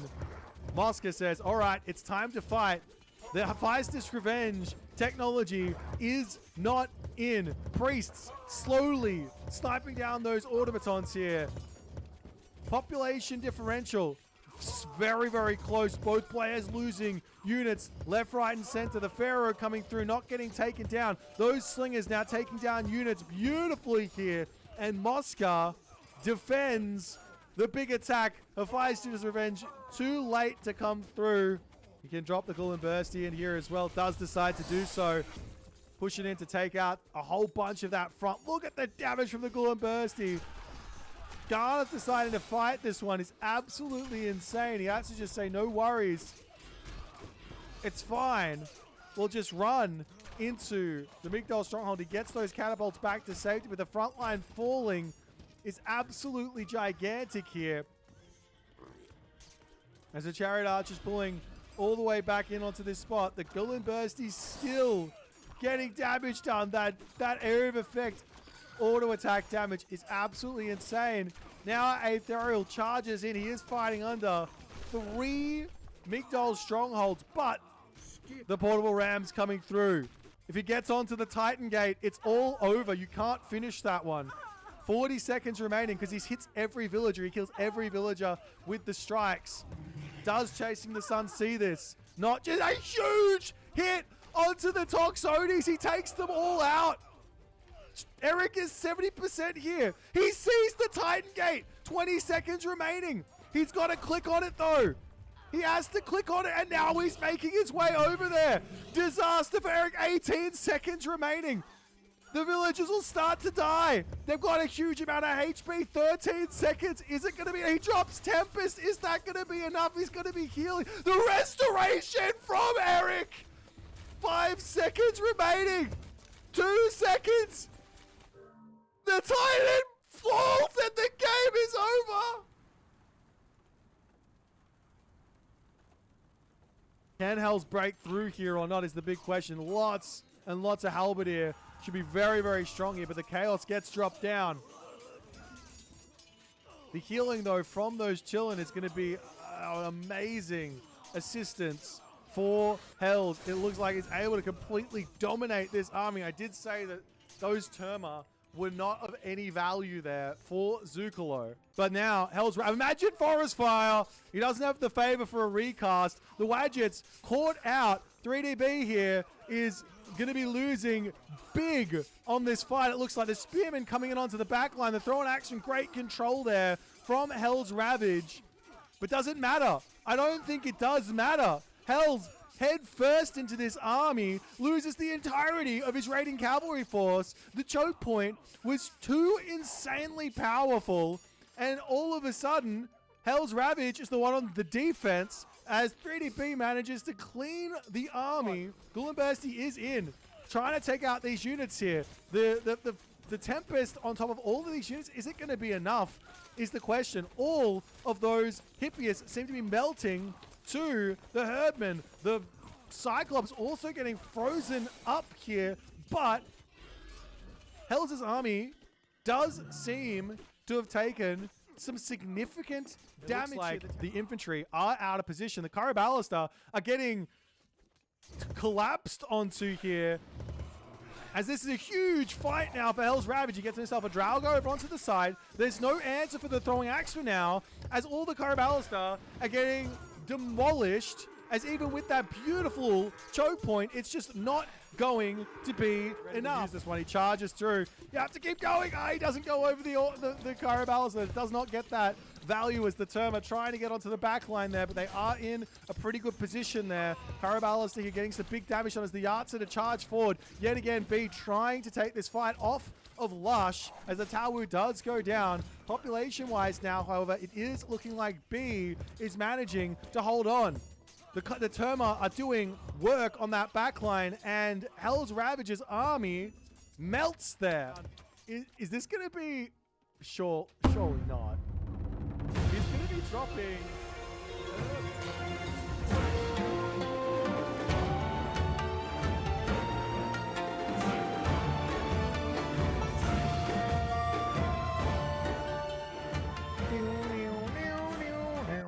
What's going on, everyone? My name's Boit. Your name's not. It's something else. We are going to be watching 3DB versus Zuccolo. As can be seen down here, it says 20 GMT, but you know, these schedules, they're just kind of guidelines than like actual hard set rules. We move things around for the players unless they don't say anything, in which case we give admin losses. Alrighty. Let's jump over to the drafting screen. These guys are...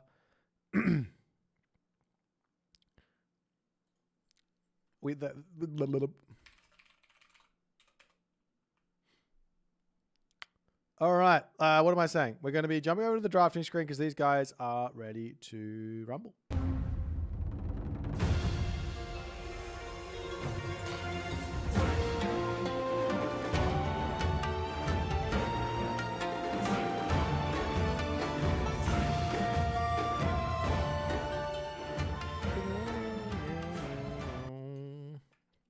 Alrighty, as we are seeing all the picks coming through. Everyone's favorite god getting picked first. And then we see a whole bunch of other gods actually coming through. Wild. Oh, yes. Zuccolo. A man after my own heart. I need some sleep. I do need some sleep. But after this ends, I will get some. And that's fine. A man after my own heart from Zuccolo. He's taking the Susanoo. I'll tell you what I want to see. I want to see the Amaterasu building Tengu. That'll make me happy.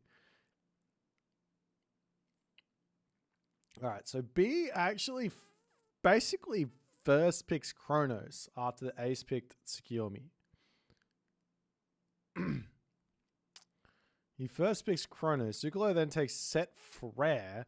Maybe Frere's for Anatolia nice and early. B grabs Ra and Uranus. Zuccolo goes Amaterasu Susanoo. And then B takes his tried and true Thor, as well as Gaia, to round out his draft.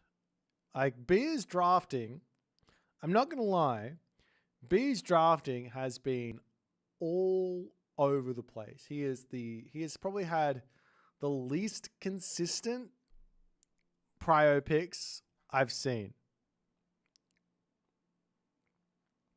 Just because they're like, I've seen him like first picking Gaia. I've seen him do it all.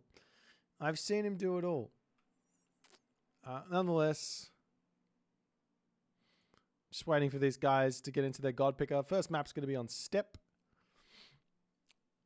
B's using the Dodd randomizer. Yeah, that's true. We didn't see any Chinese getting picked in this series. What the hell? I thought Chinese were broken. I guess not anymore.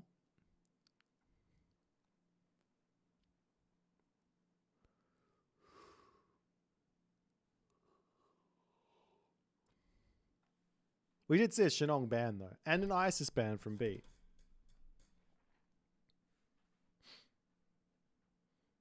Wow, saturated OP fat is 1900. Congrats, man. That's a big achievement. Well done. And with a completely balanced godlike set as well. Single-handedly bringing the set win rate up by 3%. Impressive. Egyptian can take Japan. This is why they are picked. I'm not sure. I think Egyptian. I don't actually know, to be honest. I'm still finding my way through the whole thing. But 3DB does pick Oranos, and Zuccolo picks Set for our first game. So we get to see the S triple plus tier Oranos versus Iran's friend in mine, Set. Your friend in mine. So yeah, B's been playing incredible in this tournament thus far. He's taken out the last S tier tournament winner in Kavoth. He's played just really well in general against everyone leading up to his through his qualifier, and yeah, that's the story. You guys gamble? I don't know. Depends on if you're kind enough to the mods or not.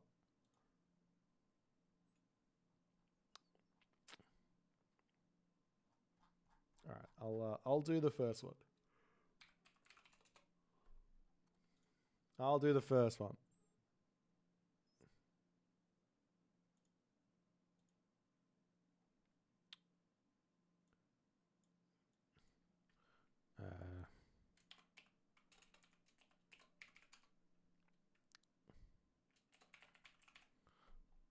All right, you guys can have.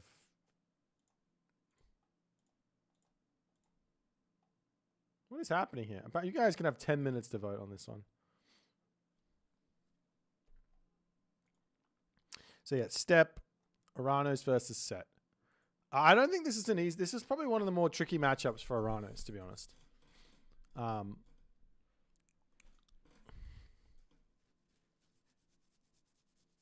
Yeah. Oranos here can struggle, but there are ways through it for Oranos. And I imagine B is going to do something funky because that's what B does. B is a funky man. He'll play Prometheus, one town center, and Valor's citizens. Like no one does that. Who does that? B does that. He'll make a whole bunch of other stuff.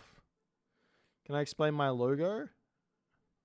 I'm both a horse riding. No, I'm a horse riding cowboy. Yeah, that's me.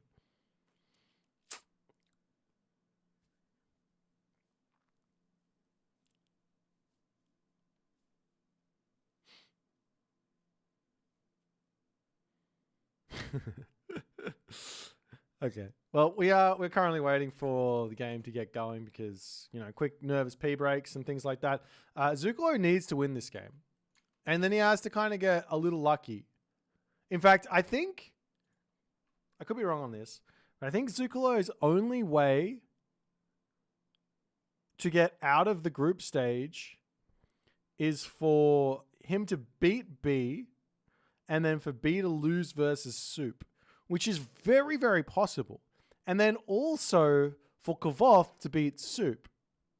Oh, that's also Kavoth's pathway to coming first in the group.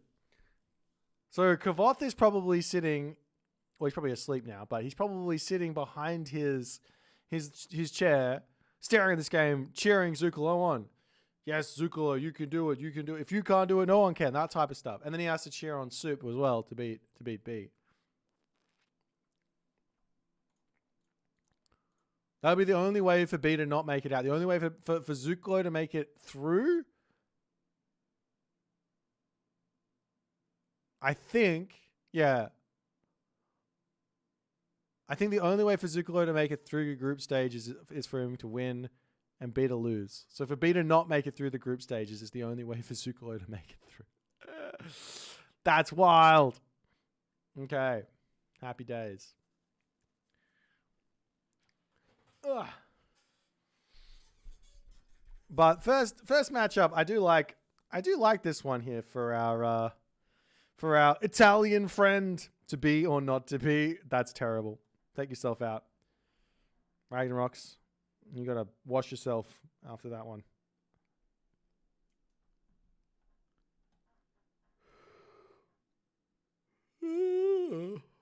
I am tired though. It is going on 4 a.m. here.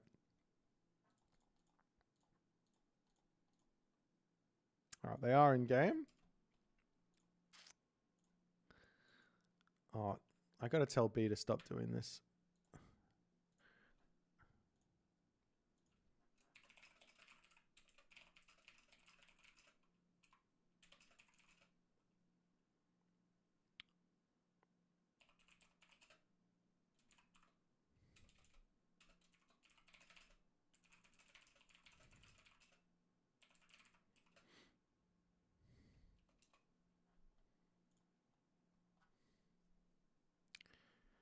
Alrighty.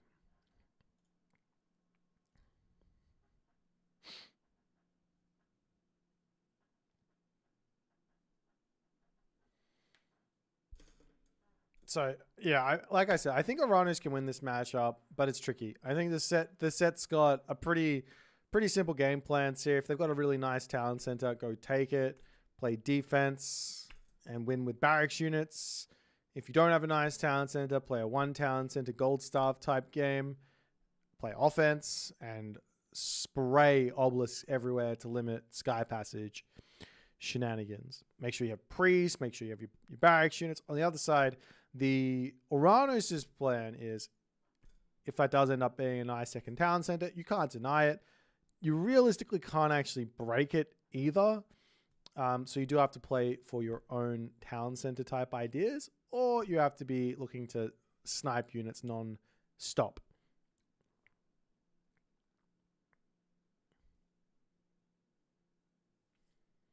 But that's the story I'm running with. Did I tell you guys that we won the basketball finals? I know I got 2 minutes here, so I need to tell you a story. So we won our. Anyone out there play basketball, or is it just me? Let me ask you guys this: if you are a basketball fan out there, what is the number one most dangerous action you can do in a basketball game?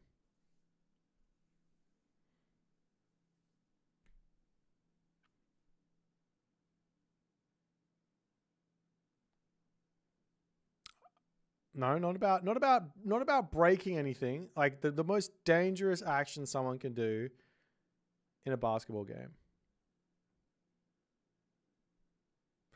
It's not jumping. I'm talking about so basketball is a pretty physical sport, right?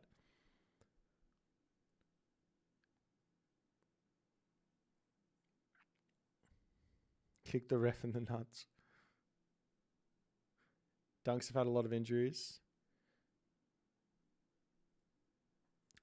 Let me tell you what it is. It is an open fast break layup, chase down block attempt. That is the most dangerous thing that you can do in a game of basketball.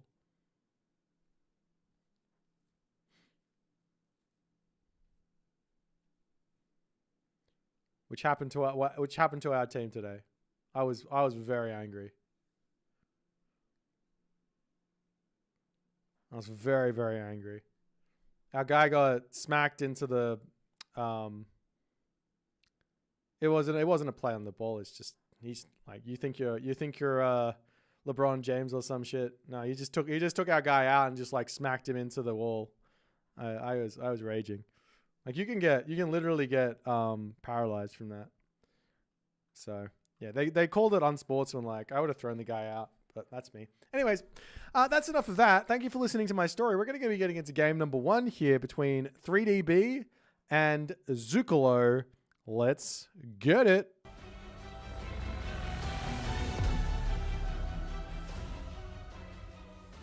Alrighty. In the left-hand corner of the map, spawning as the Blue Uranus, everyone's favorite Age of Mythology pro player with the craziest strategies. His name is 3DB. His opponent today, in the red color, playing as Set. His name is Zuccolo. We are on the map Step.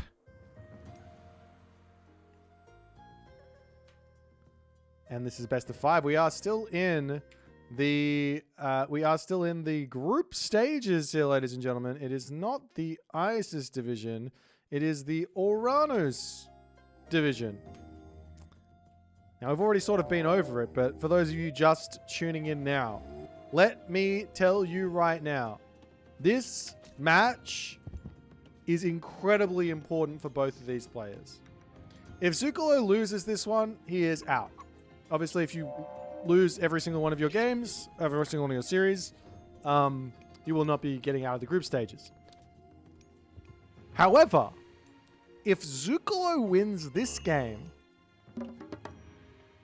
3DB then must win his game versus Soup, which is happening, I believe, tomorrow or the day after. It's happening soon. He must beat Soup to get out of groups. Otherwise, he won't be getting out of groups. So this is some real spicy shenanigans here. Zuccolo has been playing a good group stages thus far. He just hasn't been able to convert. He's been playing incredibly solid, very high level Age Mythology. Like I said, just has not been able to convert those wins. But he's been playing versus veterans so far. He played versus Kavoth. He played versus Soup. 3DB, he's a pro esports RTS player. He is not a veteran of Age of Mythology. He can get caught out with solid play. I'm very excited to see what's going to happen here.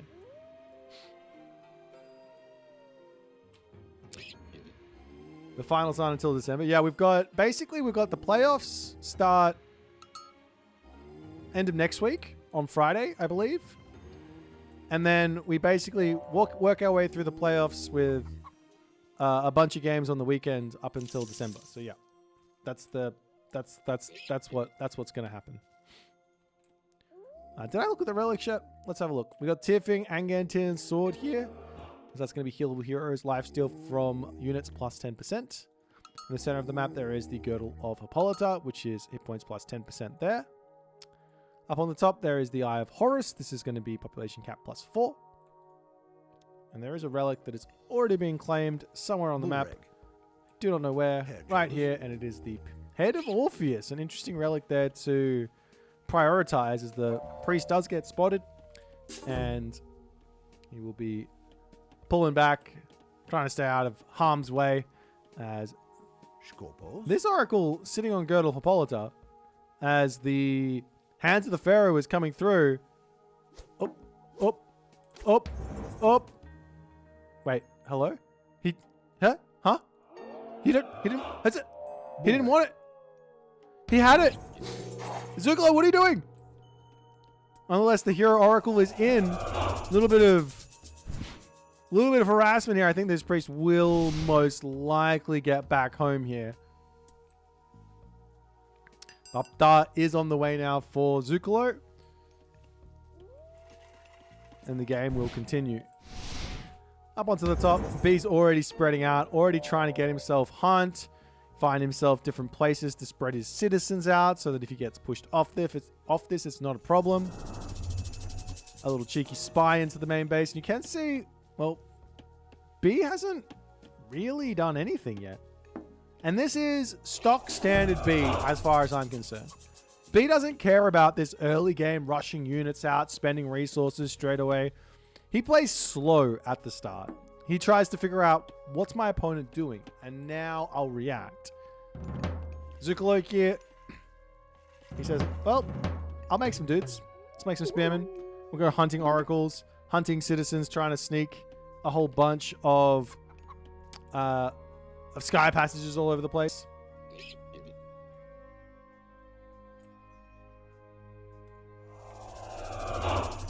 But nonetheless, on cooldown, these Valors coming through for B. He still doesn't have himself this Theft to Fire tech, but I'm sure he's going to be thinking about grabbing that one soon.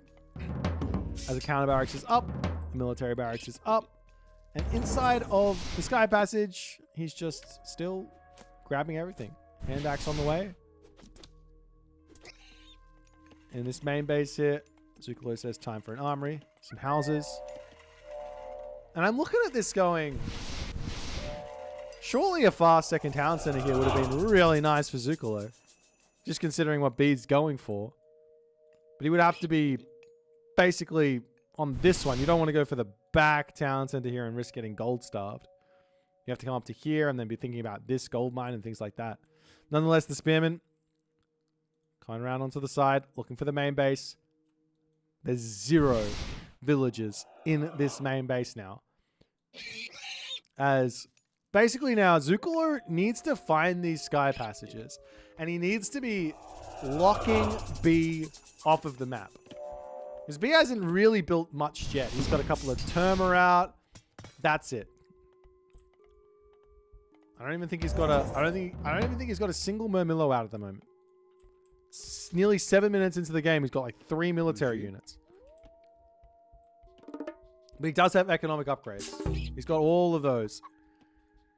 As the spearman looking to sneak around the side here. B will grab himself another relic. This is the Tearfing Anger and Tear Sword. This spearman over here getting a little bit lost. You got to be careful when you're playing Aranos versus these set spearmen. Because they're 5 speed Terma versus 5.3 speed spearmen. Yeah, there's nearly 0. There's 1 villager in base. 1 villager in base at the moment. That's it. Now B, I wouldn't be surprised here if B tries to get a heroic age off at the moment. Ooh, nice little surround hit. Can't quite get the kill, but yeah, I wouldn't be surprised if B tries to get heroic age here. As the Terma popping out here, the slingers will go down. Wolves getting involved. Nice little snipes from B. He does have to be somewhat careful here because now Zuccolo, he is on the way, and this is probably not going to be a fight that he can realistically take good control here from Zuccolo. Snipes those priests snipe those Prometheans quickly as the Terma pulling back, and citizens here saying, okay, I'll take some fights, but with the Wadget, it's not the best. It's now Zuccolo got to be somewhat careful here. Yes, he wants to kill the Sky Passage. We see 3 citizens hanging out on the back line here as Zuccolo. Will he get one of them? No, he will not. A nice clutch Valor there from 3DB as he does manage to get up to the top side of the map. Now, for Zuccolo here, after cleaning this up, he needs to put obelisks. He needs to like lock this side of the map off. Like, take a look at his current line of sight. He sees a lot, but he needs to see more. And more priests do not hurt. More priests mean more healing, means more effective resources in. They pay for themselves. Very, very good.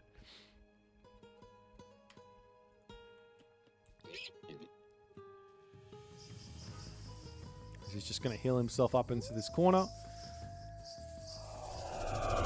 Onto this side, Obelisk's going to get taken out. As the Empyrean speed does come through for B. And after all is said and done, B, he's going to have a bit of an army. But is it going to be enough? Now we see the obelisk coming down. I like this. This is exactly what he needs. He needs, like, just spam them. Also, this technology as well, which he already has, clairvoyance, and using that vision on cooldown is very, very important.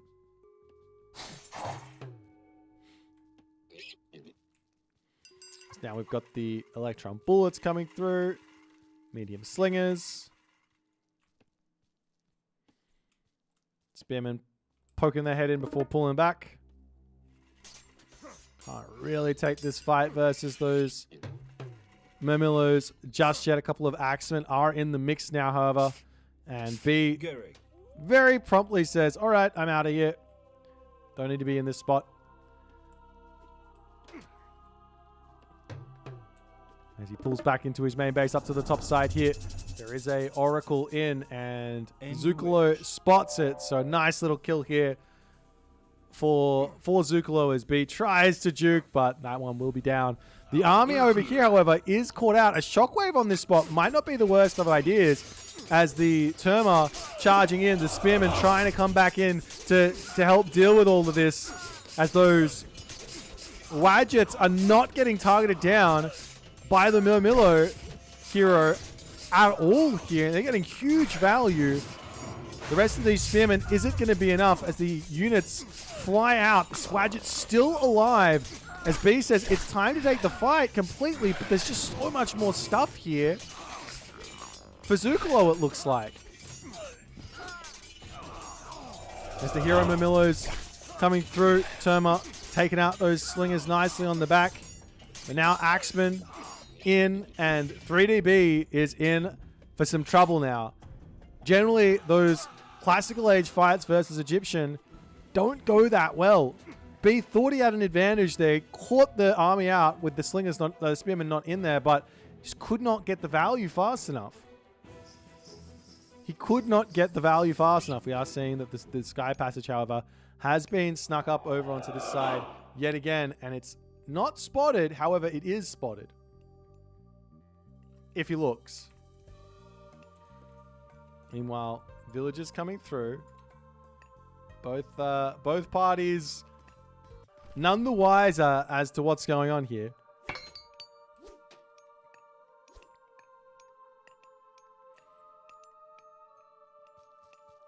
And now the next stage for Zuccolo should be somewhat simple here.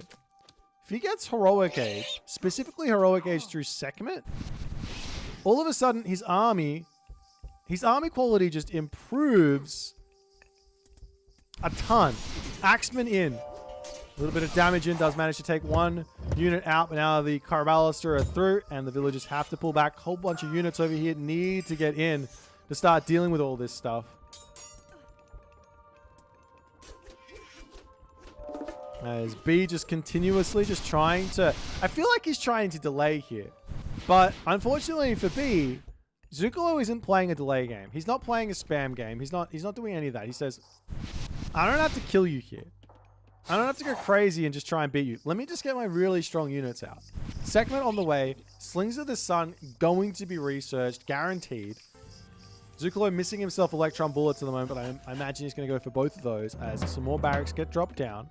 Up onto the top, little raid onto this position is going to be nice. I'd love to see another shockwave coming in here. 4 seconds remaining on the run. You shockwave these villages backwards and you get a whole bunch more kills, as now we also see the alluvial clay tech copper armor on the way, but the villagers will make it into the tower. Nice and safe. Axeman coming around. I love this idea. Monument to the Villagers is such a low HP building. Taking that one out there is going to be really nice. Of course, it's cheap, so you can just build it back up as these Murmillo trying to take villagers out, losing their lives for these girls and boys. This is not ideal. He doesn't even get any of the kills there either, as the Murmillo does end up dying. The attack has been dealt with, and Zuccolo in a really good position now.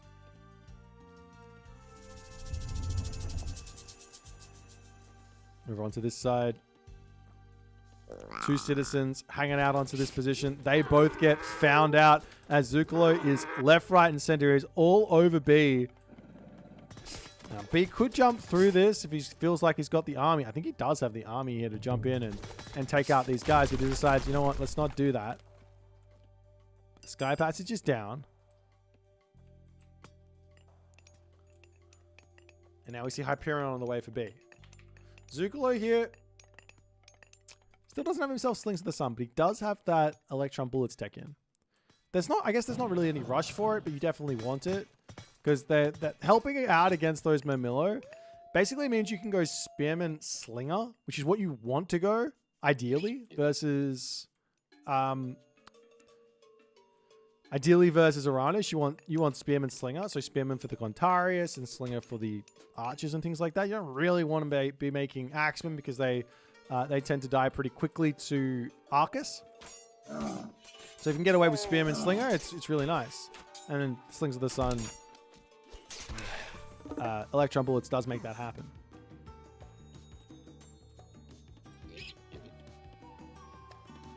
That's now Slings of the Sun on the way. Caraballister out in force here, however. Got to be so careful against those because they do so much damage. Nonetheless, 6 oracles through now for B. As Zuccolo a little bit out of position here. He's got to be careful. You could chaos this and lose you could get chaos and lose this entire army. Though shifting sands here would not go astray. Huh? He's shifting sanding onto the actual army here. An absolutely insane play from Zuccolo as Shockwave comes through. The Terma will immediately target down those chariot archers, and Zuccolo loses his mind in this game. He was in such a good position, and he throws his nearly his entirety of his army away.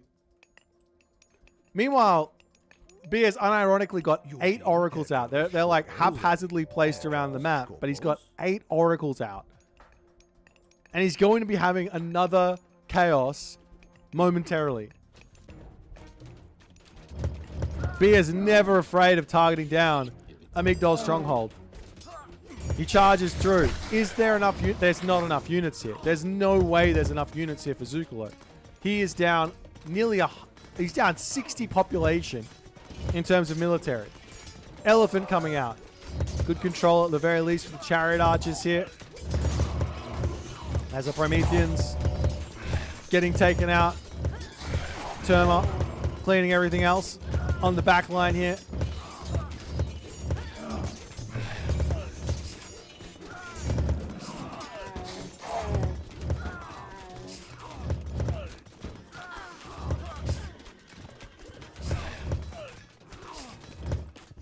Can Zuccolo hold? It looks like he has managed to hold.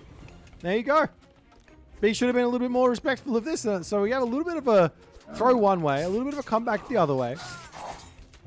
Meanwhile, Palace up in the center of the map. Counter barracks, military barracks, the lot coming down for B. As Zuccolo continuing to control these chariot archers really, really nicely, but he's only got a handful of them. Slingers with the shoot. The Age of Empire is too micro. He's trying to dodge those javelins as best as he can. You absolutely have to be actually targeting the right unit, though. You can't just A-move afterwards. That's the hard part. So the chariot archers over here getting pushed back. Zuccolo could be making a whole bunch of spearmen here. He's got the resources for it. It's 45 villages to 58, though. As Zuccolo dives into his Migdol stronghold. Still trying to hold on to this position. And now we are going to be starting to see some Gontarius to come through. And can Zuccolo bring this one back?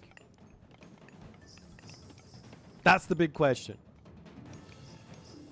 He's not that far behind. Villager differential obviously favoring B. 60 population of citizen. Do gather faster than 48 population of villager. However, the Egyptian army is significantly cheaper than the Atlantean army.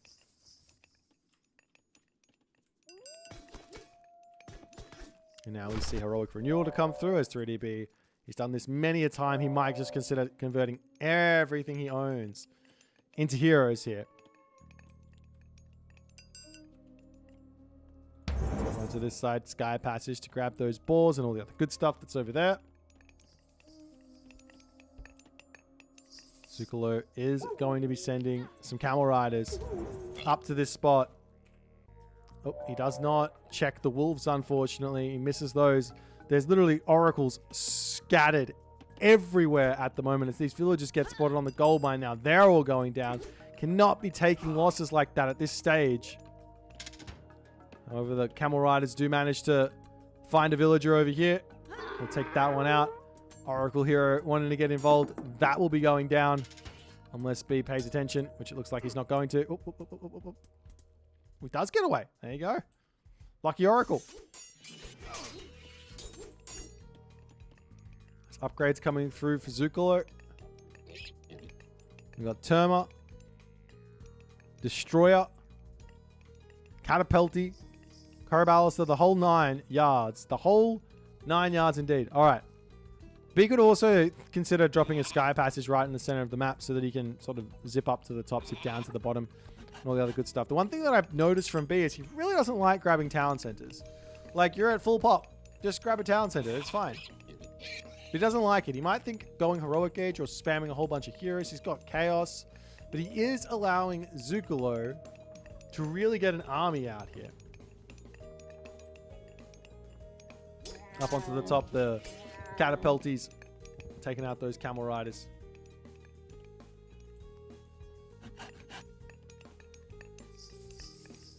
And the calm before the storm as B is just pushing himself further and further ahead in this game. Now, one thing here that is good for Zuccolo is B is pop locked. He has no population space for villages, which does mean every 15 seconds or so, Zuccolo will be getting an extra villager. But the Terma raids are coming through, and heavy Terma hit pretty hard as Zuccolo has to pull back into his main base here, and he's back down to 45 villagers. Meanwhile, though, onto this position, Zuccolo sees the raid and says, "No worries, man. I will come and kill you now." As his siege towers targeting down the palace. Is this gonna be enough damage? I don't think it will be. Palace still standing. Slinger versus Terma. I believe the Terma win this fight to some degree. You do need like Spearman or Elephant or Camel Rider, and he does have those. Manages to push B back ever so slightly as the Scarab does end up dying there. Priest to try and take out those Prometheans as they are about to get cleaned up as well. And now 3DB does have a second town center, so that's going to push him further and further in front. Palace getting repaired all the way back up to full. And now we see the Spice as Heart of the Titans is clicked up. And this means at any point, all of these units can just get heroized in an instant if he wants to. Meanwhile, just a casual 10 oracles, because why not? Why would you not go 10 oracles? If you have the opportunity to go 10 oracles, we go 10 oracles. A whole bunch of hero units get converted in there. And Zuccolo is just in a very, very difficult spot. His army is minuscule compared to 3DB, and Zuccolo there does call it as he taps out, and B takes game number 1. This one was such a well-played early game from Zuccolo. 3DB was actually the one to make the first blunder here. This first fight that he lost, well, not ideal for him in the slightest, but he pulls himself back up. Zuccolo takes the heroic cage, but he wanted to go for the flashy all-in finish, and he just didn't have the units. He just did not have the units. And B wins that fight, and then he leans on that advantage for the rest of the game. Zuccolo almost managed to find some fight here, but B too good, too far in front, and that's game 1 in the books, ladies and gentlemen. Let's jump into game number 2, or check out the draft before we jump into game number 2.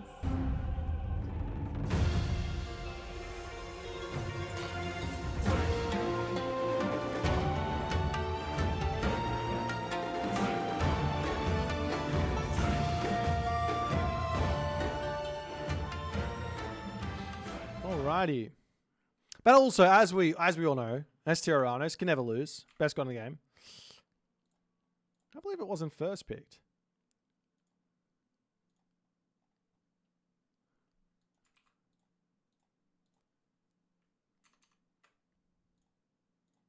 Alrighty.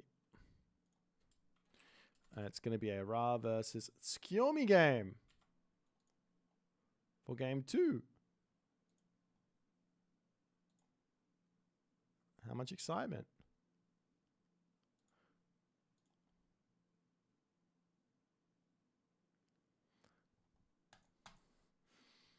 You can't tell? Well, I'm not trolling. Uranus is the best god in the game.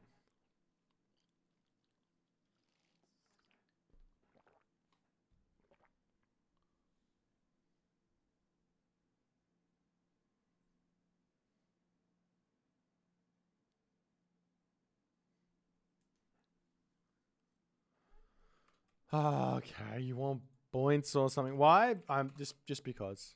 There's no need to explain it. We just all have to accept it.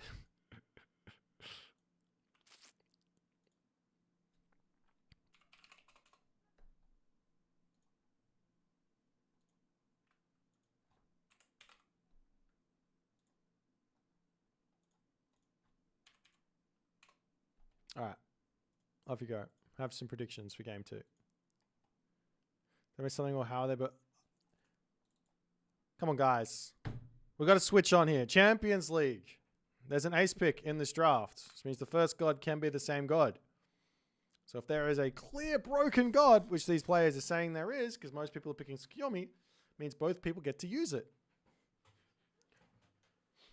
And that way we actually get to tell if it is broken or not. So far we've seen a lot of Skiomi losses though, so I don't even know what to believe anymore.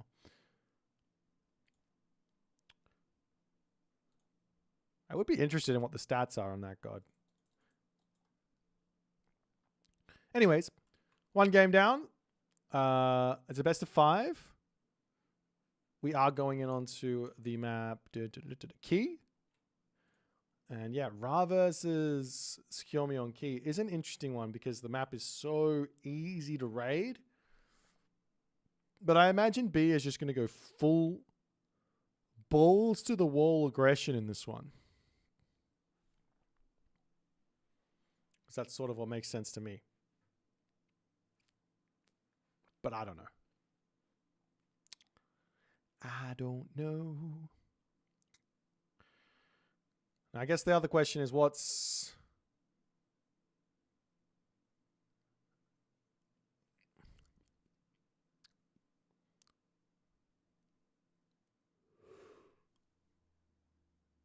Ooh. What's the Tsukiyomi plan here? Apart from trying to get to the Tengu. I feel like you can play a 2TC game here as Ra. I feel like you can.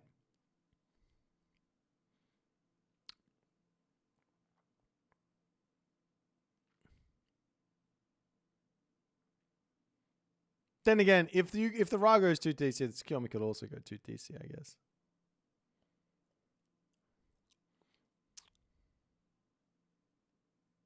So the reason why I'm saying maybe you can go 2TC here with Ra is that when the Tengu fast heroic comes in, you're just shifting sands away your villagers from whatever town center that they go and attack first. And then you just you just take all of those villagers and you just leave them in the one spot and you just mass up units. I feel like that could work. Anyways, that might be silly. Let's get into this game and see what these guys are going to have a go at as we get into game number 2.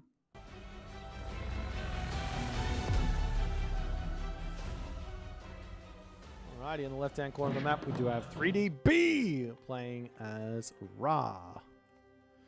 And his opponent in the red color playing as Skiomi is Zuccolo. So we have a bit of the spice here at the start here for our map Key. As the players are going to be searching around for all of their cows. System of Bast on the map there, making villages a little bit cheaper. Over on this one, we've also got ourselves the Pygmalion statue. This relic is so huge. It's hidden behind this bush, but it is in the bush. This is literally hide in bush, hide on bush, hide within bush, hide on bush, bush. Alrighty, up onto this next one. They're all in the bush. Is that just normal? Tower of Cestus here, with a bonus against myth units. And at the top here, it is the Feather of Jingwei, which is plus 0.5 wood per second. Alrighty. So, a little bit of a cow count after the initial cow hunting has finished. We've got 9 cows for Zuccolo. On the other side, 6 cows for 3DB. So that's pretty good. And I think Zuccolo is finding more. We've got 12, 13, 14, potentially also 15, 16 here as well.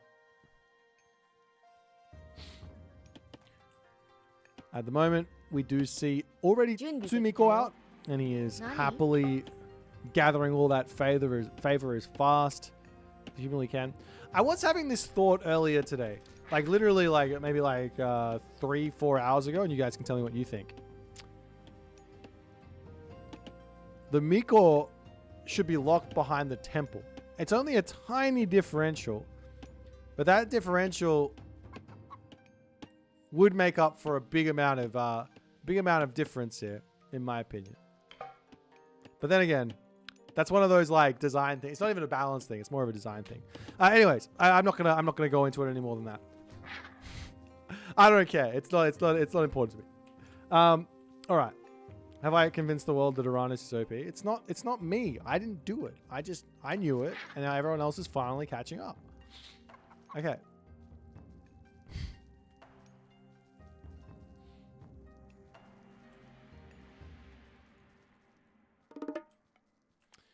As we see a temple coming in for 3DB in a very strange position here. I feel like this is like... I feel like B is just throwing all caution to the wind and says, I just want my temple to be as safe as it possibly can be.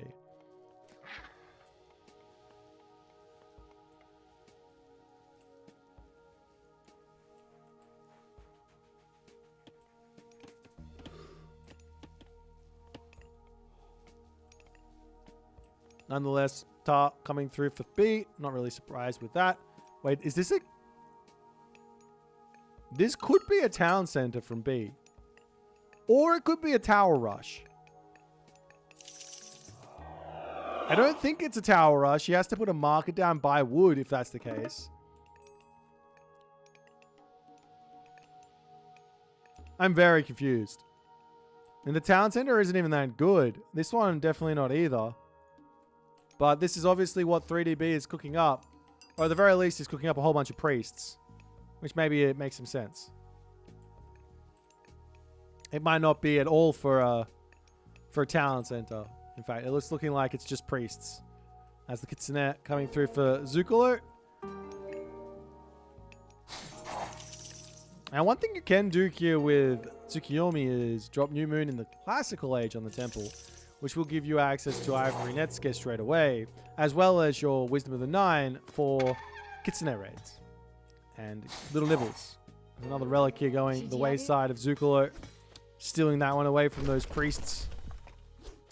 Got to be careful with your Kitsune. He's actually going to be grabbing the Wisdom of the Nine here. That's the damage coming in onto them. Takes a little while for this to actually come through. It's 40 seconds there. Meanwhile, Market, Barracks, double armory here for 3DB. He loves the double armory. To ask him why. I think it's mostly just because you forget to get your armory upgrades, and then this just makes up for it. But nonetheless, we've got a dojo coming through. We've got some more Naginata riders on the way. And Zuccolo is going to be playing a little bit of a different style of Tsukiyomi here, it looks like. He has the nine-tailed kitsune. You cannot disrespect these bad boys. And all the other good stuff.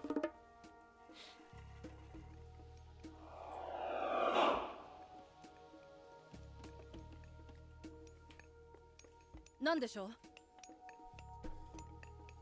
Meanwhile, Zuccolo getting himself his watermill up here. Going to come up to the top and start dropping some walls.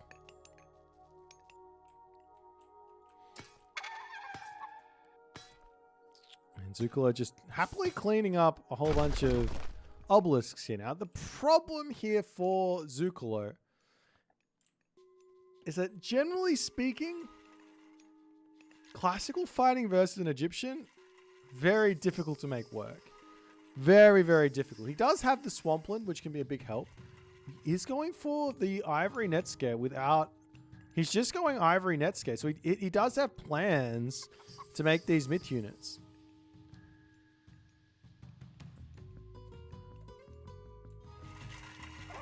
As the priest is spreading out all over the place. They will be moving quite quickly here. What are they at? 6.6 speed. So they can rush around the map and get all the good stuff going on.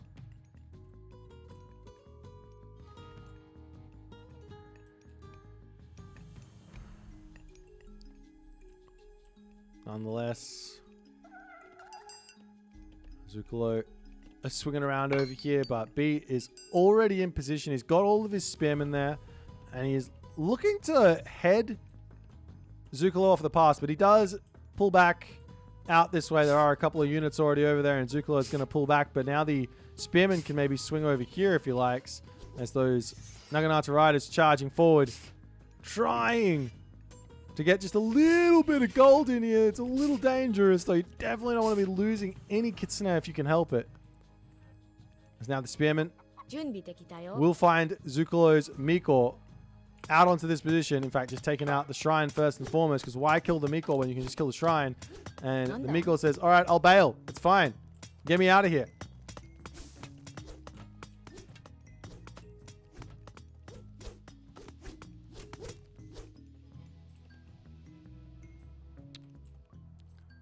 Oh, little cheeky priest in the center of the map, getting a huge amount of line of sight. Will get taken out, and he has to pull back. But after this, we will be seeing Hachiman queued up, and there will be some heroic age shenanigans on the way as the watchtower is to come through now for Zuccolo to try and help defend him. These units can really now start putting some big pressure on. Now the question is now for B, when he sees Hachiman, what do? Do you just pull back to your main base? Like, you don't have to do anything. Just get back here and just sit back and just enjoy the classical age.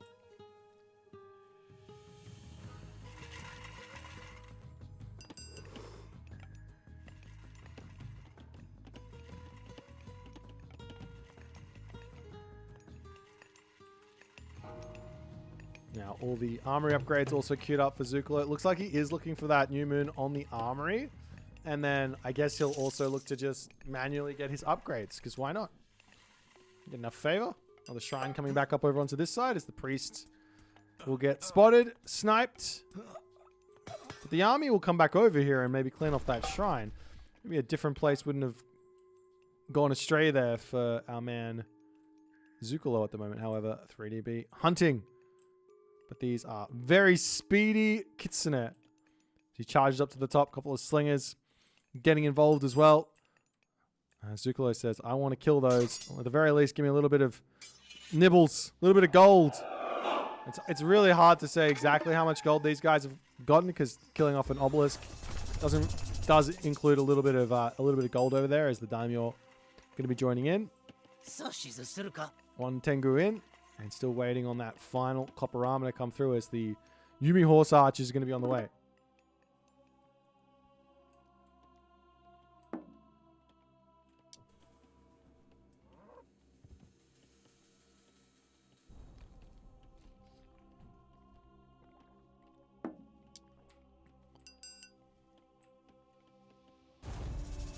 There's that new moon.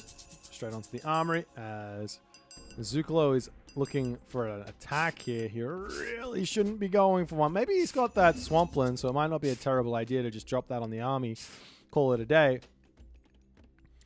But now Zuccolo ready to turn in here, as I'm sure Swampland has to get dropped down. We'll see the Shogun on top of that Wadjet.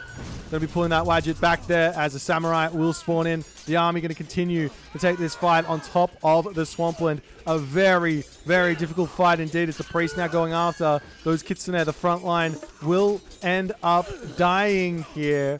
But the Samurai numbers are going to be increasing, as look at this Shogun getting so much damage done.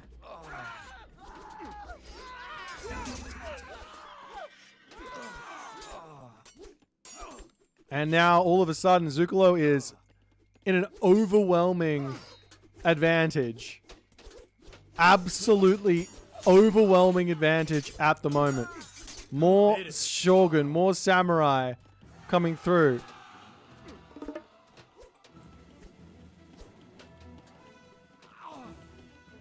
You can see Zuccolo isn't even making villages. He literally stopped making villages, and it's not going to matter here because he's got so much stuff. I mean, to some degree, the Shogun is making units for him, so it's not the biggest of deals. The Axemen are going to be getting... There's not too many Axemen here, so they will be getting taken out by those Samurai. The Shogun continuing to get so much value now. Naginata Rider is going to be joining in.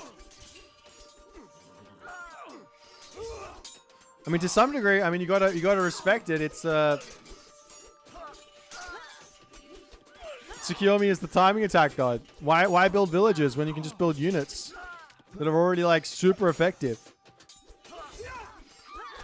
Shogun's still alive. Villages falling left, right, and center. Now the villager lead is in for Zuccolo, and a dominating game 2 there, as Zuccolo does manage to take this one. I'm not really sure what 3DB was trying to do here. He was playing his style, I think, but you have to play a different... I think you have to play a specific anti-Tsukiyomi style when you're playing against Tsukiyomi. I don't think you can just play whatever you normally do and make it work, unfortunately. So, for example... Maybe a little bit more aggressive early on, spamming those units out just directly, straight away, fast, and in onto the gold mine, causing problems there. Could have been one way to go about it. Just sniping shrines and things like that. Life's going to get tough. But a well-played game from Zuccolo levels the series 1-1. And we will drop back over to the draft and see what's going to get picked for game number 3.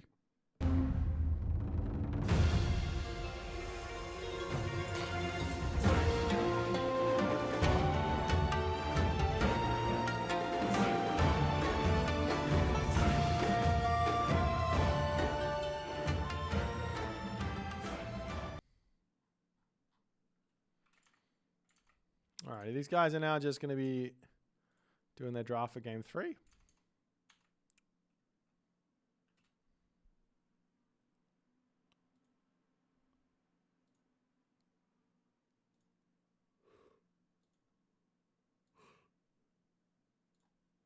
Excuse me. It's going to be a Thor versus Amaterasu game. It's so hot. It's getting very, very hot here.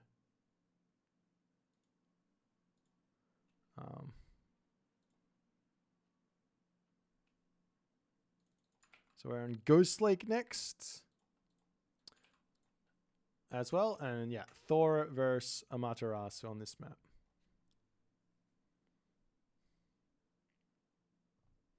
It's the most interesting unconventional new moon. New moon on the town center seems pretty unconventional, not terrible as well. When you go through Okuninushi.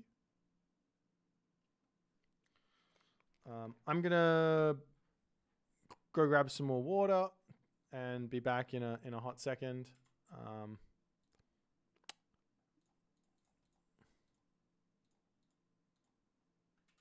they're going to get started very shortly. So I'm just going to put the timer on for 4 minutes, and then by the time it started. I'll be right back. Tsukiomi has a 100% win rate against Egyptian in the tournament. The Egyptian players haven't worked it out. No, they don't. No, that's not true, Mr. It's Lit Boy. Tsunison and Grass. Ra won that matchup. So, bam. Take that. Checkmate, atheists.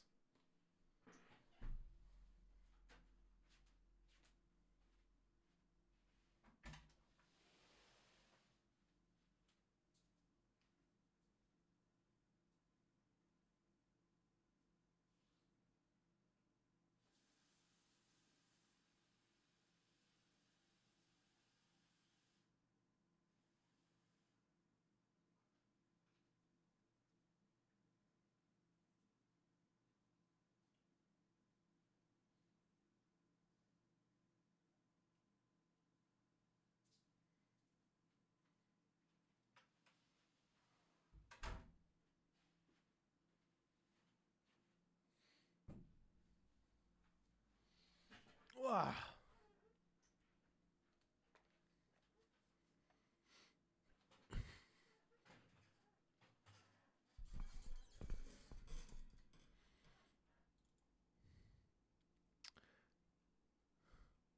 I'm off. I'm off by quite a bit. Fantastic.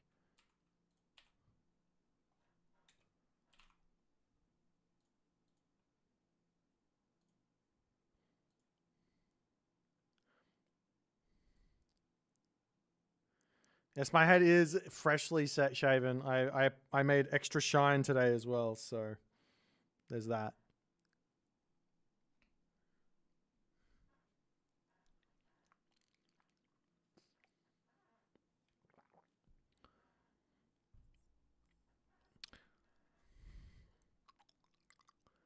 Ivory net scare.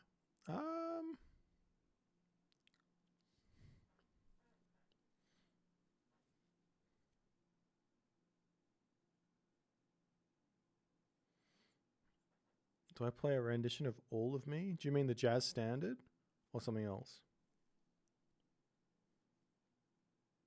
Do do do do do do do do do. Nah, don't know it. Do do do do do do do do do do. Tengus are fine. Not really. Shogun is definitely there's like, okay, there's at the moment, if you really want to kill the strat, which I don't want to do, I love the strat, I just don't like how strong it is right now. If you really want to kill the strat, you nerf Tengu, you nerf the Shogun, you nerf the Ivory Netsuke into the ground. Alternatively, to just nerf it, you just nerf those three things a little bit, just a little bit, each of them, and it's fine, right?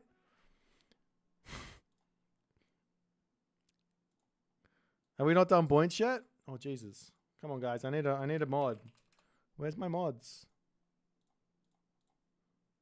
Here you go. Here's for game 3. Who win game 3? Off you go. All right, let's get into game number 3.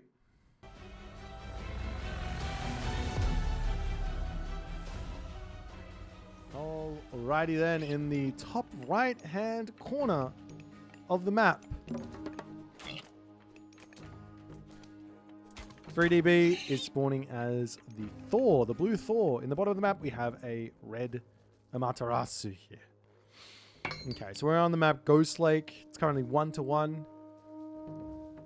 We are seeing our second showing of the Japanese gods here from Zuccolo. He's 1-1 with the Japanese.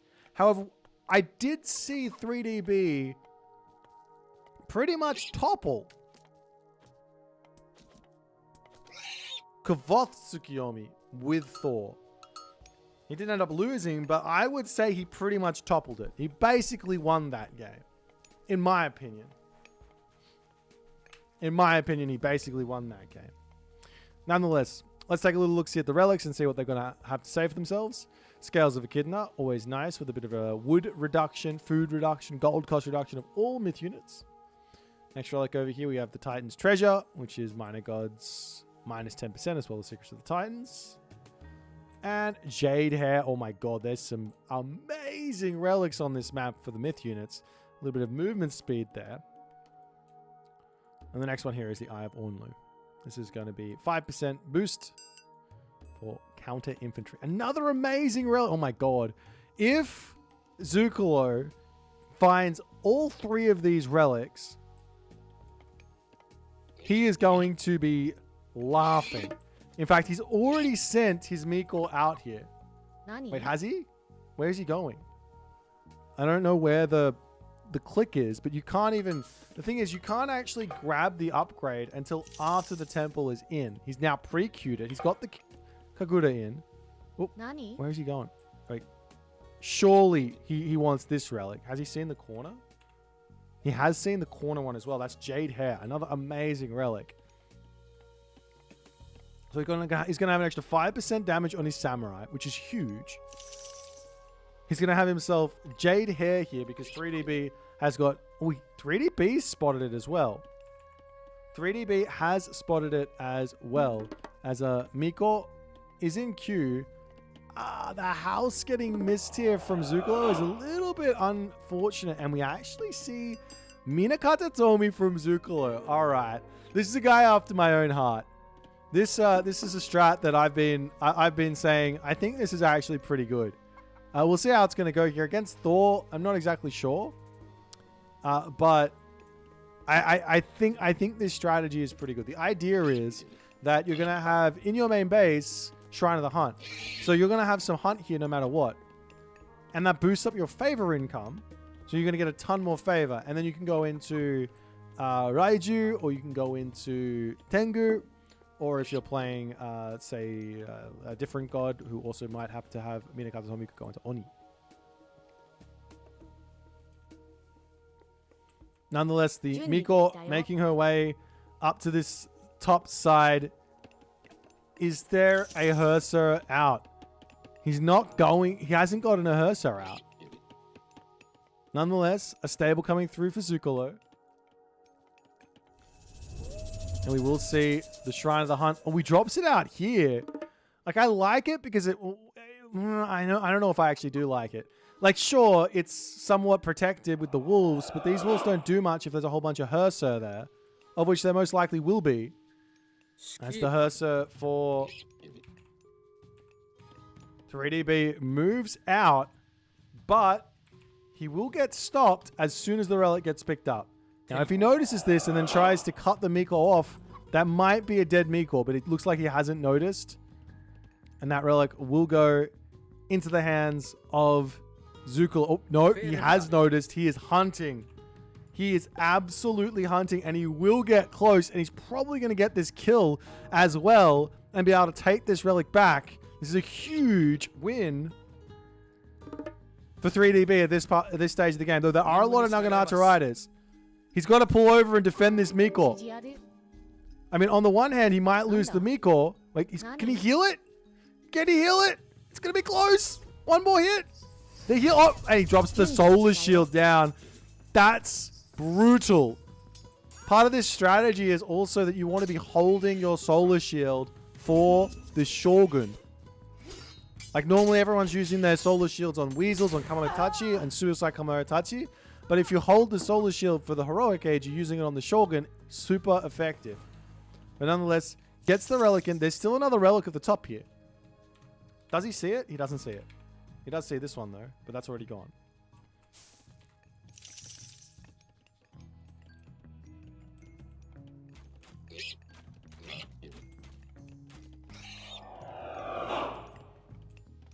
Alright, Naginata Riders poking their way in as the villagers decide, you know what, I got some shanks, let me shank back.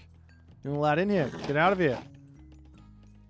And Zuccolo does oblige. She's going to be pulling back to his main base. We are going to be seeing that Saltwater Spring pre-queued as well. Very nice upgrade there as well. Though it's only nice if you're on a hunt, of which berries are not hunt. You'd have to be out on this food.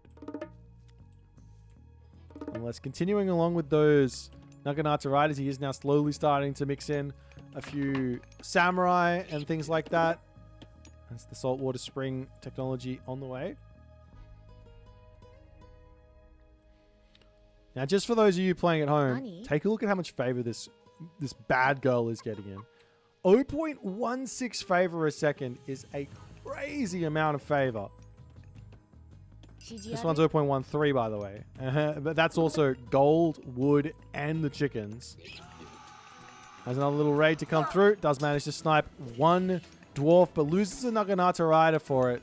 I think that's going to be a trade that B is going to be completely happy with.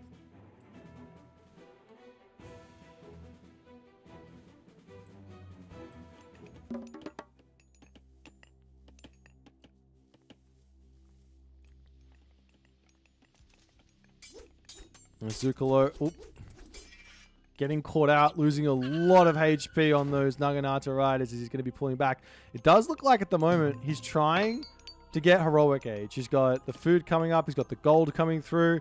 It is a 1 gold mine Ghost Lake after all, so there's a little bit of risk in this one here for 3DB.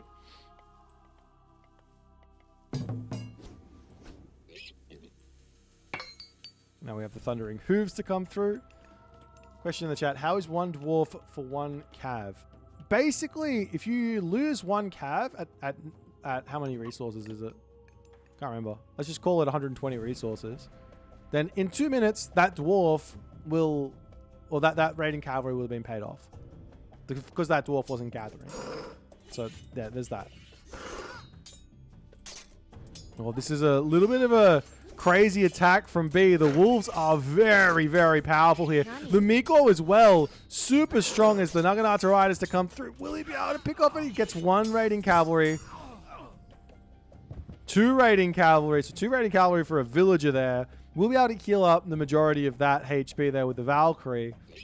Not the best of moves from B, as now we see Hachiman, Kumiki, as well as a couple of Yeti Spearmen, as the plan here for Zuccolo is crystal clear. He wants Horse Archer. He wants Shogun. He wants Tengu. What do you do as the Thor against that? Hersa? Huskal? Goaty? He's got to get to the heroic age to be able to make that happen. At the moment now, B is out on his 2nd gold mine.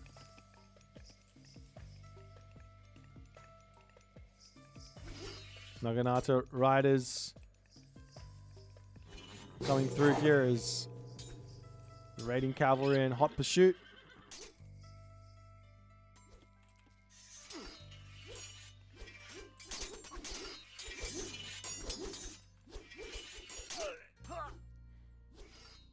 But he will be able to pull himself all the way back over here. Is now Tengu on the way. Is he getting his technologies? He's got a lot of favor there in the bank. The only thing here is that these Tengu, you can't really throw them away. You can't be like, you don't get any value for just like charging in and losing them by getting a whole bunch of damage off. Because the Daimyo now in. And this might be a little bit too scary for Mr. B to be fighting.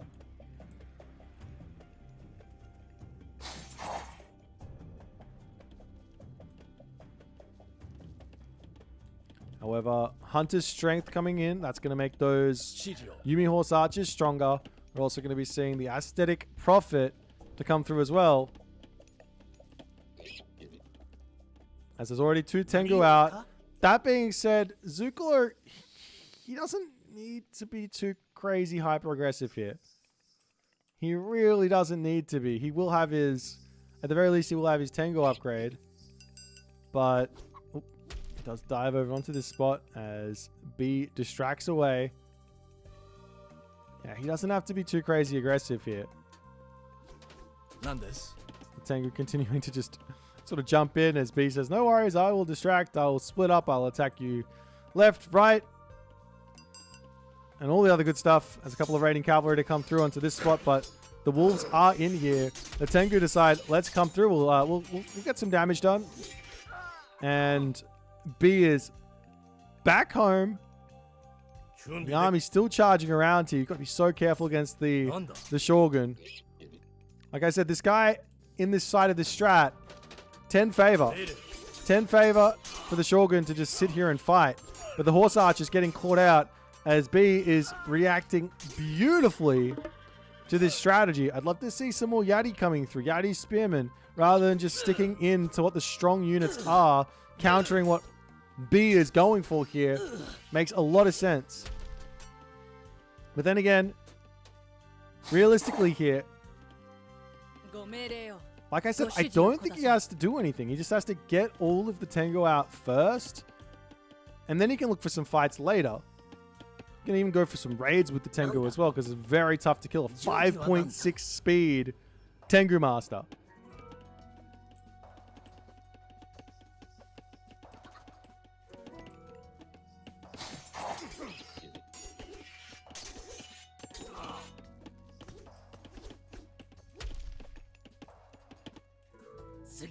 Tengu coming in. Lots of dwarves. Unbeknownst to them. Oh. The Hersa, they've got some sort of an idea. Dives forward. Gets one kill. And then snipes. And then sneaks out of there. As the Hersa can't really even get anything off. But a nice deflection from B. He does still have that villager economic lead. He's in a big lead at the moment. I'd love to see Frost coming through and that sort of stuff on the side for B. Maybe a Flaming Weapons wouldn't go astray as an idea as well. So the Tengu are going to get chased down a little bit. Taking some pretty big damage as Zuccolo says it's time to go. Drops down the Solar Shield onto one of those Tengu to heal him back up. But now no Solar Shield for the Shogun. Makes this probably not the best of fights to take for Zuccolo, but Zuccolo says, let's go. And those Tengu do need to be getting those jumps in mid-fight here. Otherwise, they lose all their effectiveness. And it's looking like, to me, 3DB, is he winning the fight? I don't know if he is. This Shogun is getting so much value on top of the Shield Maiden Valkyries. The samurai numbers are climbing. This is a 900. That's 1,000 damage Shogun. B manages to hold the fight, but this guy has gotten so much value. He could turn and use the Solar Shield or something. Try and get some more value in as the Horse Archers continuing to come through here.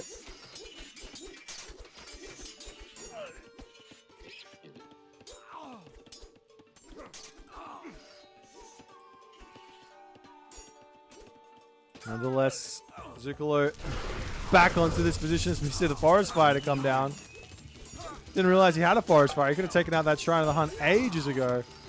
Nonetheless, the Shogun does get the Solar Shield here as he gets on top of the Shield Maiden Valkyrie, but there does end up falling. And it's looking to me like B is going to be able to break through all of this nonsense. And with a temple Zuccolo in his face, Zuccolo does decide to tap out here. I really like this strategy from Zuccolo. I just didn't like the execution in the slightest. He had everything telling him to do this. He had the Eye of Ornlu for the samurai. He had the Jade Hair for the thing up on this side. I didn't see it, but he had this Scales of Echidna. But realistically, he just needs to wait. There's no rush here. There's really no rush. Just wait. You don't even need to go out onto the second gold mine. You're going to be able to make an army here. It's so disappointing. Everyone wants to finish these games too fast. Look, he takes a fight down nearly 2,000 military resource value. It's a close fight even with that, but imagine he has like another 5 Tengu out. Nonetheless, a well-played game from 3DB, as is to be expected. We'll go into game number 4 and see if B is going to be able to finish off Zuccolo. But so far, B's been looking pretty strong. Zuccolo has one more Japanese god left. He's got that Susanoo. He does also have some other strong gods in his pool, so let's have a look.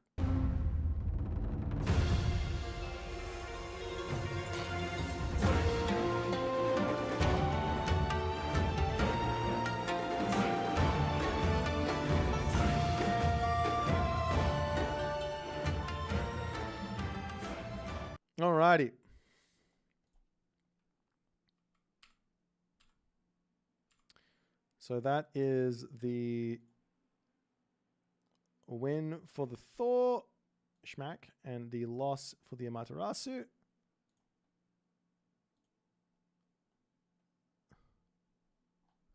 And so we're going to be going in onto the map Anatolia. And we'll see who goes for what. It's going to be a Kronos versus Freyr game. Interesting. Very, very interesting.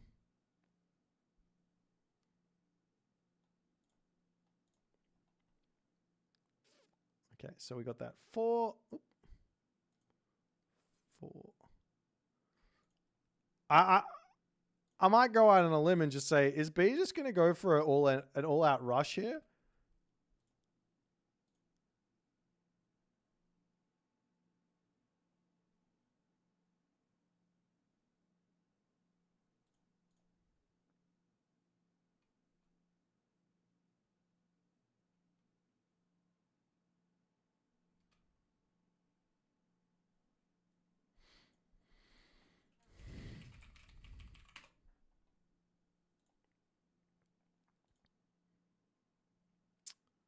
All right. Oh, you guys want points? I keep forgetting you guys are obsessed with the points. B1 game 3. And this does really have a large... This does really speak large to your Norse weak claims. Big Norse is really looking silly at the moment. I'm not going to lie. Big Norse taking out Big Japan.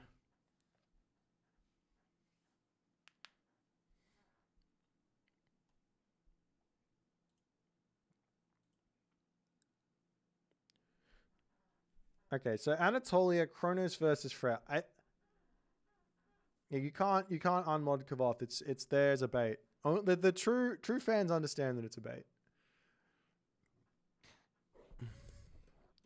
What am I saying? Okay, Kronos versus Freyr.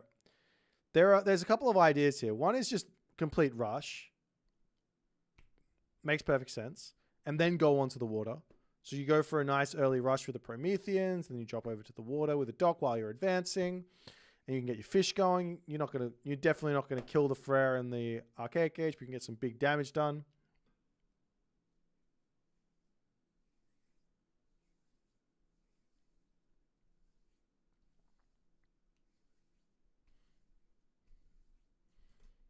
Then again, you can just play normal here. I don't know if 3DB knows how to play normal at all. I'll be very interested. I guess we'll see. Because we're going to be jumping into game number 4 right now. Let's go.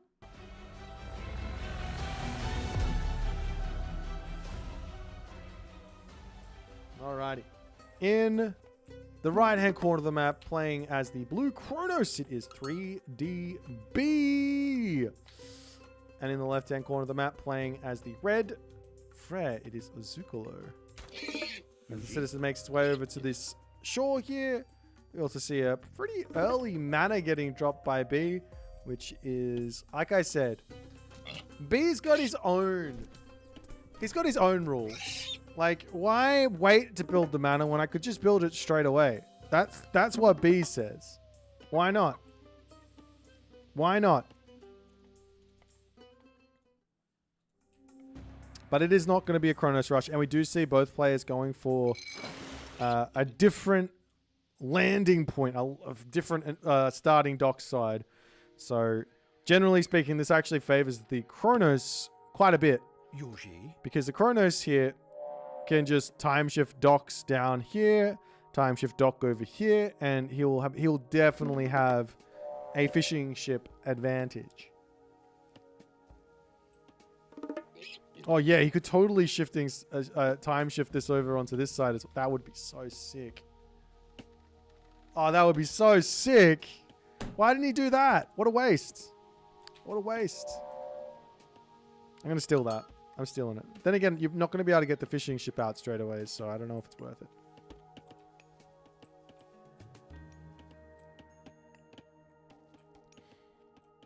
Anyways, Zuccolo is already out in his smacking couple of oracles and all the other good stuff.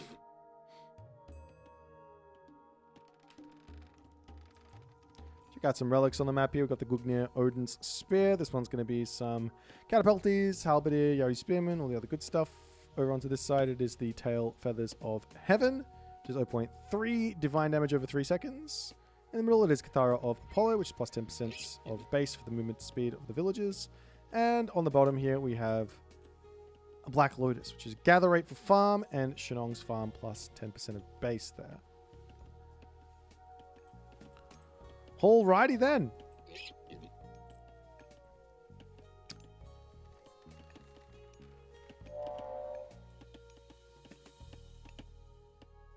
Now, it could be the case here that 3DB just wants to go for a really quick advance time.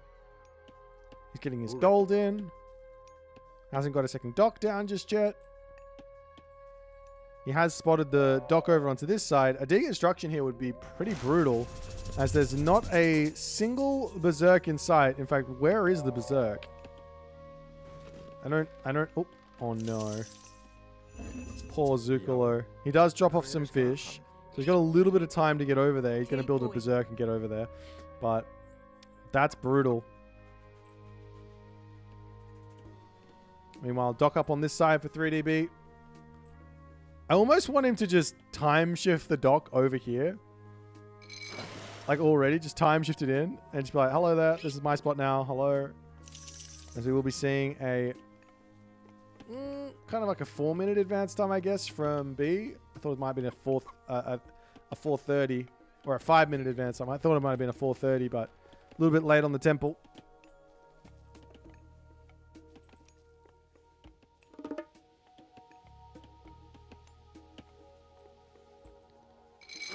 As the dock now back up, and the berserk is going to get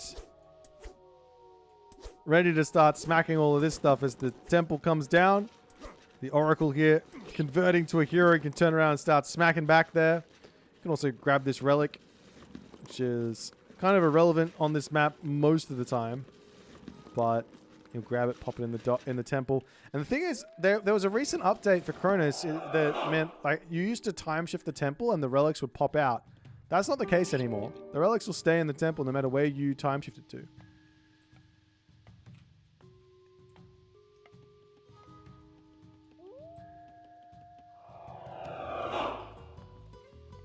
Oracle hero over onto this side.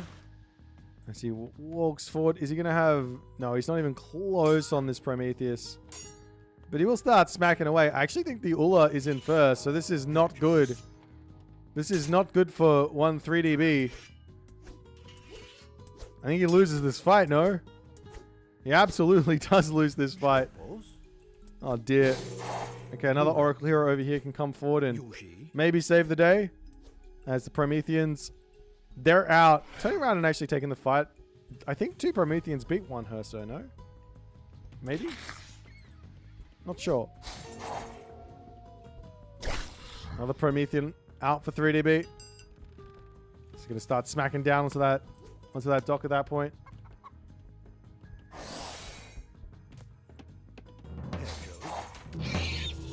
We will be seeing an Asgardian Bastion getting dropped. Did he spot it? He did spot the Asgardian Bastion there. So he knows exactly what's coming his way as the Prometheans are just running around. I'm still surprised. I'm pretty sure it's either 2 or 3 Prometheans beat a Hersa. As Zuccolo is very much going to be fine with getting this Asgardian hill fort up. There's really not enough stuff here just yet. As the Draugr does get spotted, does get beaten up. Hersa comes over here. Will smack a little bit before the Prometheans start dying. Move on to this side. Dreki out as 3DB in for some trouble.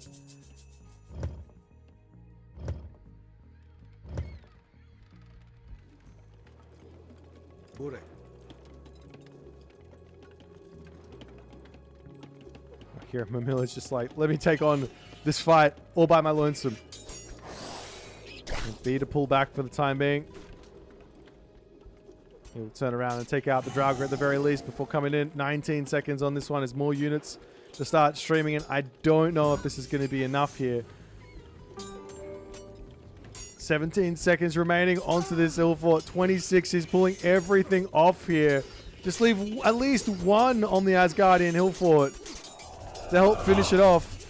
As the Murmillos coming through, we see the Valors onto low HP units here as the Prometheans to come through, deconstructing the Longhouse as the Asgardian hill fort is 3 seconds from completion. And it will finish, but not before all the units are dying, and he can just turn around and take this out.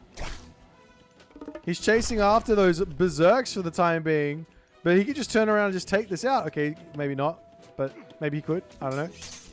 Charges into the main base. But got to be careful there. He is getting some good value over onto this side, but losing his Bareems here underneath the dockfire. No, you cannot deconstruct a hill fort, or an Asgardian hill fort, that is.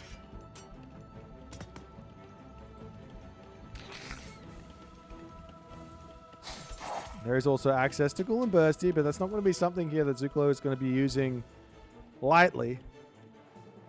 Onto this side, Fireship versus Longboat. Longboat will win that fight.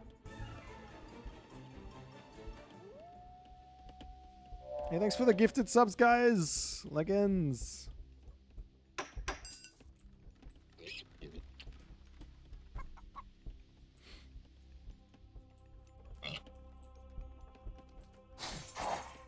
All right. So now that the hill fort is up, Zuccolo can basically just relax a little bit. He can go into a whole bunch of thrown axemen. The problem is that he's taken big damage on the water. Now, the nice thing here is the B's only got 10 fishing ships. B has only got 10 fishing ships. So that does make things somewhat difficult for B. He could have a lot more food economy going for himself if he just build a couple more. But more docks are up. And the longboat will end up going down as we see 3DB wandering forward here. Dreki on the way as the boys to pull back. There are 2 fire ships waiting in reserve as cleaning up this dock is going to be a really nice help to just complete dominance in this game for B. Zuccolo on the bottom of the Dreki. Gonna help out. There is this Bareem on the back though. That's gonna be a little bit too much on this bottom side, but A-Gear is now queued up. And again, I'd love to see all the fishing spots getting grabbed. We see Hyperion coming through for 3DB as well. Man, 3DB is playing this one so unorthodox, but in classic 3DB fashion, it's just working for him. It is absolutely just working for him. He sends his citizen down. I know he doesn't need to. He can time shift the docks, but he does so nonetheless, and he is ready to pop this dock down here. He can chop some wood while he waits. But the Dreki is out now for Zuccolo. He will give himself a Kraken on the bottom of this water, which will help him with the defense. That's the units, though. They're in for Zuccolo. He's ready to defend. I guess B doesn't need to go super aggressive here. Like, sure, there's a gold mine, but so long as you're going to be able to lock off this middle town center and this town center from getting grabbed, that's all you need to worry about. Because if those get grabbed, then Ghoul and Bursty in the center can be a problem. But your opponent just having access to one gold mine, that's not going to be the end of the world here.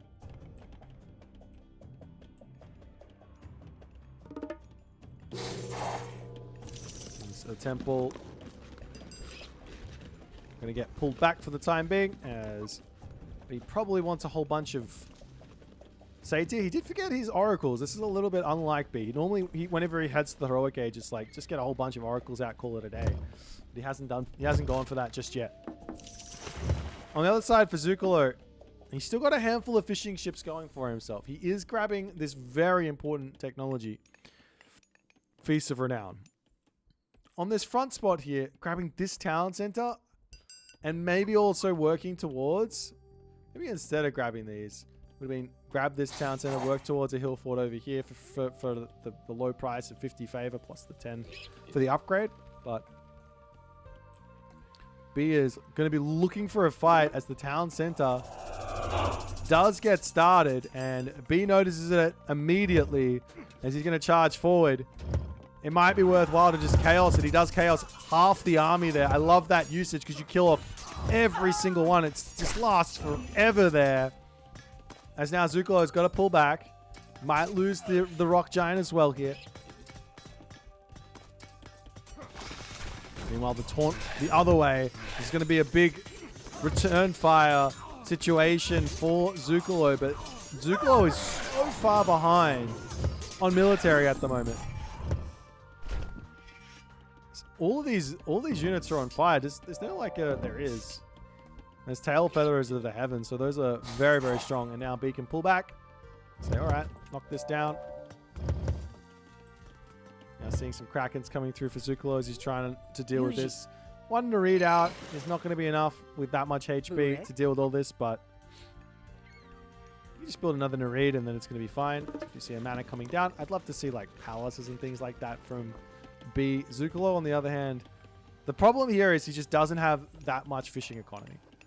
In fact, also B hasn't taken his fish just yet. He is getting his upgrades, which is fantastic, but 9 fish, 12 fish total? He's missing out on a lot of food income at the moment. The fire relic is just a morale boost? I don't think so. Maybe it is just a morale boost. 0.3 divine over 3 seconds. That's not nothing. That's not nothing. 0.3 divine over 3 seconds. That's like an extra DPS. Every time you hit, that's doing 0.3. And these guys are attacking fast. That's 0.8. So they're doing 0.3 every 0.8 seconds. So there's that. Feels good. Another hill fort up though for Zuccolo. He does have his feast. Wait, does he have Feast of Renown? Did he stop it? Oh, he has it now. So his units are healing underneath all of this. And B, he's got a deconstruction here. He can get rid of this if he wants. But there's no need to go for it just yet if there's no villages in the middle. Random citizen on the side will get taken out here.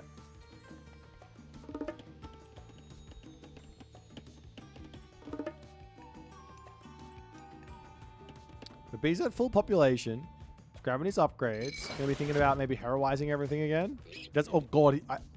I was commenting that B had no oracles before. He unironically now has got 9 oracles and he's now building his 10th. He is now building his 10th oracle. The madman. The absolute madman. Are you kidding me? Well, I guess he's going to have some favor income then. It's a little bit late though, let's be honest. Now he has to wait for 20 favor to deconstruction this as well. But can Zuccolo piece this puzzle together? Stay alive? He is grabbing a gold mine over on this side. So he's still got some hope in this game, but B is playing a very, very naughty game here. Another Nereid in queue to try and deal with this Kraken. Over onto this side, the docks are back up for Zuccolo. He's trying to get himself back into this game, economically speaking. Town center coming up for B, meaning Zuccolo not going to be able to have any help there. There is also this Tempest available. So again, you could go for a deconstruction, try and take a fight, force out Tempest, retreat, or something like that. Does the fire burn cause units to snare? I don't know. I guess so. I mean, it's damage. Really not sure.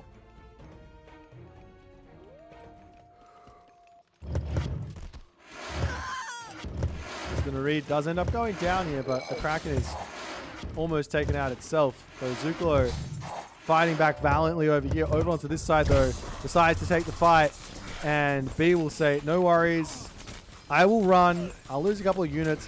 It's fine. But let me out of here. I'm just getting just outside of that Tempest there before turning. And these guys are shooting very slow. But Beast like, I can actually win this fight. This is not the strongest of Tempests in the world. He can also heroize some Caraballas here if he wants. The taunt comes through from the Rock Giant, but Zuccolo's army is just not cutting through here.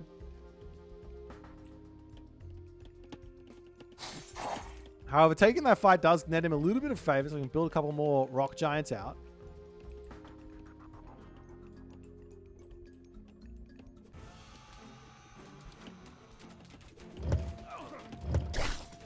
And Zuccolo's hill fort now under siege. Like, just leave it and then deconstruct, right? Kill this one.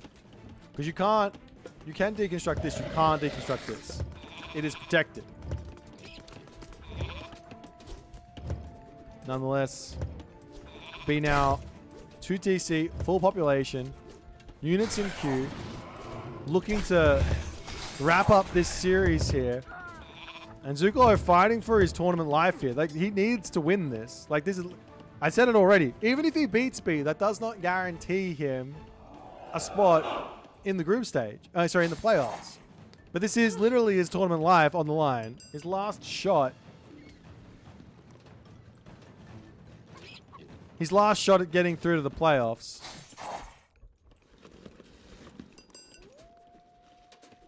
Move on to this side there. Raiding cavalry coming through. One citizen getting sniped.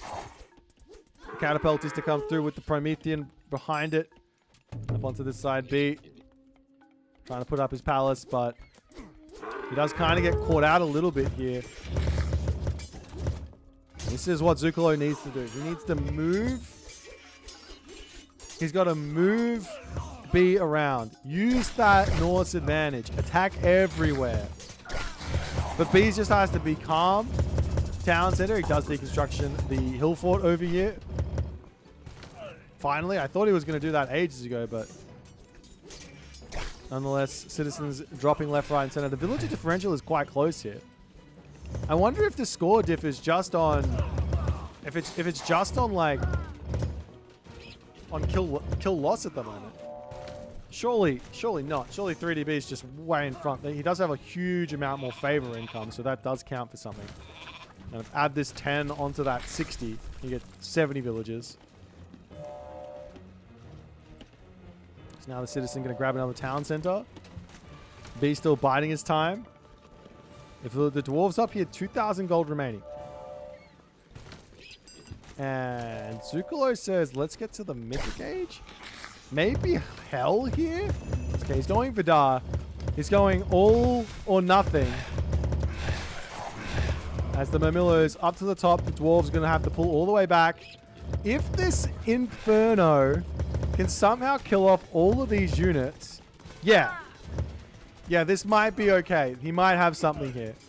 Raiding cavalry popping through onto the back line of Carabal's here. These Thrown Axemen need to be careful, though. He's got to be taking out everything else, as the majority of the Carabal's do end up dying, but there's still a handful remaining. The population here for Zuccolo dropping incredibly quickly.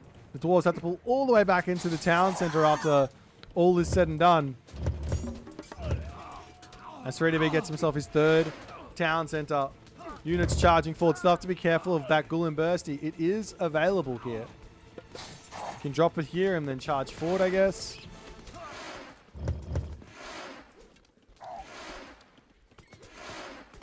But it seems like Zuccolo may have forgotten about the existence of said Ghoul and Bursty. Would have been really nice on that fight beforehand to just drop it. Nonetheless, Vidar getting very, very close. One idea here is to use the Rock Giant to taunt the units and then send the Inferno into it. As Zuccolo in a lot of trouble now. Chaos onto that back line. Units spreading out. Ghoul and Bursty does get called in. And that's going to get a big amount of damage done as the Satyr goes down. Units spreading out inside of the main base here for the time being. Is he back up onto the gold? No. There's a palace up over here as well. He's not going to be able to get any gold mines. But even if he's in the Mythic Age, it doesn't matter. The Fafnir comes through. It's going to be a big help for defending this main base. The villagers can get back to work. He's down by 40 villagers now. His Prometheans are all over Zuccolo at the moment. Ghoul and Bursty on the front, taking everything here out. Citizens slowly moving forward to grab the gold mine in the middle of the map. As the Gullenburst, he does end up dying. Another palace getting thrown down here. There is that Tempest to come through. Charges it straight through, winning a lot of those units as the Fafnir here can try and take out a whole bunch of those villages. Doesn't manage to do so. One last ditch push here for Zuccolo. He's on the gold mine underneath the double fortresses. The Fafnir does manage to chase these guys down a little bit onto the villages on the gold mine. Does so much damage to these guys as every little bit is going to count here. Meanwhile, more units getting built up. A whole bunch of heroes are already over here as they're all converting in. Kill off the Fafnir. Get 300 gold. Live the dream.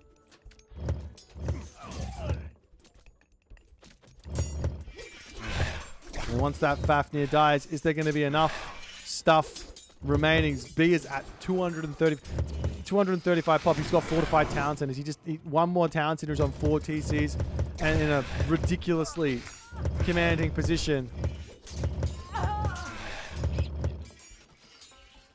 Is this going to be the end for Zuccolo? Tournament life will be ending here. He's trying to figure it out. I don't think there's anything he can do. His upgrades are coming through slowly. He's got no gold income. He's selling resources to try and keep himself going here. But there does not look like there's much that he can do. Army is completely surrounding his base. Villagers dying left, right, and center. And Zuccolo hard fought, but unfortunately, there must be winners, there must be losers. And Zuccolo taps out as 3DB takes the win, guaranteeing his spot in the playoffs. He's either going to be first or second in the group. Zuccolo, unfortunately, his Champions League run is over. But a really well played game, really well played series from both players. Super entertaining. But it has to be a winner. And unfortunately for Zuccolo, it's not him today. 3DB, however, will have to take on the mighty Soupmen to see who's going to be first in this group. There is actually something interesting that could happen, which would be if Kavoth beats Soup and B loses to Soup, we could see a 3-way tie for first place, in which case we'd have to run the tiebreaker to see who actually gets first. But we have to wait and see on that one. That's a lot of ifs.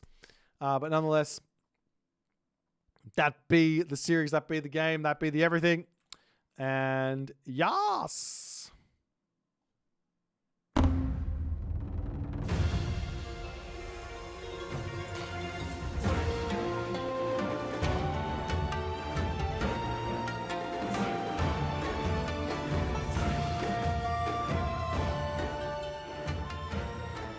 Alrighty, guys. So today's stream will be ending here. For those of you wondering what's coming up next, tomorrow we're doing a whole bunch of Challenges League games. We've got some recorded games to do. We've got Darthnox versus Zucht at 1800 GMT, but we will be doing some recorded games before there. The games that I am catching up on are... We have Avely versus Bachi. We have Garneth versus Darthnox. And then, yeah, the games I already said is going to be happening there as well. So those two games are going to be coming through. And, yeah, that's going to be it for tomorrow. And then on the next day, upcoming games, we've got on Thursday at 1300 GMT will be Soup versus Kavoth, will be a fun game. And then also on Friday at 1400 GMT is Soup versus B. So both of his games back to back there. Moscow versus Mini Yeti on I've got that date incorrect. It is Sunday 16th at 1600 GMT. Oh, sorry. Saturday 16th. Sunday 16th? Sunday 16th. Saturday 16th. I can't speak. Anyways, I'm going to see you guys later. Have a fantastic rest of your day and all the other good stuff. Let me see if I can raid someone if there is anybody doing a cheeky little stream. We've got Forks doing some stuff. I'll send you guys over to him. He seems to be doing some sort of some Brazilian thing. Anyways. Let me do this. Did I do the prediction? That's all right. All right, I'll see you guys later. Bye for now. Bye-bye.